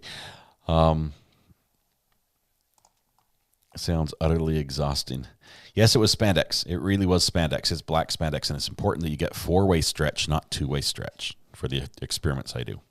Now, I do have another piece of spandex in the house that's 2-way stretch, and we use that for a hanging hammock, like a cocoon-style hammock that the kids absolutely love. If you have kids, especially, this works for kids who are very tactile, who like touching things and like textures, because it's just a smooth little pocket they climb into it and just envelops them, and they can breathe through it. It's not a risk of suffocation at all, and it's a swing on a swivel, and they can just get on there and swing and read. They'll climb in there with the book. We hang it out on our little porch on the deck, and it's fantastic. But that one has to be 2-way stretch, so you got to know which spandex you're dealing with. How old is this monkey of yours? This one is 7. A 7-year-old monkey. Give him some ice cream. Let him watch his favorite show. Yeah, he loves playing games on the iPad. That's like his go-to. It will cure almost any ill with him. If you say, "Hey, do you want to play a game?" He will. But we don't let him play a lot. As a matter of fact, if you ask him, we don't let him play nearly enough. We're not huge on the devices being the babysitter for our kids.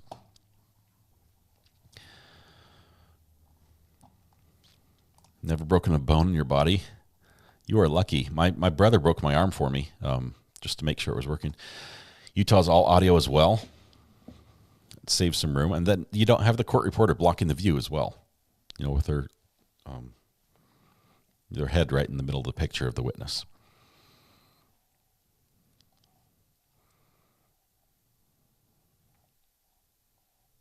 Breaking ribs at Syrup Club.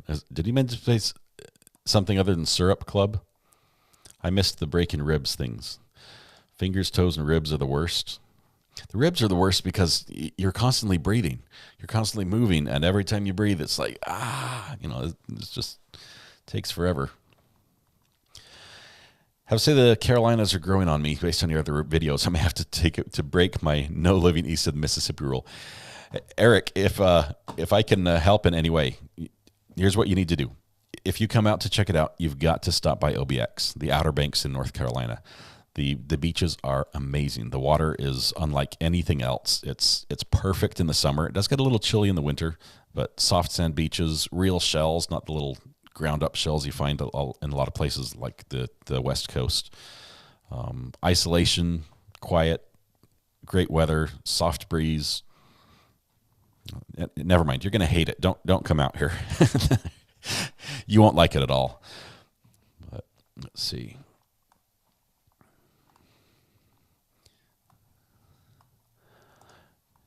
You reminded me to working thumbs. This is DMB. This is actually, I would be open to letting him play a video game on the iPad just to see if his thumb's broken. Because if he tries to play and he's not able to play, then we know we have a problem. But if he gets the video game and he's like, "Oh, sure, I'm good," we know that it might be bruised, it might be sore, but it's not an issue. Let him whine online to you. I might let him come in and tell you what happened. We'll see. Let me call him and see. Just 1 second.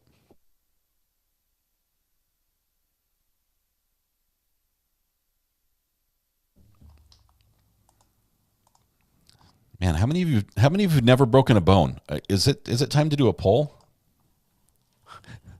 The bugs are massive and they bite a lot. They'll carry you off. Yeah, the sandworms and everything.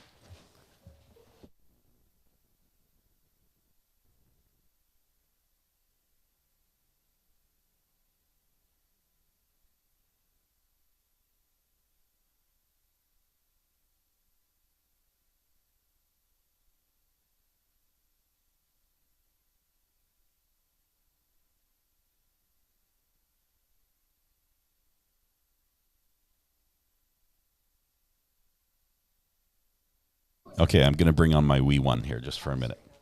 Here. Oh, my wife says off screen. He's been on screen plenty of times, but here you go. What happened? I was just swinging on the gate, and then I was like, Brooklyn, don't push it, or else. I was trying to get my thumb out, and then she squished it, which squished my thumb a lot. There you go. That's the story. Now, we make up stories about the OBX, about all the bad things that are out there just to keep people away so we can have it for ourselves. But it is probably one of the best kept secrets as far as beaches go on the continental United States. I was muted just for a second. I'm back. Court's back as well. Let's see if we can get a...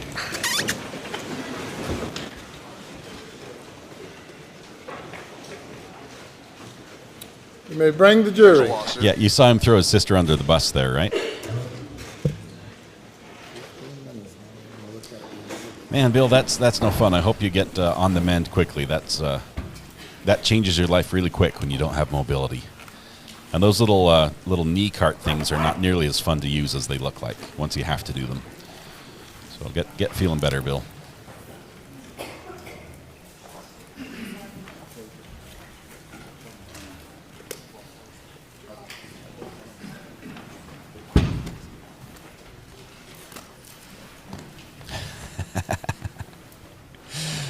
That's funny.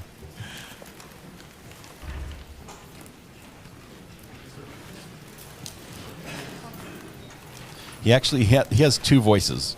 He uses a high voice sometimes when he's telling a story, and sometimes I'll say to him, talk normally, and then it changes down lower, and he's a lot calmer. This was his higher voice, but the thumb looks good. It doesn't even look bad on the outside.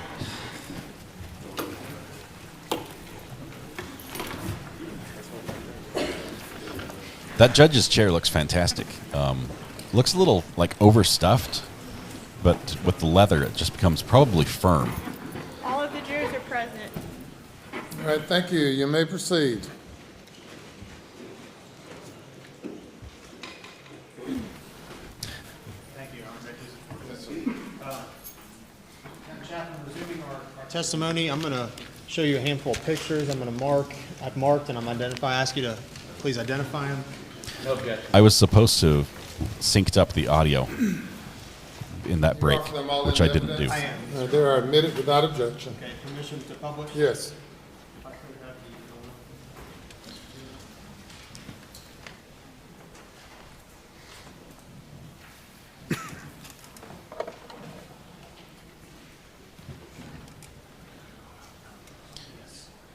Okay, they just switched cameras so that we can't see. Your Honor, I think we already established that the drone footage has been placed into evidence, and I would request permission to play that first, Okay. and then I'll go to the... So Sorry. the box fort's been taken down, so everyone behind in the gallery can see what's on the screen. Let's see if we get a feed. This is going to be the true test. Earlier, you did describe the process of what you did with the drones. I don't think we're going to see Why it. you would surveil the area. Took pictures with our drone just to give an overall. Some of the agents have different job descriptions that day. Some of my personnel had different job descriptions that day. In order to have something as a reference point to go back and work with later, we took the department-issued drone and took a couple aerial videos so that we could use them for reference later.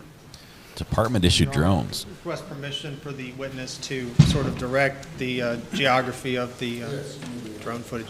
If you would, please step down. Sure. And if you could identify for the jurors as the video is played what we're actually looking at. I haven't heard that audio. I'll love to listen to that. If somebody has the link, if they can send it to the burner phone, I'll check it afterwards. What we see is the main house, the Murdaugh residence. I'm going to crank up the audio here. And left of that structure with between the trees would be the main driveway that comes out. all right. If you could identify that on the video, the driveway that you're referring to. Show you here, then I'll walk up. Yes, sir. So this would be the main structure and the main driveway that comes out from it with the trees. Lindsay, I'd Ladies love and to see gentlemen, that as the well. main structure, Thank you very a much. You residential sent me some structure, great stuff. I appreciate you. the main driveway that comes away from it with the trees. All right, and now looking down the road a bit, Captain Chapman, this road that veers to the left or turns left, what is that road? So that would have been the route that was described by Mr. Murdaugh as how he left his residence and came to the dog kennels, coming up the road with the planted trees, making a left here, ladies and gentlemen, there.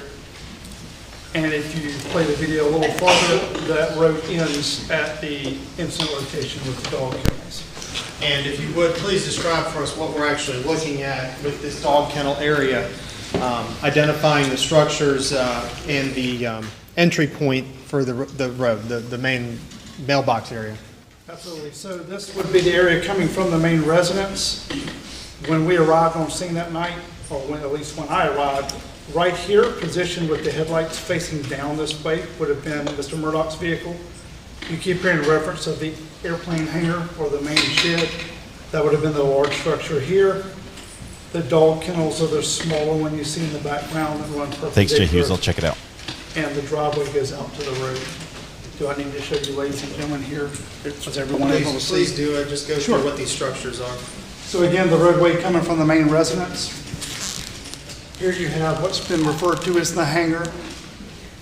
Mr. Murdaugh's vehicle is parked in this general area here with the headlight shining down this direction. He's acting like he's never seen this footage before. Dog kennels. This is the large grass area that we were referring to when we're talking about the tire impressions in the dew. And this is a separate structure that sits off to the side.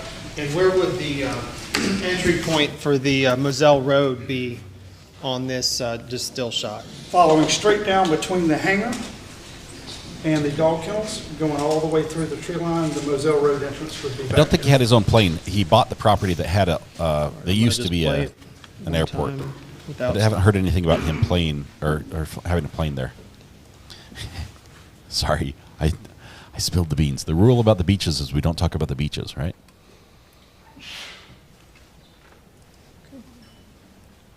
I'll check that out, All Tag. right, thank you, Captain Chapman. I'm going to 10-4 Buster. I'm going to listen to that line. drone video. Maybe we'll make an audio clip. If you would, please, please tell us what we're looking at from this perspective right now. A door. So this pretty would sure be that's a the door. back portion of the airplane hangar. The driveway, the vehicles at the bottom of the screen. This driveway goes back around and connects back to Moselle Road. And is this the hangar that you were referencing? This is the airplane hangar as we've been referring to it. What is this structure on the top side of this image in the far back? I believe that was a cleaning shed, for a processing shed for animals. I'm going to pause this for 2.5 seconds. You're going to process a deer that you killed and had like a walk-in freezer. 1, 2, 3. There we go. Sinks, floor with drain in it. Almost there. Just another half second and we'll be synced up. Okay. Just had to match these two up. It was just getting a little confusing. But now I can do this, and they happen at the same time. What we're looking at from this perspective. It's my OCD for sure, but Certainly. So if you came in the Moselle entrance, which was the entrance that we were dispatched to, the 4147, and you turned by the mailbox off of Moselle Road and you came in the dirt driveway, you would be coming up between the two structures. You have your airport or airplane hangar on your right with the red tin roof, the dog kennel on your left. That was the vehicle that Mr. Murdaugh was driving when, at least he said he was driving when I arrived on scene. At the time, the flashers were flat. I believe they actually still are in the drone video. The hazard lights are on all the way back from where dispatch initially advised him to cut them on for arrival. The large shed in the background out there is just simply another tractor shed. And Captain Chapman, would you identify where the body of Paul Murdaugh was located when you arrived on Yes, sir. this picture? So the dog kennels on the left of your screen, ladies and gentlemen, if you were to look towards the end of that structure, right where the gravel and the roof line are, and then step back approximately 5-6 feet. That would have been the location of Paul's body. And where would Maggie's body have been located? And Maggie's body would have been just beyond the roof line of the red airplane hangar on the side closest to the Suburban. The trajectory of the vehicle that Mr. Murdaugh was operating and actually left parked there, where would his headlights have been directed to? As it sits now, which I believe is the same it was when I arrived on scene, the headlights were pointed on Paul's body. And this structure just past the white roof, which is identified as the kennels, what's that run structure there? I believe that was like a chicken coop or a chicken pen.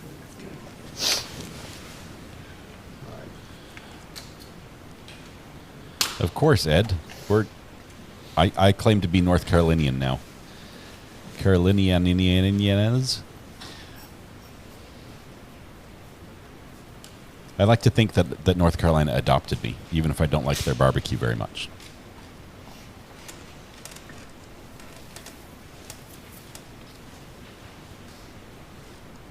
Sharon, I'm limited to 6 pictures in pictures. That's the most I can do with that. But the next picture in picture would make well, as soon as I have more than 4, I can't do text on the screen. Let's put it that way. You mentioned before when we were talking about the tire tracks that you noticed in the dew of the grass that you were trying to identify the location of those tracks. As part of your investigation in conjunction with Detective Rutland, did you identify this black truck that we see pictured here? We did. Was the black truck, did any of the tracks line up to that black truck? No, sir. That's what got us back to that location looking at the tire impressions, was that we were trying to determine if that was the vehicle we believe that Paul may have driven to the kennels. And did you check the truck to see if it was physically warm to the touch or had been turned on? It was not. Okay, so how did they get to the kennels? Did they walk down? About what we heard from Paul, or from Alex, that it was about 100 yards. Pausing here, Captain Chapman, the kennel run, I think you already identified. Is that the structure with the white roof? I'm adding Alex's face on there, if that's all right. The silverish white roof in the background on this image. And the feed room located where Paul actually was sort of straddled, where would that feed room be in this image? Ed, you're going to get You me in look trouble. at the right corner of that building, and you can see the white frame door just above the red roof. I love salsa, Lindsay. That would be the area I love of salsa. the feed room. I actually make my own. With board's permission, I'd I'll have ask to share the a recipe witness for to a identify fresh that garden on the salsa screen, that if you I make. would. Thank you, Your Honor. Ladies and gentlemen, this would have been the area of the feed room here. This would have been the area of the feed room here. And while you're there, Captain Chapman, would you please identify in this angle where Maggie Murdaugh would have been located? Yes, sir. Maggie was in this area here. Here.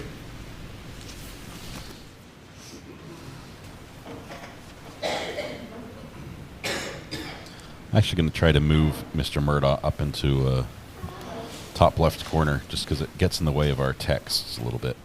So we'll just slide him up here, if that's all right. Oh, no, he's got to be over here.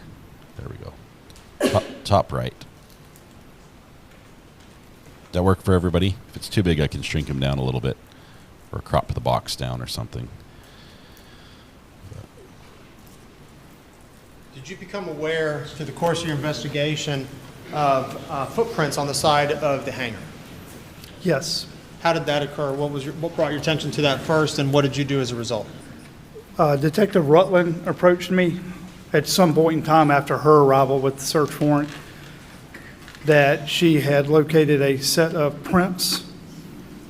The prints appeared to be a flat style print, like a flip-flop or a sandal of some type. 6 kids. And that they were to the left of this hangar door, in the dirt underneath the left lean-to of the hangar. And if you mean to the left of the door, in the image, do you identify an orange lawnmower there? That's correct, in between that mower and the wall. If you would, describe what you did and what you and Detective Rutland decided to do to examine these footprints. She came over and alerted me to the presence of the footprints or shoe impressions. I went over with her. We started at the side of the hangar here that you see in the image by the orange mower. At that particular point, you could only see those sets of tracks or shoe impressions in the dirt. We then walked around the other side, and you could see that they were also on the other side of the hangar, the far side of that structure. So then we made the decision to walk a line off of those tracks from one end to the other to ensure that there was no evidence of firearms, blood, anything underneath that hangar along those shoe impressions, which we did not locate anything but the single set of shoe impressions. And they appear to go from one end of the hangar to the other, turn around and come back. I'm going to show you what's been entered into evidence as State's Exhibit 193. Are you familiar with that location? Yes, sir. Is that a still image of the area between the hangar and that lawnmower? It is, sir. And is that the location where you noticed the treads, the footprints? It is, sir. All right. I'm handing you what's been marked as State's Exhibit 194. Could you please describe what you see in that picture? This is a picture of the footprints along the edge of the hangar structure. I'm handing you what's been marked and entered into evidence as State's Exhibit 195. Please describe what you see in that picture. Give me a minute. I'll get Again, the camera sorted out. another photograph depicting the shoe impressions along the edge of the And wall. those are the shoe impressions that you personally viewed on scene at Murdaugh. Yes, sir. I'm also handing you what's been entered into evidence as State's Exhibit 200. Are you familiar with what that is a picture of? These are the shoes that were on Miss Maggie at the time. I believe they're crime scene or autopsy photos from afterwards.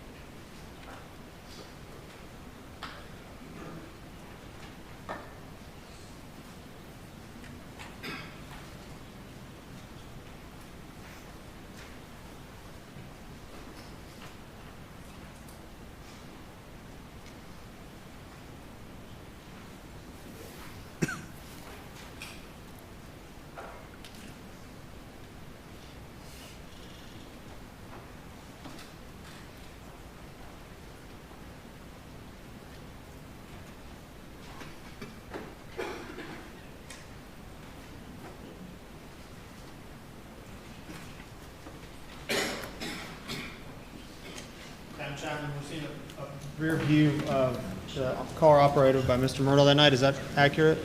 Yes, sir. And are those headlines directly aligned with where Paul's body would have been laid? Yes, sir. And from this perspective, where was Maggie's body located?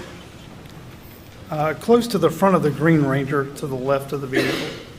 And from which direction did Mr. Murdaugh indicate he drove to the scene from? Which direction would that have come from? Bottom right-hand corner of the picture that you're seeing now.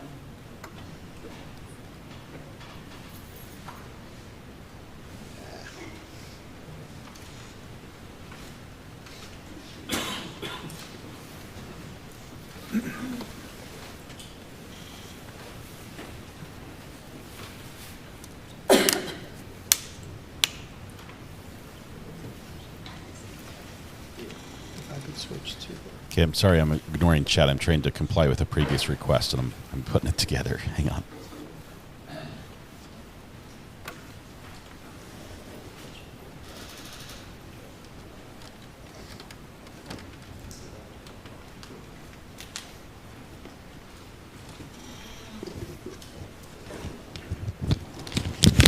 Captain Chapman, I'm just asking you to identify just very quickly, these are stills from the video feed. What does that show? That's the dirt road between the hangar and the dog kennels. Okay, that would be State's Exhibit 192. This is State's Exhibit 191. And what does that show? That's the, like we said, a cleaning shed, processing shed for animals, had a walk-in freezer, floor with a drain in it. I'm showing you State's Exhibit 190. What is that image of? Looks like the area, the first two kennels closest to the Does that reflect the two kennels with the two dogs on either side closest to the feed room? closest to the feed room. Okay.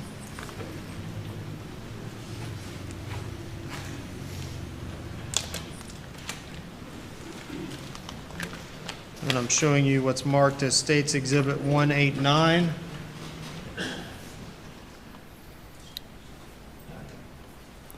That's the, And is that another close-up of the water? that's from the scene? close up of the water just outside the feed room.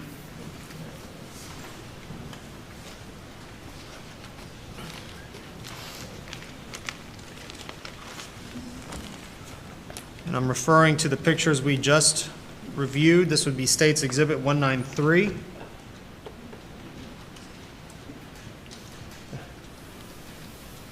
Is that where you physically walked with Detective Rutland? It is, sir. And to be clear, when you observed the footsteps in the sand there, were they the only footsteps present? There was only one style of shoe impression when we first observed that went from one side of the hangar to the other and back. And it was that smooth style shoe impression. And you say there and back, does that mean the footprints to you indicated they had walked one direction and then walked the opposite direction back? Is that what you're referring to? Yes, sir. We weren't able to tell at which side they entered initially, but they walked completely from one side of the hangar all the way underneath the lean-to the other side of the hangar, or turn around and come back. I'm now showing you what's been marked as State's Exhibit 194. Describe the types of treads we're seeing in this picture, if you could. Certainly. If you remember, I stated earlier that after locating the shoe impressions, Detective Rutland let me know that the impressions were there. I went over, we checked both sides and realized that they ran what we could tell with a flashlight from one side to the other. So we made the decision to walk straight through, keeping the shoe impressions that we were concerned about in between ourselves and the wall of the hangar structure, never crossing those actual shoe impressions. We went from one end to the other just to see if they were joined by any other shoe impressions, if there was any blood, if there were any weapons, so forth. We made one trip down and back, and we did not locate anything. And I'm now showing you what's been marked as State's Exhibit 195. Would that be a close-up of these impressions that you observed? It is, sir. And specifically, the items in the middle with the flat tread, would those be the footprints that you noticed that night? Those were the ones initially identified by Detective Rutland and pointed out to myself. The ones with the shoe impressions with the actual designs that would be left of those in this photograph, those are myself and Detective Rutland.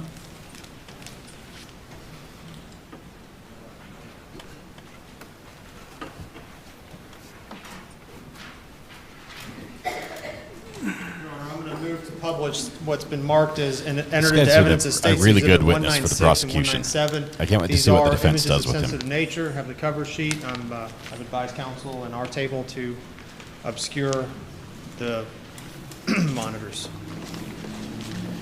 Go more things we can't see. Showing you what's been marked and entered into evidence as State's Exhibit 196. Are you familiar with what this is an image of? Yes, sir. What does this show? That's the lower portion of victim Maggie's body. And specifically referring to the lower portion of her body, but her footwear. Are these the footwear that you observed on her that evening? Those are they appear to be an accurate reflection of what she was wearing the night I was there. Were you able to compare those, the general size and shape of those foot treads to the ones that you personally observed on the side of that hangar? General impression, they are similar in nature and design and size. There were no measurements physically taken by myself or Detective Rutland. Thank you.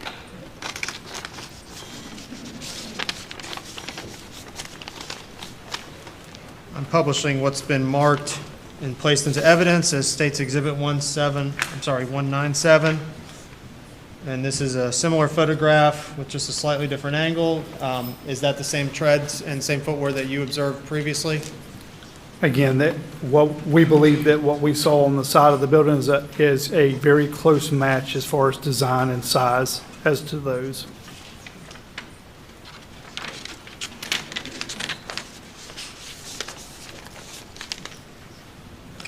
I'm showing you now what's been marked and placed into evidence as State's Exhibit 200.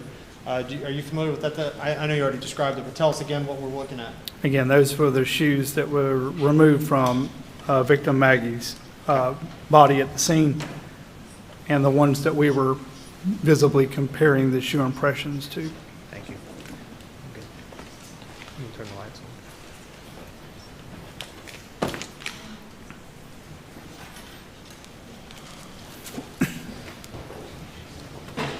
on. Let's see.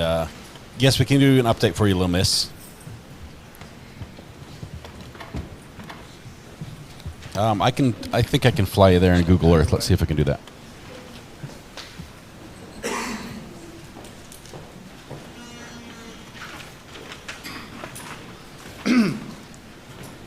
Did you at one point have a be on the lookout or a bolo placed on any in particular vehicle that night?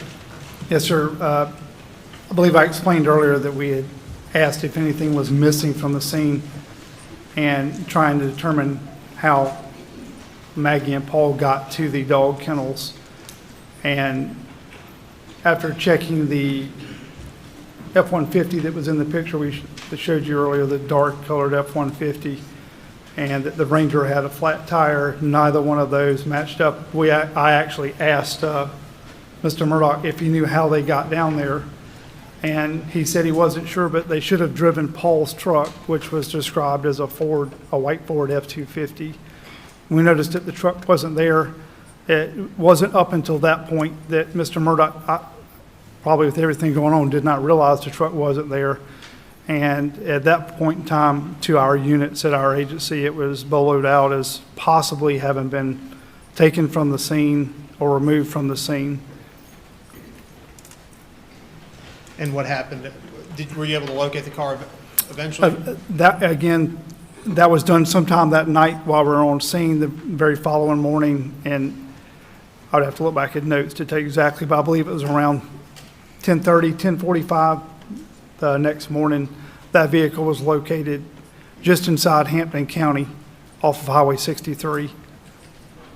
Captain Chapman, referring back to the tire tracks, I know you spent some effort trying to identify the source and origin of those tire tracks. When you were attempting to investigate those tire tracks with Detective Rutland, did you have a chance to then observe Mr. Murdaugh's demeanor?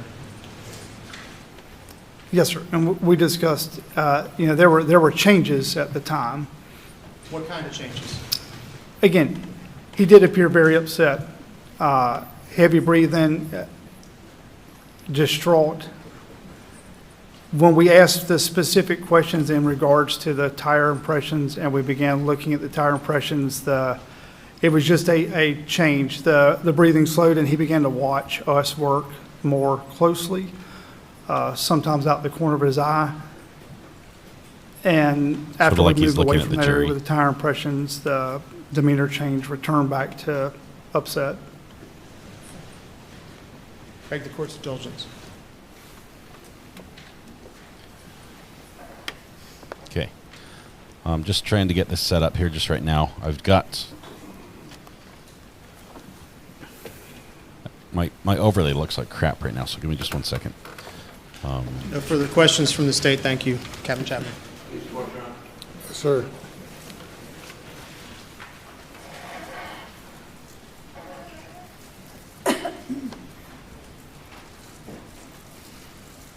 That's not it. Sorry, give me 1 second here.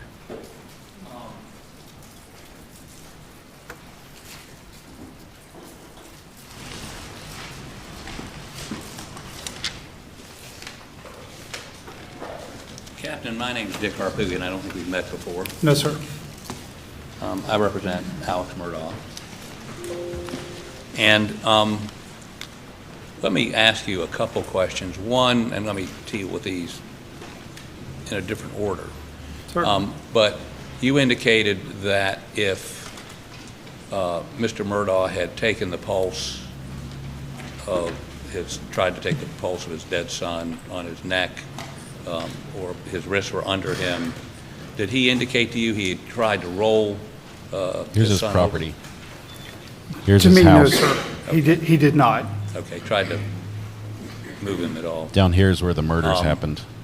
Secondly, It's the airplane hangar. if he did get blood on his fingers or hands, were you aware that there was blood found on his shorts? I was not, sir. Again, I was asked only about my visible observations and just did not see anything at the time. Right, nothing on his shirt that No, would sir. indicate. Okay. And I was unaware that anything was found. But you're not saying that you didn't see anything that would confirm, but he didn't smear That's blood on correct. himself? Right. That is correct. But you're not saying that you have evidence he didn't try to check the pulse of his dead son? I am not. No, sir. Okay.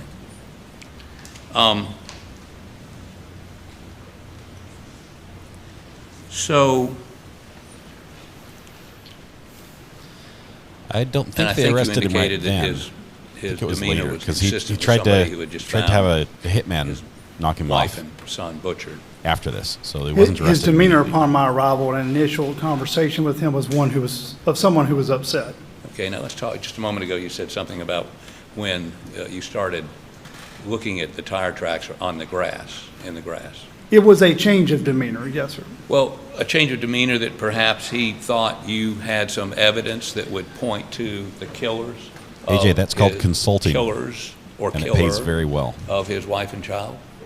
Are you asking me if that was the change? Was the demeanor consistent with that? It was simply a change in demeanor. Right. And could it be? Yes. Sure, it absolutely could be. It was just a noted change in demeanor. His interest Exactly. perked up. Right. Yes, sir. You were over there looking at tire tracks, and perhaps you had discovered a different car or a different tire track, and did you follow all those tire tracks? We attempted to follow out everything we could. As I mentioned earlier, it was just impressions, dew impressions, wet impressions, not actual tracks. Did you take pictures? By the time that we did that, the rain started and SLED's crime scene was arrived. Again, we were rushing against the weather. The images, I believe we discussed earlier, were the only ones captured by body cam. Right. And it's the body cam is not.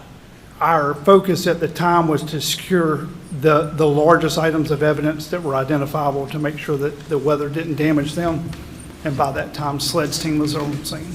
Okay, and now there was two other sets of tracks, one of them coming out of the shed. And I believe your notes indicate that was the caretaker or the caretakers. Now, was that the caretaker that took care of the dogs or somebody else? There was a set of tire tracks. Is this the or caretaker that impressions died in went through suspicious the circumstances? dirt underneath the hangar, Right. lean-to. Initially, we didn't know whose they were, what vehicle had left those tracks. In the drone footage, you can actually see the agent still processing those.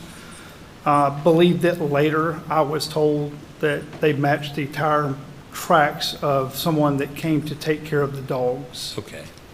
Now, we heard from the fire chief a little while ago. Were you here in the courtroom when he No, testified? sir, I was not. Okay. He indicated that The hitman's there were, charged in this. on the road that led out to the Curtis Moselle Edward Highway. Smith. You know where I'm talking about? Yes, sir. Assisted suicide, insurance fraud, several other counts. Charged in September 4th.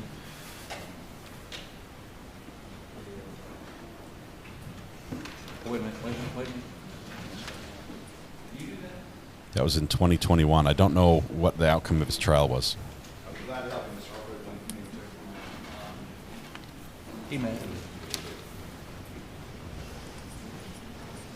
Overview of the house and kennel. What now? Overview of the house and kennel. I think I like this. Well, no, go ahead and give me the first one. It may be in there.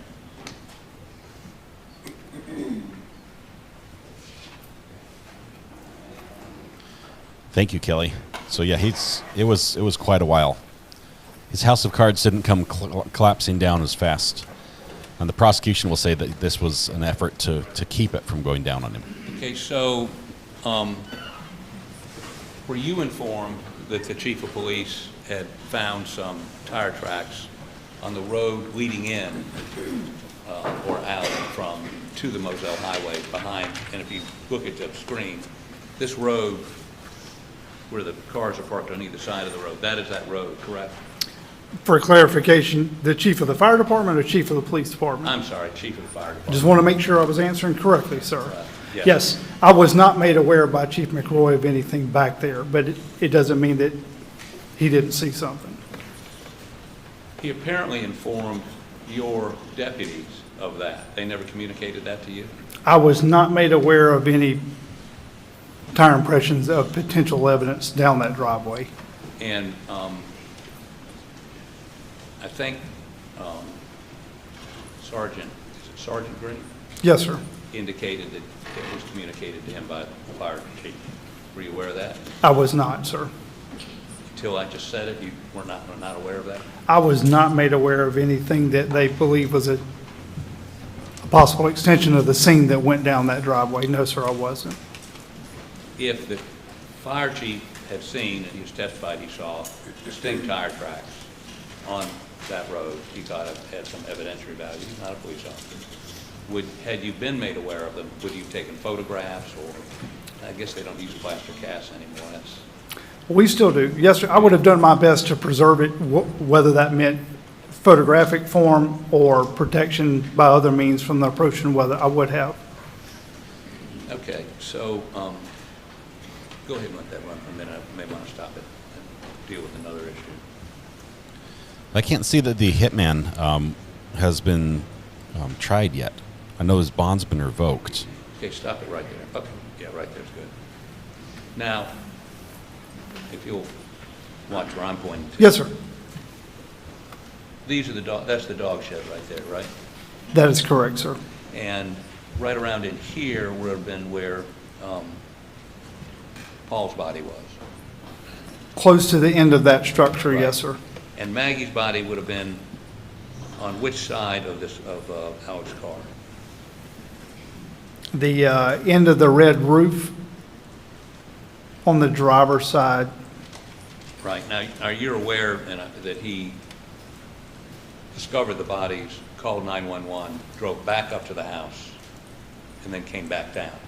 From listening to his statement and from the 911 call, I was aware of it. And yes, he went and got a shotgun, came back. Yes, sir. And the shotgun was there, which sort of corroborates. The hitman was hired to kill Alex. I was made aware of that, yes, sir. That Sergeant Green took the shotgun from him upon his arrival and secured it. He was hired to kill himself. You can also hear the seatbelt to kill going him. on as he drives away. He was staging his own suicide. You can hear that in the background of the 911 call. Right. So this is where he came back, not necessarily when he pulled up to begin with, correct? My understanding that is the way the vehicle was when he returned. And the initial officers arrived on scene. Right. So you don't know where the car was positioned. We first came down and discovered Maggie's body and Paul's body, correct? My knowledge to it would be limited to his description of having taken a very similar route back to the house. Right. But close but not exact. Yes, sir. Now, what is this green hedge or whatever? That would be a green hedge. If I'm not mistaken, it was a grapevine, but the structure on the other side of it, a chicken coop. Okay. And do you remember how tall that grapevine was? I don't know exactly, but looking at the image, it's fairly tall. 10 feet? I would say at least. At least. Now, if you were at the house, looking down this way, there's some pine trees between this area and the house? There are, sir. And then there's, if you're trying to look at the at the dog pens, there's obviously a 10-foot at least, what'd you call it? The kennels, No, the Grapevine. vine. grapevines? Grapevine, Yes, sir. 10 feet I tall. don't think it's his cousin. I think it's a former client. So you could not see from the house, the dog kennel, because of the pine trees and the grapevine, correct? I would venture to say you could not see the position of Paul or Maggie's body from the house At night, at night. right. And Like this- it this wasn't is not his a real well-lit cousin. area I think down his there, is like nickname was Cousin Eddie. I don't recall it being extremely well lit, no, sir. There was some artificial light, but I wouldn't call it extremely well lit. it? Okay. He is on the witness So- list, by the way.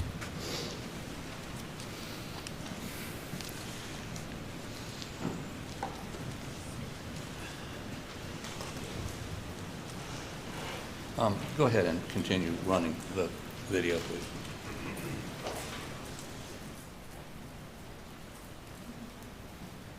And this was on the next morning? Yes, sir. Okay. Keep going. Yeah, the nickname Cousin Eddie, but it's not actually his cousin Eddie.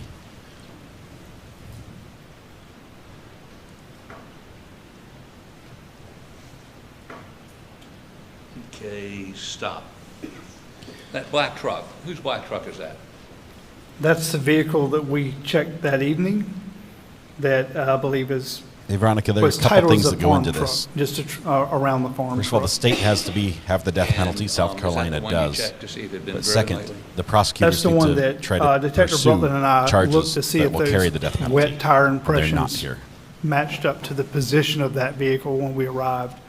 Those particular impressions did not, and the vehicle was not warm to the touch. Okay, but that would have been the previous night?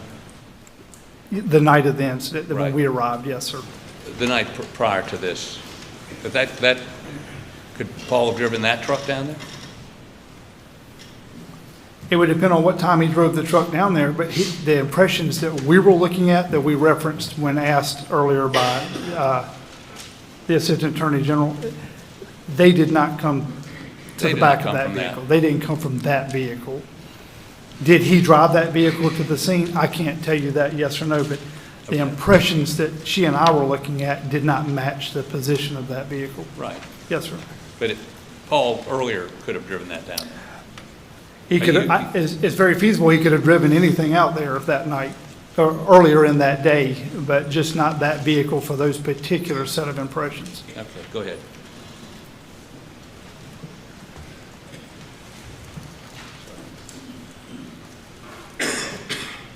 Okay.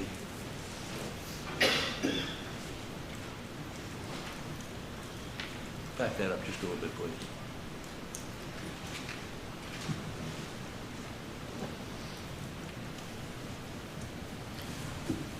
Back it up a little bit more.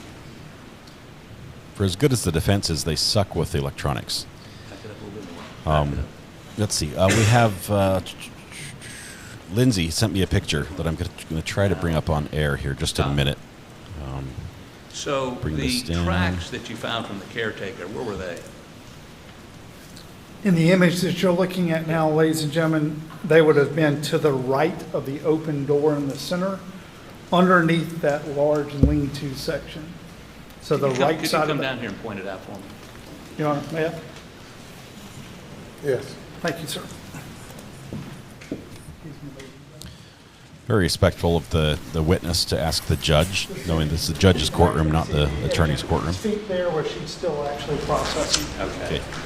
Were there any other We're going to keep tire the tracks? audio from this, but we're going to show you the picture Any of the other family. tire This is tracks? from, Go ahead and take it. Thank you, sir.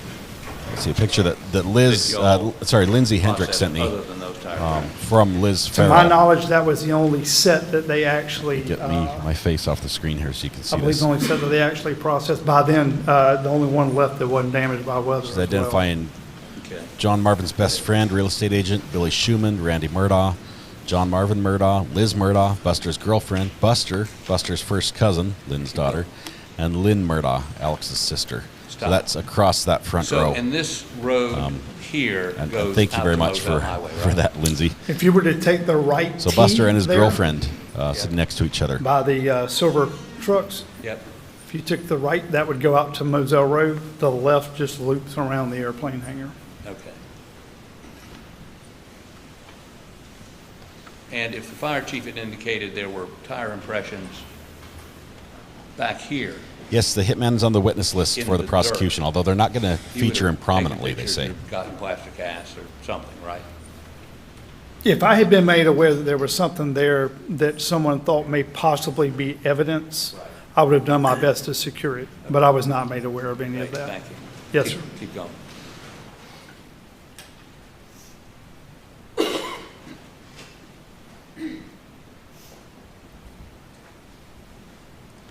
They didn't. They just had like tire impressions on the grass. It wasn't in the dirt, so this was just places where the grass had been smushed flat. It wasn't something they could take an impression of, apparently. But it's too bad because we'd love to have a tire in evidence again.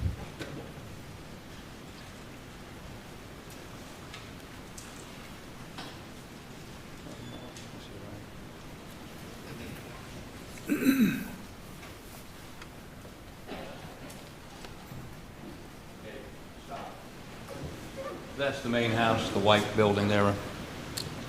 Yes, sir. The Murdaugh residence. That's one of the theories, Sharon. Well, that's running. You would come down that driveway, take a left at that road, stop. And that if you kept going straight, you'd hit the Moselle Highway, right? If you continued straight out the driveway with the planted trees on either side, that would be a separate entrance from the farm entrance. Right. It would have been the main entrance to the residence itself off of Moselle Road. Right, Ivan, the they're main probably going to be entrance done to here the as soon as residence. this That's correct. If you're going to crosses the down. residence, you'd come in that entrance. That is If correct. you're going down to the dog pens, that area, the farm area, you take the entrance with the I would assume so. the post office box on it. Okay, go ahead. And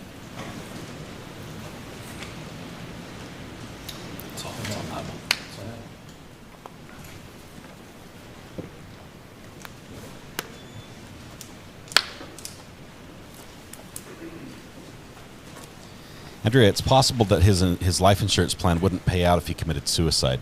Possibly there's a lot of times there's a waiting period before the policy will pay out for suicide. But if he's killed, let me it would have paid out. ask So you that's a why few more people questions. think that.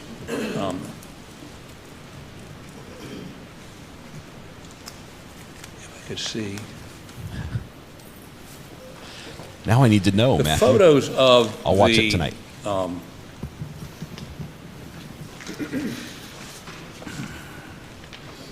The photos of the footwear, I think the flip-flops or whatever. In one of your reports, you describe that as Iris it looked to down you a like little. someone had been pacing. Is that correct? I did describe it as pacing, I believe, Is that accurate? simply because it goes down, turns around, and comes back. It doesn't appear to veer off anywhere in between, and there's nothing. It doesn't start anywhere in particular. Anywhere in particular, it goes all the way across, turns around, and comes all the way back. Okay, and the pictures that, and I'm going to look at them here. Could I have those? The pictures that were put into evidence a moment ago. It's a tad blurry. The lights on, lights off thing is playing havoc with these cameras. They're pan tilt zoom. They're operated remotely. Right. And there's one guy out there who's trying to fix all the cameras at the same time. Okay. Here we go again. So the problem is they should leave it. They should turn off the auto change. Just leave us in the dark. That way when the lights come back on, it won't be all squampus. Where's the? Is that more? So there's two. No, let me see. Yeah, that's what I'm looking for.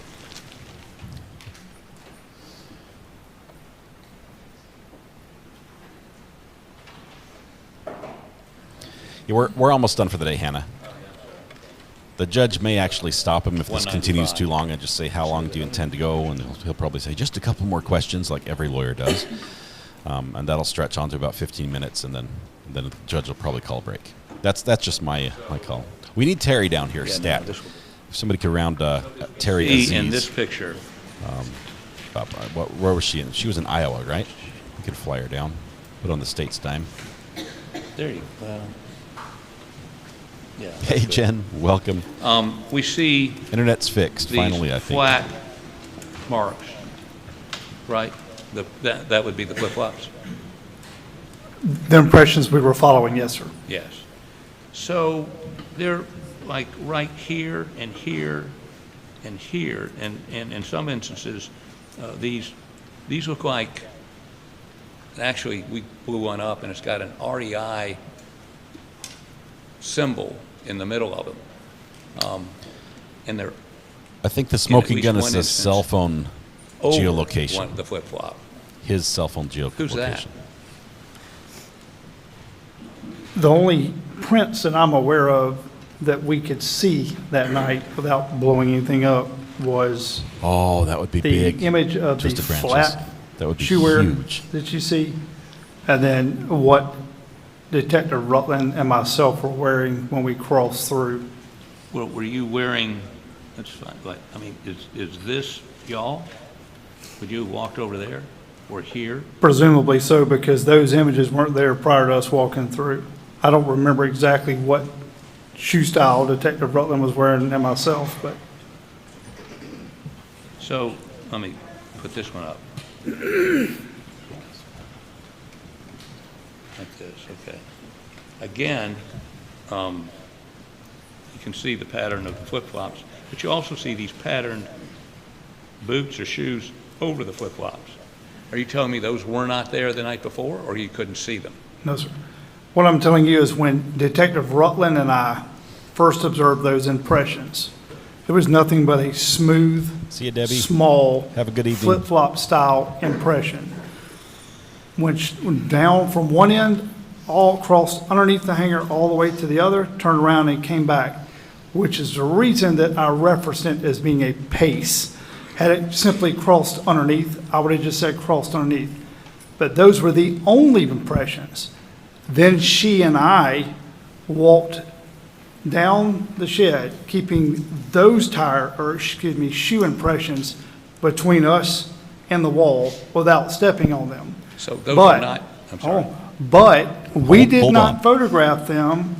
That information from that point was relayed to crime scene because we had not done any photographs at all at that point.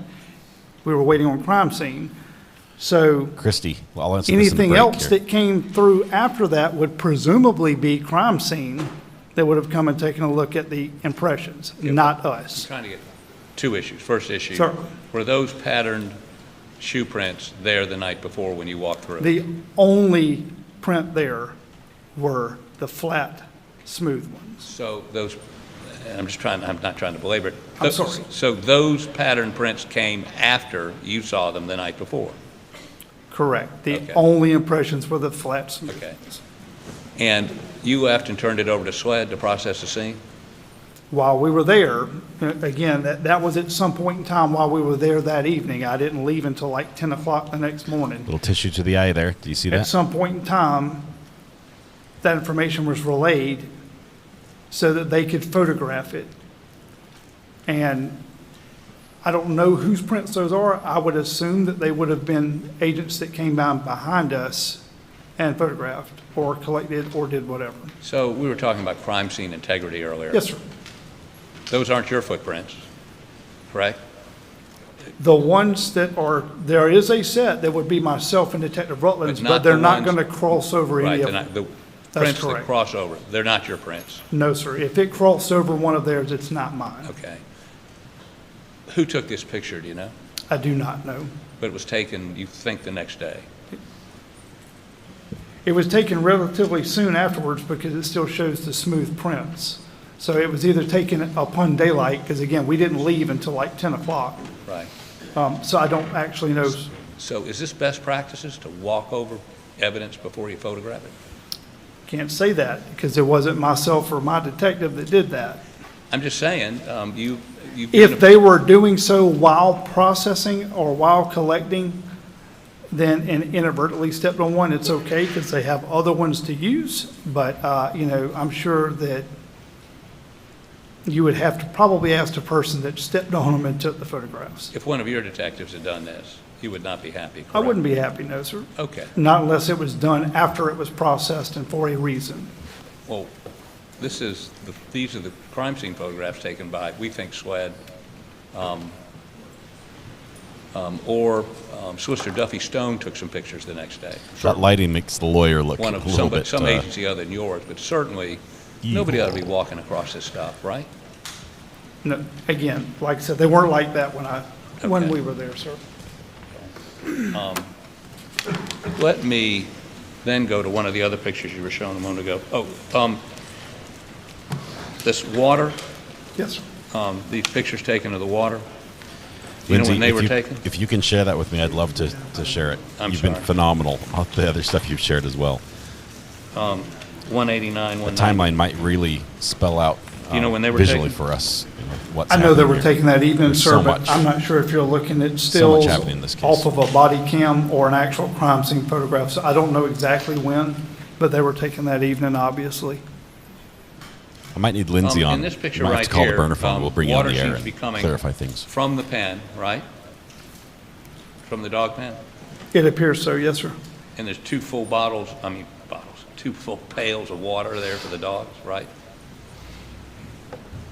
In the picture, absolutely. Okay. And then there's some additional water in, and this is 189, that I'm not quite sure where that is, but that's consistent with the water you saw that night, right? Yeah, the water that I saw that night, and it was captured very well on Sergeant Green's body-worn camera, came out of the first two kennels. Right. Traveled down a short distance and then over to where, at the time, Paul's body was laid. So the water that was around Paul came out of the kennels, correct? I don't know if that's where it came from, but it did come from that direction. And I did not see a hose or a jug or anything else, but it did tail from those first two kennels down to where Paul's body was. Okay. Now, let me, where's the body pictures? Oh, there you go. If you could partner this lawyer up with a great IT guy who could just run all the technical side of things, they could be an amazing team. But the way they fumble every time anything electronics involved, you really lose the momentum that he picks up with his. He's got that southern charm, but he's also, you can tell he's got an edge. He's quick. He's very sharp and alert. I'd like to see him with an assistant that can really make him shine. Okay, stop. No, it's word. Take it back down. Okay, a little bit more. Take it back down a little bit more. Okay, stop. This was introduced to show what shoes she had on, right? Previously, Yes. yes, sir, it was. Now, on the back of her leg, right here, did you that night look at that dirt? I did. Did you see a footwear impression, partial footwear impression in that dirt? I saw what could very well be a impression. As if somebody put their foot on the back of her leg. It was something out of mud that very well could have been a shoe impression. On the back of her leg. On the As if back they of her put leg. their foot on the back of her leg. Do you know what analysis, if any, was done by SLED or any other law enforcement agency to determine if that was a shoe impression, and if so, what kind of shoe? Do you know? I do not know, sir. Okay. Thank you. You can turn the lights on, and I'll turn, how do I turn this? Avert your eyes, guys. Here goes. Okay. Aziz, light.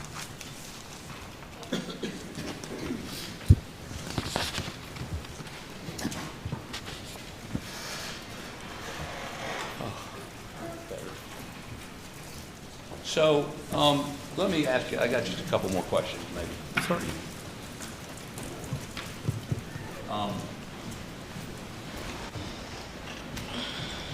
So,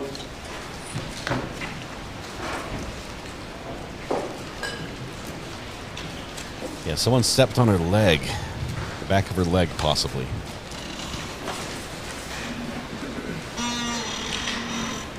The chair needs just a squirt of WD-40.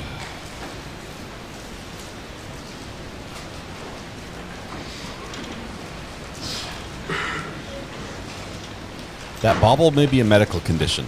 We do know he was shot in the head in his Okay, so when failed you suicide attempt. Hitman suicide left attempt. that night, or that early the next morning,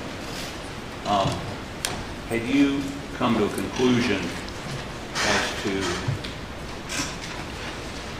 any suspect? Had I come, no, sir. Okay, are you aware that the next day, the next morning, that your department issued a statement that said, misquote, at this time, there is no danger to the public. If information is received that dictates otherwise, we immediately notify the public. Are you aware of that? The Colleton County Sheriff's Office issued that? Colleton County Sheriff's Department, yes. I'm unaware, no, sir. Let me hand this article up to you. Okay, so Idaho did the same thing. After the 4 college students were murdered, they're like, hey, there's no threat to the public. Familiar with anything council's referencing?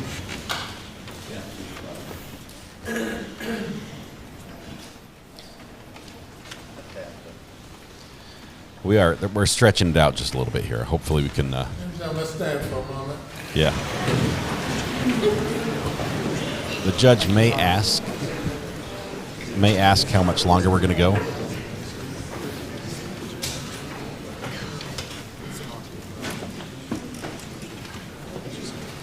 Yeah, Ginger, there's a lot to this. The Alex, the guy at the no tie right there in the center of the screen, he's the defendant. He's accused of shooting his son and his wife. He's also accused in a separate situation where he hired a client as a hitman to kill himself, to kill Alex. So the client was supposed to kill Alex in a bid to get an insurance payout for his son, so his son would have money. And then he's got about 106 other various financial crimes that he's charged with that add up to stealing millions and millions of dollars. So there's a lot of things going on. Also not included in this trial is any information about the death of his housekeeper, who fell down the stairs in their home on this property and died, and then he represented her estate in a wrongful death lawsuit and then kept all the money from the settlement. Media article, question posed was whether he was familiar with the statement made. He said no.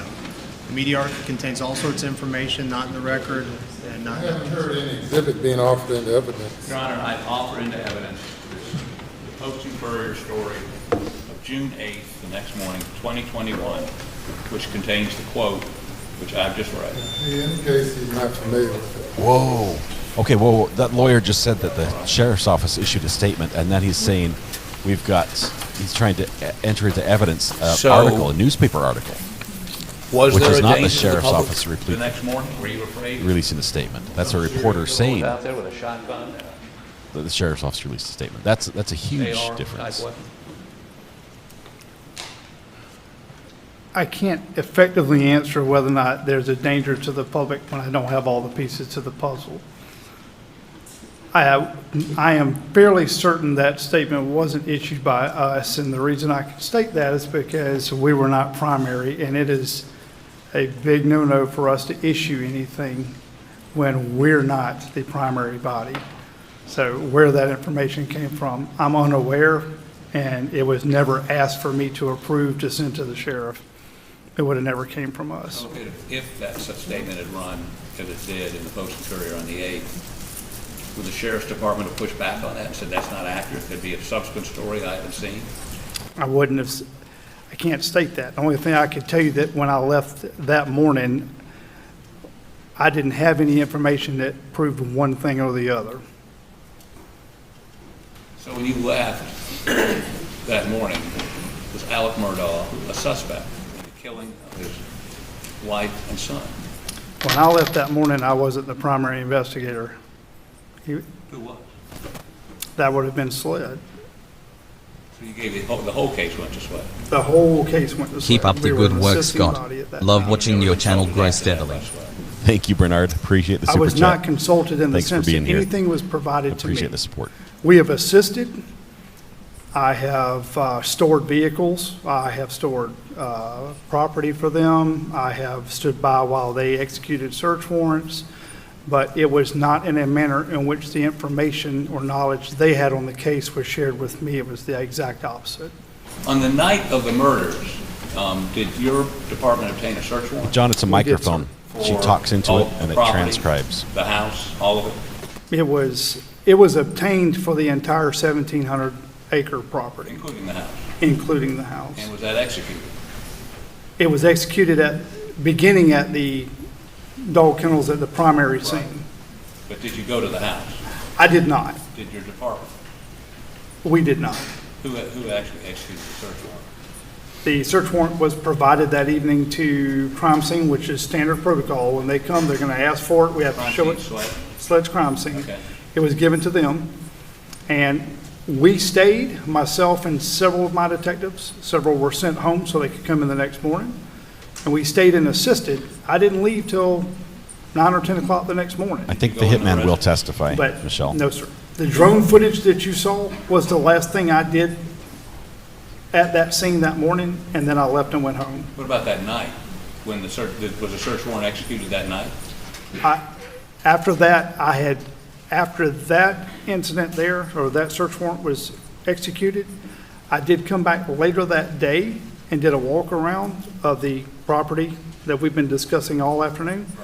I have never been to the main house. Never been in it?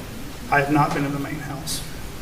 Not during this incident or any other incident. Did someone from your department go in the main house? Not that I'm aware of. It wouldn't have been, not as an investigator. Let's put that. None of my detectives went over there under my direction. So you gave the search warrant to SLED, the crime scene people? Yes, sir. That gave them the authority to go in the house, correct?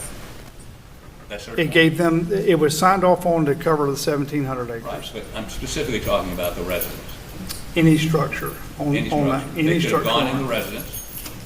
They could have taken all his clothes to check if they wanted, right? They could have. I don't know that they didn't. Well, we're going to talk about that later on. They could have, you're familiar with trace evidence, many cases where they check showers or the sinks to see if there's trace evidence of blood, right? Am I? Yes, sir. Yes. And do you know whether they did that or not? I do not, again.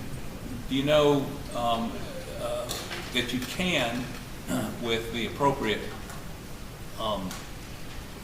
technology, look at microscopic evidence, see whether it be blood or tissue, or if somebody tried to wash something, you can actually still, in a washed piece of clothing, detect blood or detect tissue, even after it's been washed. You aware of that? Am I aware of that? Yes, I am. Do you know whether SLED did that? I do not, again. But they could have that night done all of those things under that search warrant. Presumably so, and I'm not saying they didn't. Again, Mr. Harper. Right, but they could have. I'm not saying they didn't. It's going to be a 3-week trial. Find out. Sure. But under the 3 search weeks, warrant Ivan. your department obtained, they had the authority to go in the house, any of the buildings, anywhere on that property, and look for guns, evidence of any sort of crime, evidence of, again, in the shower. The camera actually makes him look closer than he is. To answer your question, as long as they stayed within the scope of the actual warrant that was signed, I don't have the search warrant, and Detective Rutland is the one that actually got it. If they stay within the scope of that search warrant, and they're only searching inside that scope, they had the ability to search structures, vehicles, only 1,700 acres, as long as they're within the scope. We'll hear from Detective Rutland tomorrow. Yes, sir. And I'll ask her these questions. Thank you, sir. Having said that, Your Honor, I have no further questions. Okay, judge is going to call a break here. Any redirect? Very briefly, 15 minutes.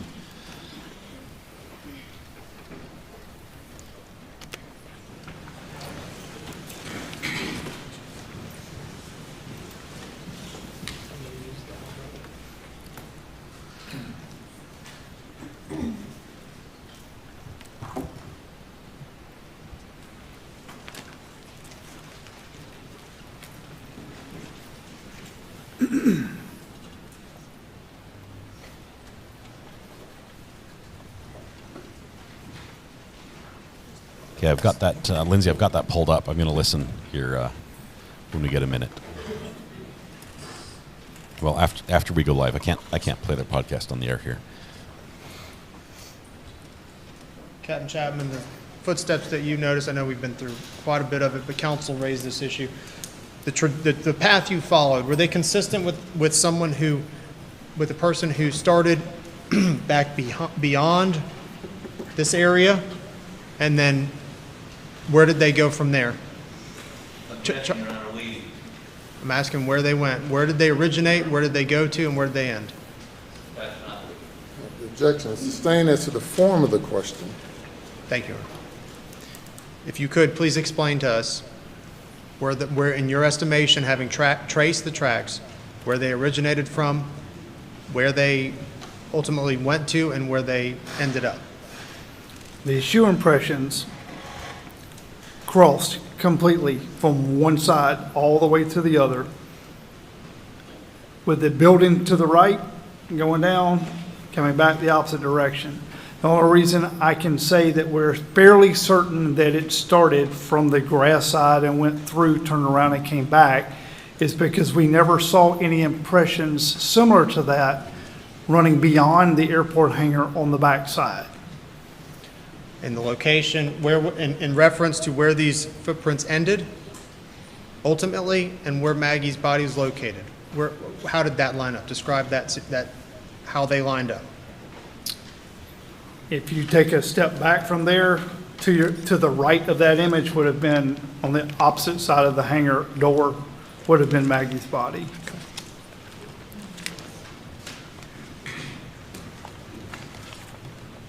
Referencing State's Exhibit 190.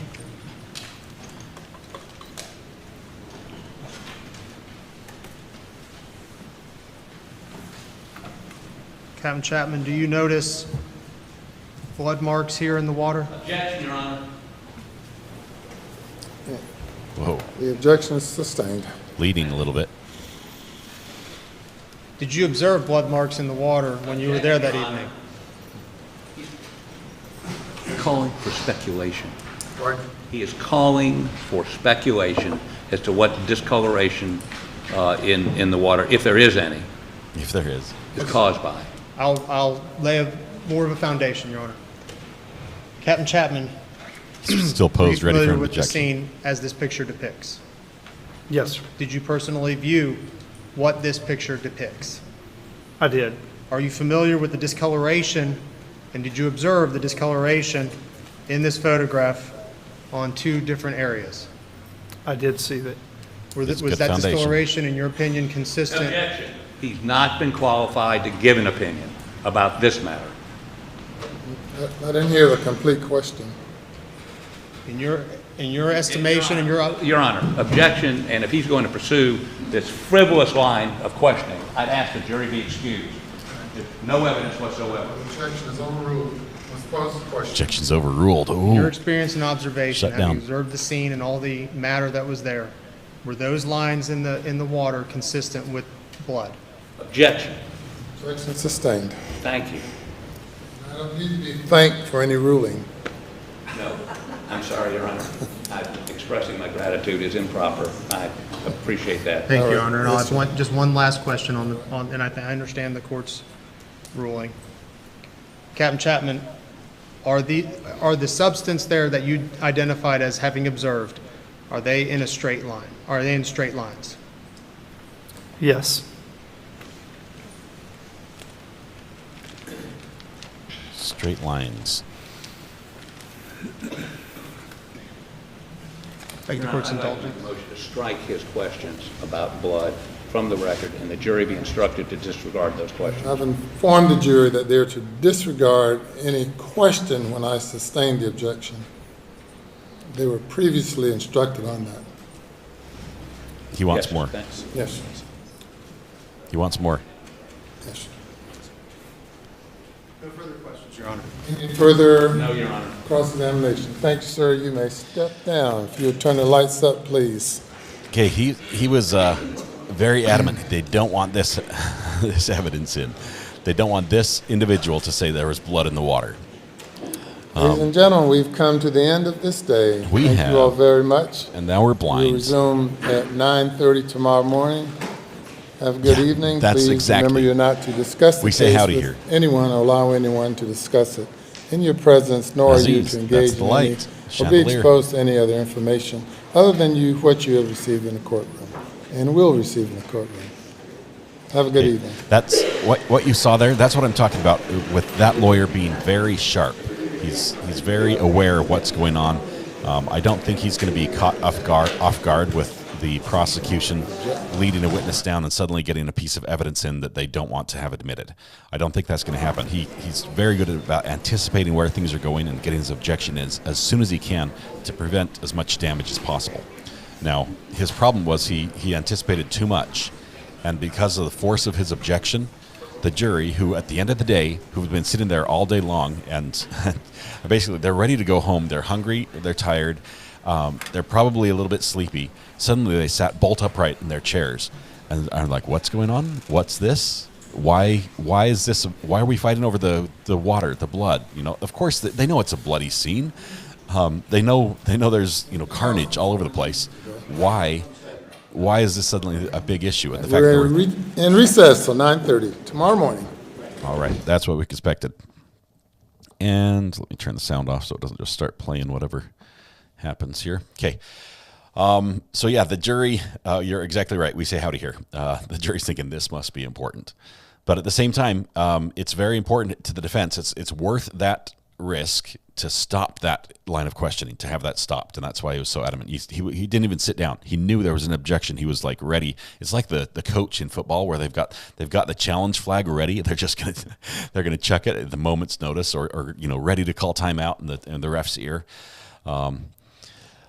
Let's see. He's trying to run the show and it's not funny. Yeah, he is a powerful individual in his daily life, in his political realm. And so he has to separate that from when he's in the courtroom, and it's really the judge's show. So yeah, the judge called him on it and said, no, you don't need to thank me for a ruling, because that puts an additional emphasis on like the other guy was bad type thing. But anyway, get mad at the day's end, Tactic 101. Arbitrary and capricious. That's why he's paid the big bucks. It's getting hot. Yes, I think we'll see more of that. You'll see a lot more of that. What was about the color in the water? Lindsay, it's blood in the water, and we don't know where it's leading. And as far as the importance of that, I don't recall from the opening statements of the prosecution the significance of that, but I do imagine that there being blood in the water would be detrimental to the theory that the defense is putting forward. So however that's going to fit in, we're going to have to watch and see where that becomes important. We'll probably see that materialize over the next, the coming weeks. At least the defense attorney was professional enough to apologize to the judge. Yeah, they are good guys. These are good lawyers. Why do the lawyers wander around so much? Twisted branches. Matthew Harris would probably be like, sit down, right? Matthew Harris is here in chat. He's a lawyer down in Texas, good friend of the program. Our favorite resident lawyer, as we like to call him. In Texas, they actually have to stay seated when they're questioning the witness, and they have to get permission to get up and move type of thing. Here, not so. It's standard for the attorneys to get up and walk and pace and sort of, roam a little bit as they're presenting and questioning. But it's just different from state to state. Hey, bud, how are you doing? How's your finger? Still hurts. Still hurts? Can you, open this? I can open that for you, yep. I think. Okay, if I fail this, I might have to revoke my man card. There we go. Pizzas for dinner sounds great. Yeah, this judge is good. He's not getting pushed around.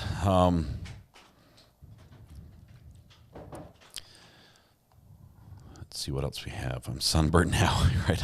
Got a second degree there from that overexposed picture. What water is he referring to, Grumpy Cat? I think it was water near the kennels, the standing water on a cement area. From what I've gathered, you've got to realize that everybody in the courtroom, forward of that bar from the gallery forward, is has been able to see the pictures, and they're talking about something they can see. So they're not explaining it as if they couldn't see it. We can't see it, so we're not getting the explanation. They're talking to people who are looking at it, and so we've got a little disconnect, and we sort of have to piece together what they're talking about.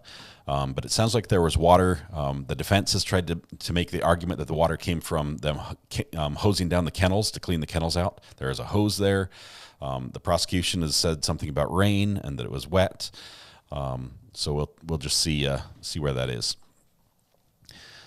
See, same happened in Jensen today. Little back and forth.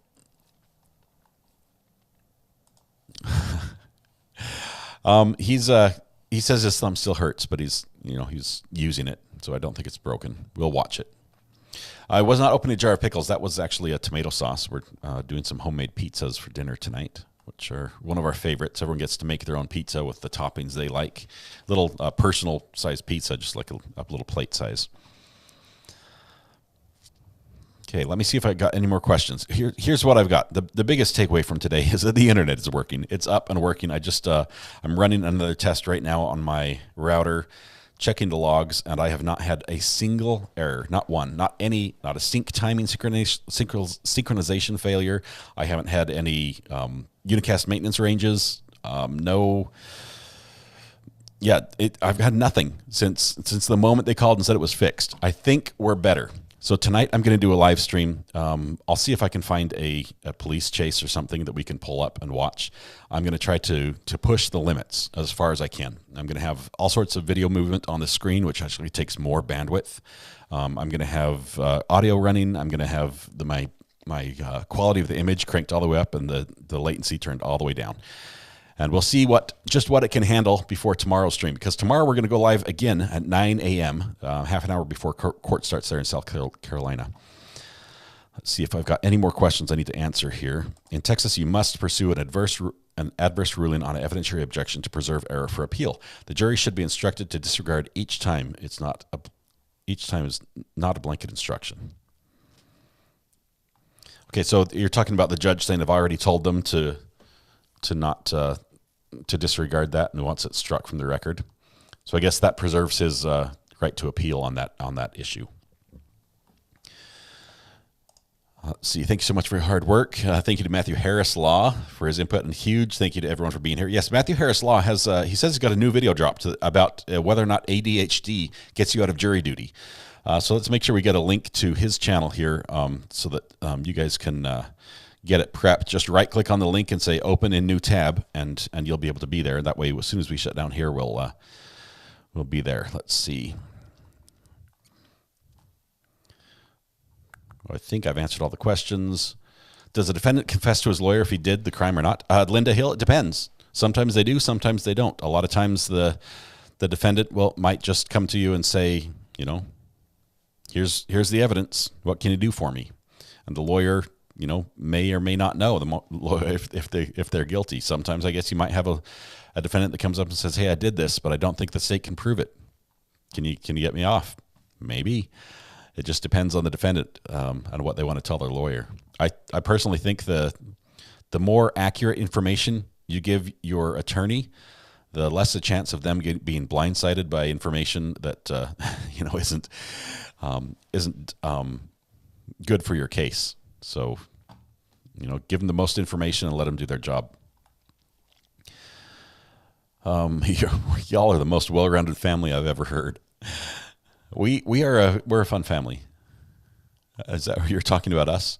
How old is your little, if you don't mind me asking? He's 7, Denise. He's my youngest. Okay, if you can't open the jar, run under hot water for a minute. Yeah, I take great pride in being able to open that jar, but I will admit that was a tough one. The 10-4 from Buster and Alex, Code Talk. Yeah, I'm going to listen for that on the jail call, Jay Hughes. I've got that queued up from the podcast. Hopefully we can listen to that. I can't listen to it together unless I can find a raw copy, but we'll see. Maybe I'll get an excerpt from it. I'm going to listen to those tonight. Let's see. Cross the fingers and toes, all the things that stream will stay healthy. I think we're good. I really think we are. I'm so excited. TR says, I wonder how Perry Mason would approach this case. He'd probably blow it wide open in the last minute and flip everything around when it looks like he was going to lose. ADD will come in as evidence, or recovery addict will come in as evidence. I don't know which one you're talking about on that one. Thank you, Mac. Appreciate it. Thanks for coming over. I think tomorrow I'm going to start advertising. I purpose on this stream I did not push out a new notification that we were going live, just because I wanted to be confident that was the quality was there. I appreciate you guys being here. I think we've passed the test. We'll do some more tonight, but that's good. Thanks, Not a Drama Llama. Thanks for being here. I don't have a podcast, Christy, although people have said I should export the audio of the video into a podcast form. There's some people who want to listen to that. I don't know a lot about that. So if you have a lot of expertise on making a podcast, I realize I have all the podcast equipment to do it. But as far as the actual process of making it a podcast and getting it published, let me know, and I consider doing that. See, the second episode specifically mentions how much Alex and his beef sticks, and explains gambling in jail. Mentions Alex, his beef sticks. Wow, weird. I'm gonna have to listen to that to see what that's about. More tricks for opening the jar. I got it, you guys. I got it. Did you hear the pop? It was very satisfying. Okay, I think I'm caught up. I want to see the Snapchat too. I think we're going to be let down. We're all hoping that it has his dad in it, and his dad's carrying the gun, right? That would be the smoking gun. The dad has the AR strapped to his shoulder and is carrying a shotgun. That would be the smoking gun that we want to see. But I don't think that's going to happen. I think it will just be him and his mom talking about a dead chicken, which is going to be it. See if the police pursuit. Yeah, I'm going to find one. If you see a good one that's happened in the last day or two that we can share, send it to me on the burner phone, and we'll share that tonight in a little quick stream, just a little fun one to test the interwebs and make sure it's working. I do have to go make my pizza. They don't make it themselves. But the good thing is I get to make it the way I like it, so it's going to be yummy. It's going to be good.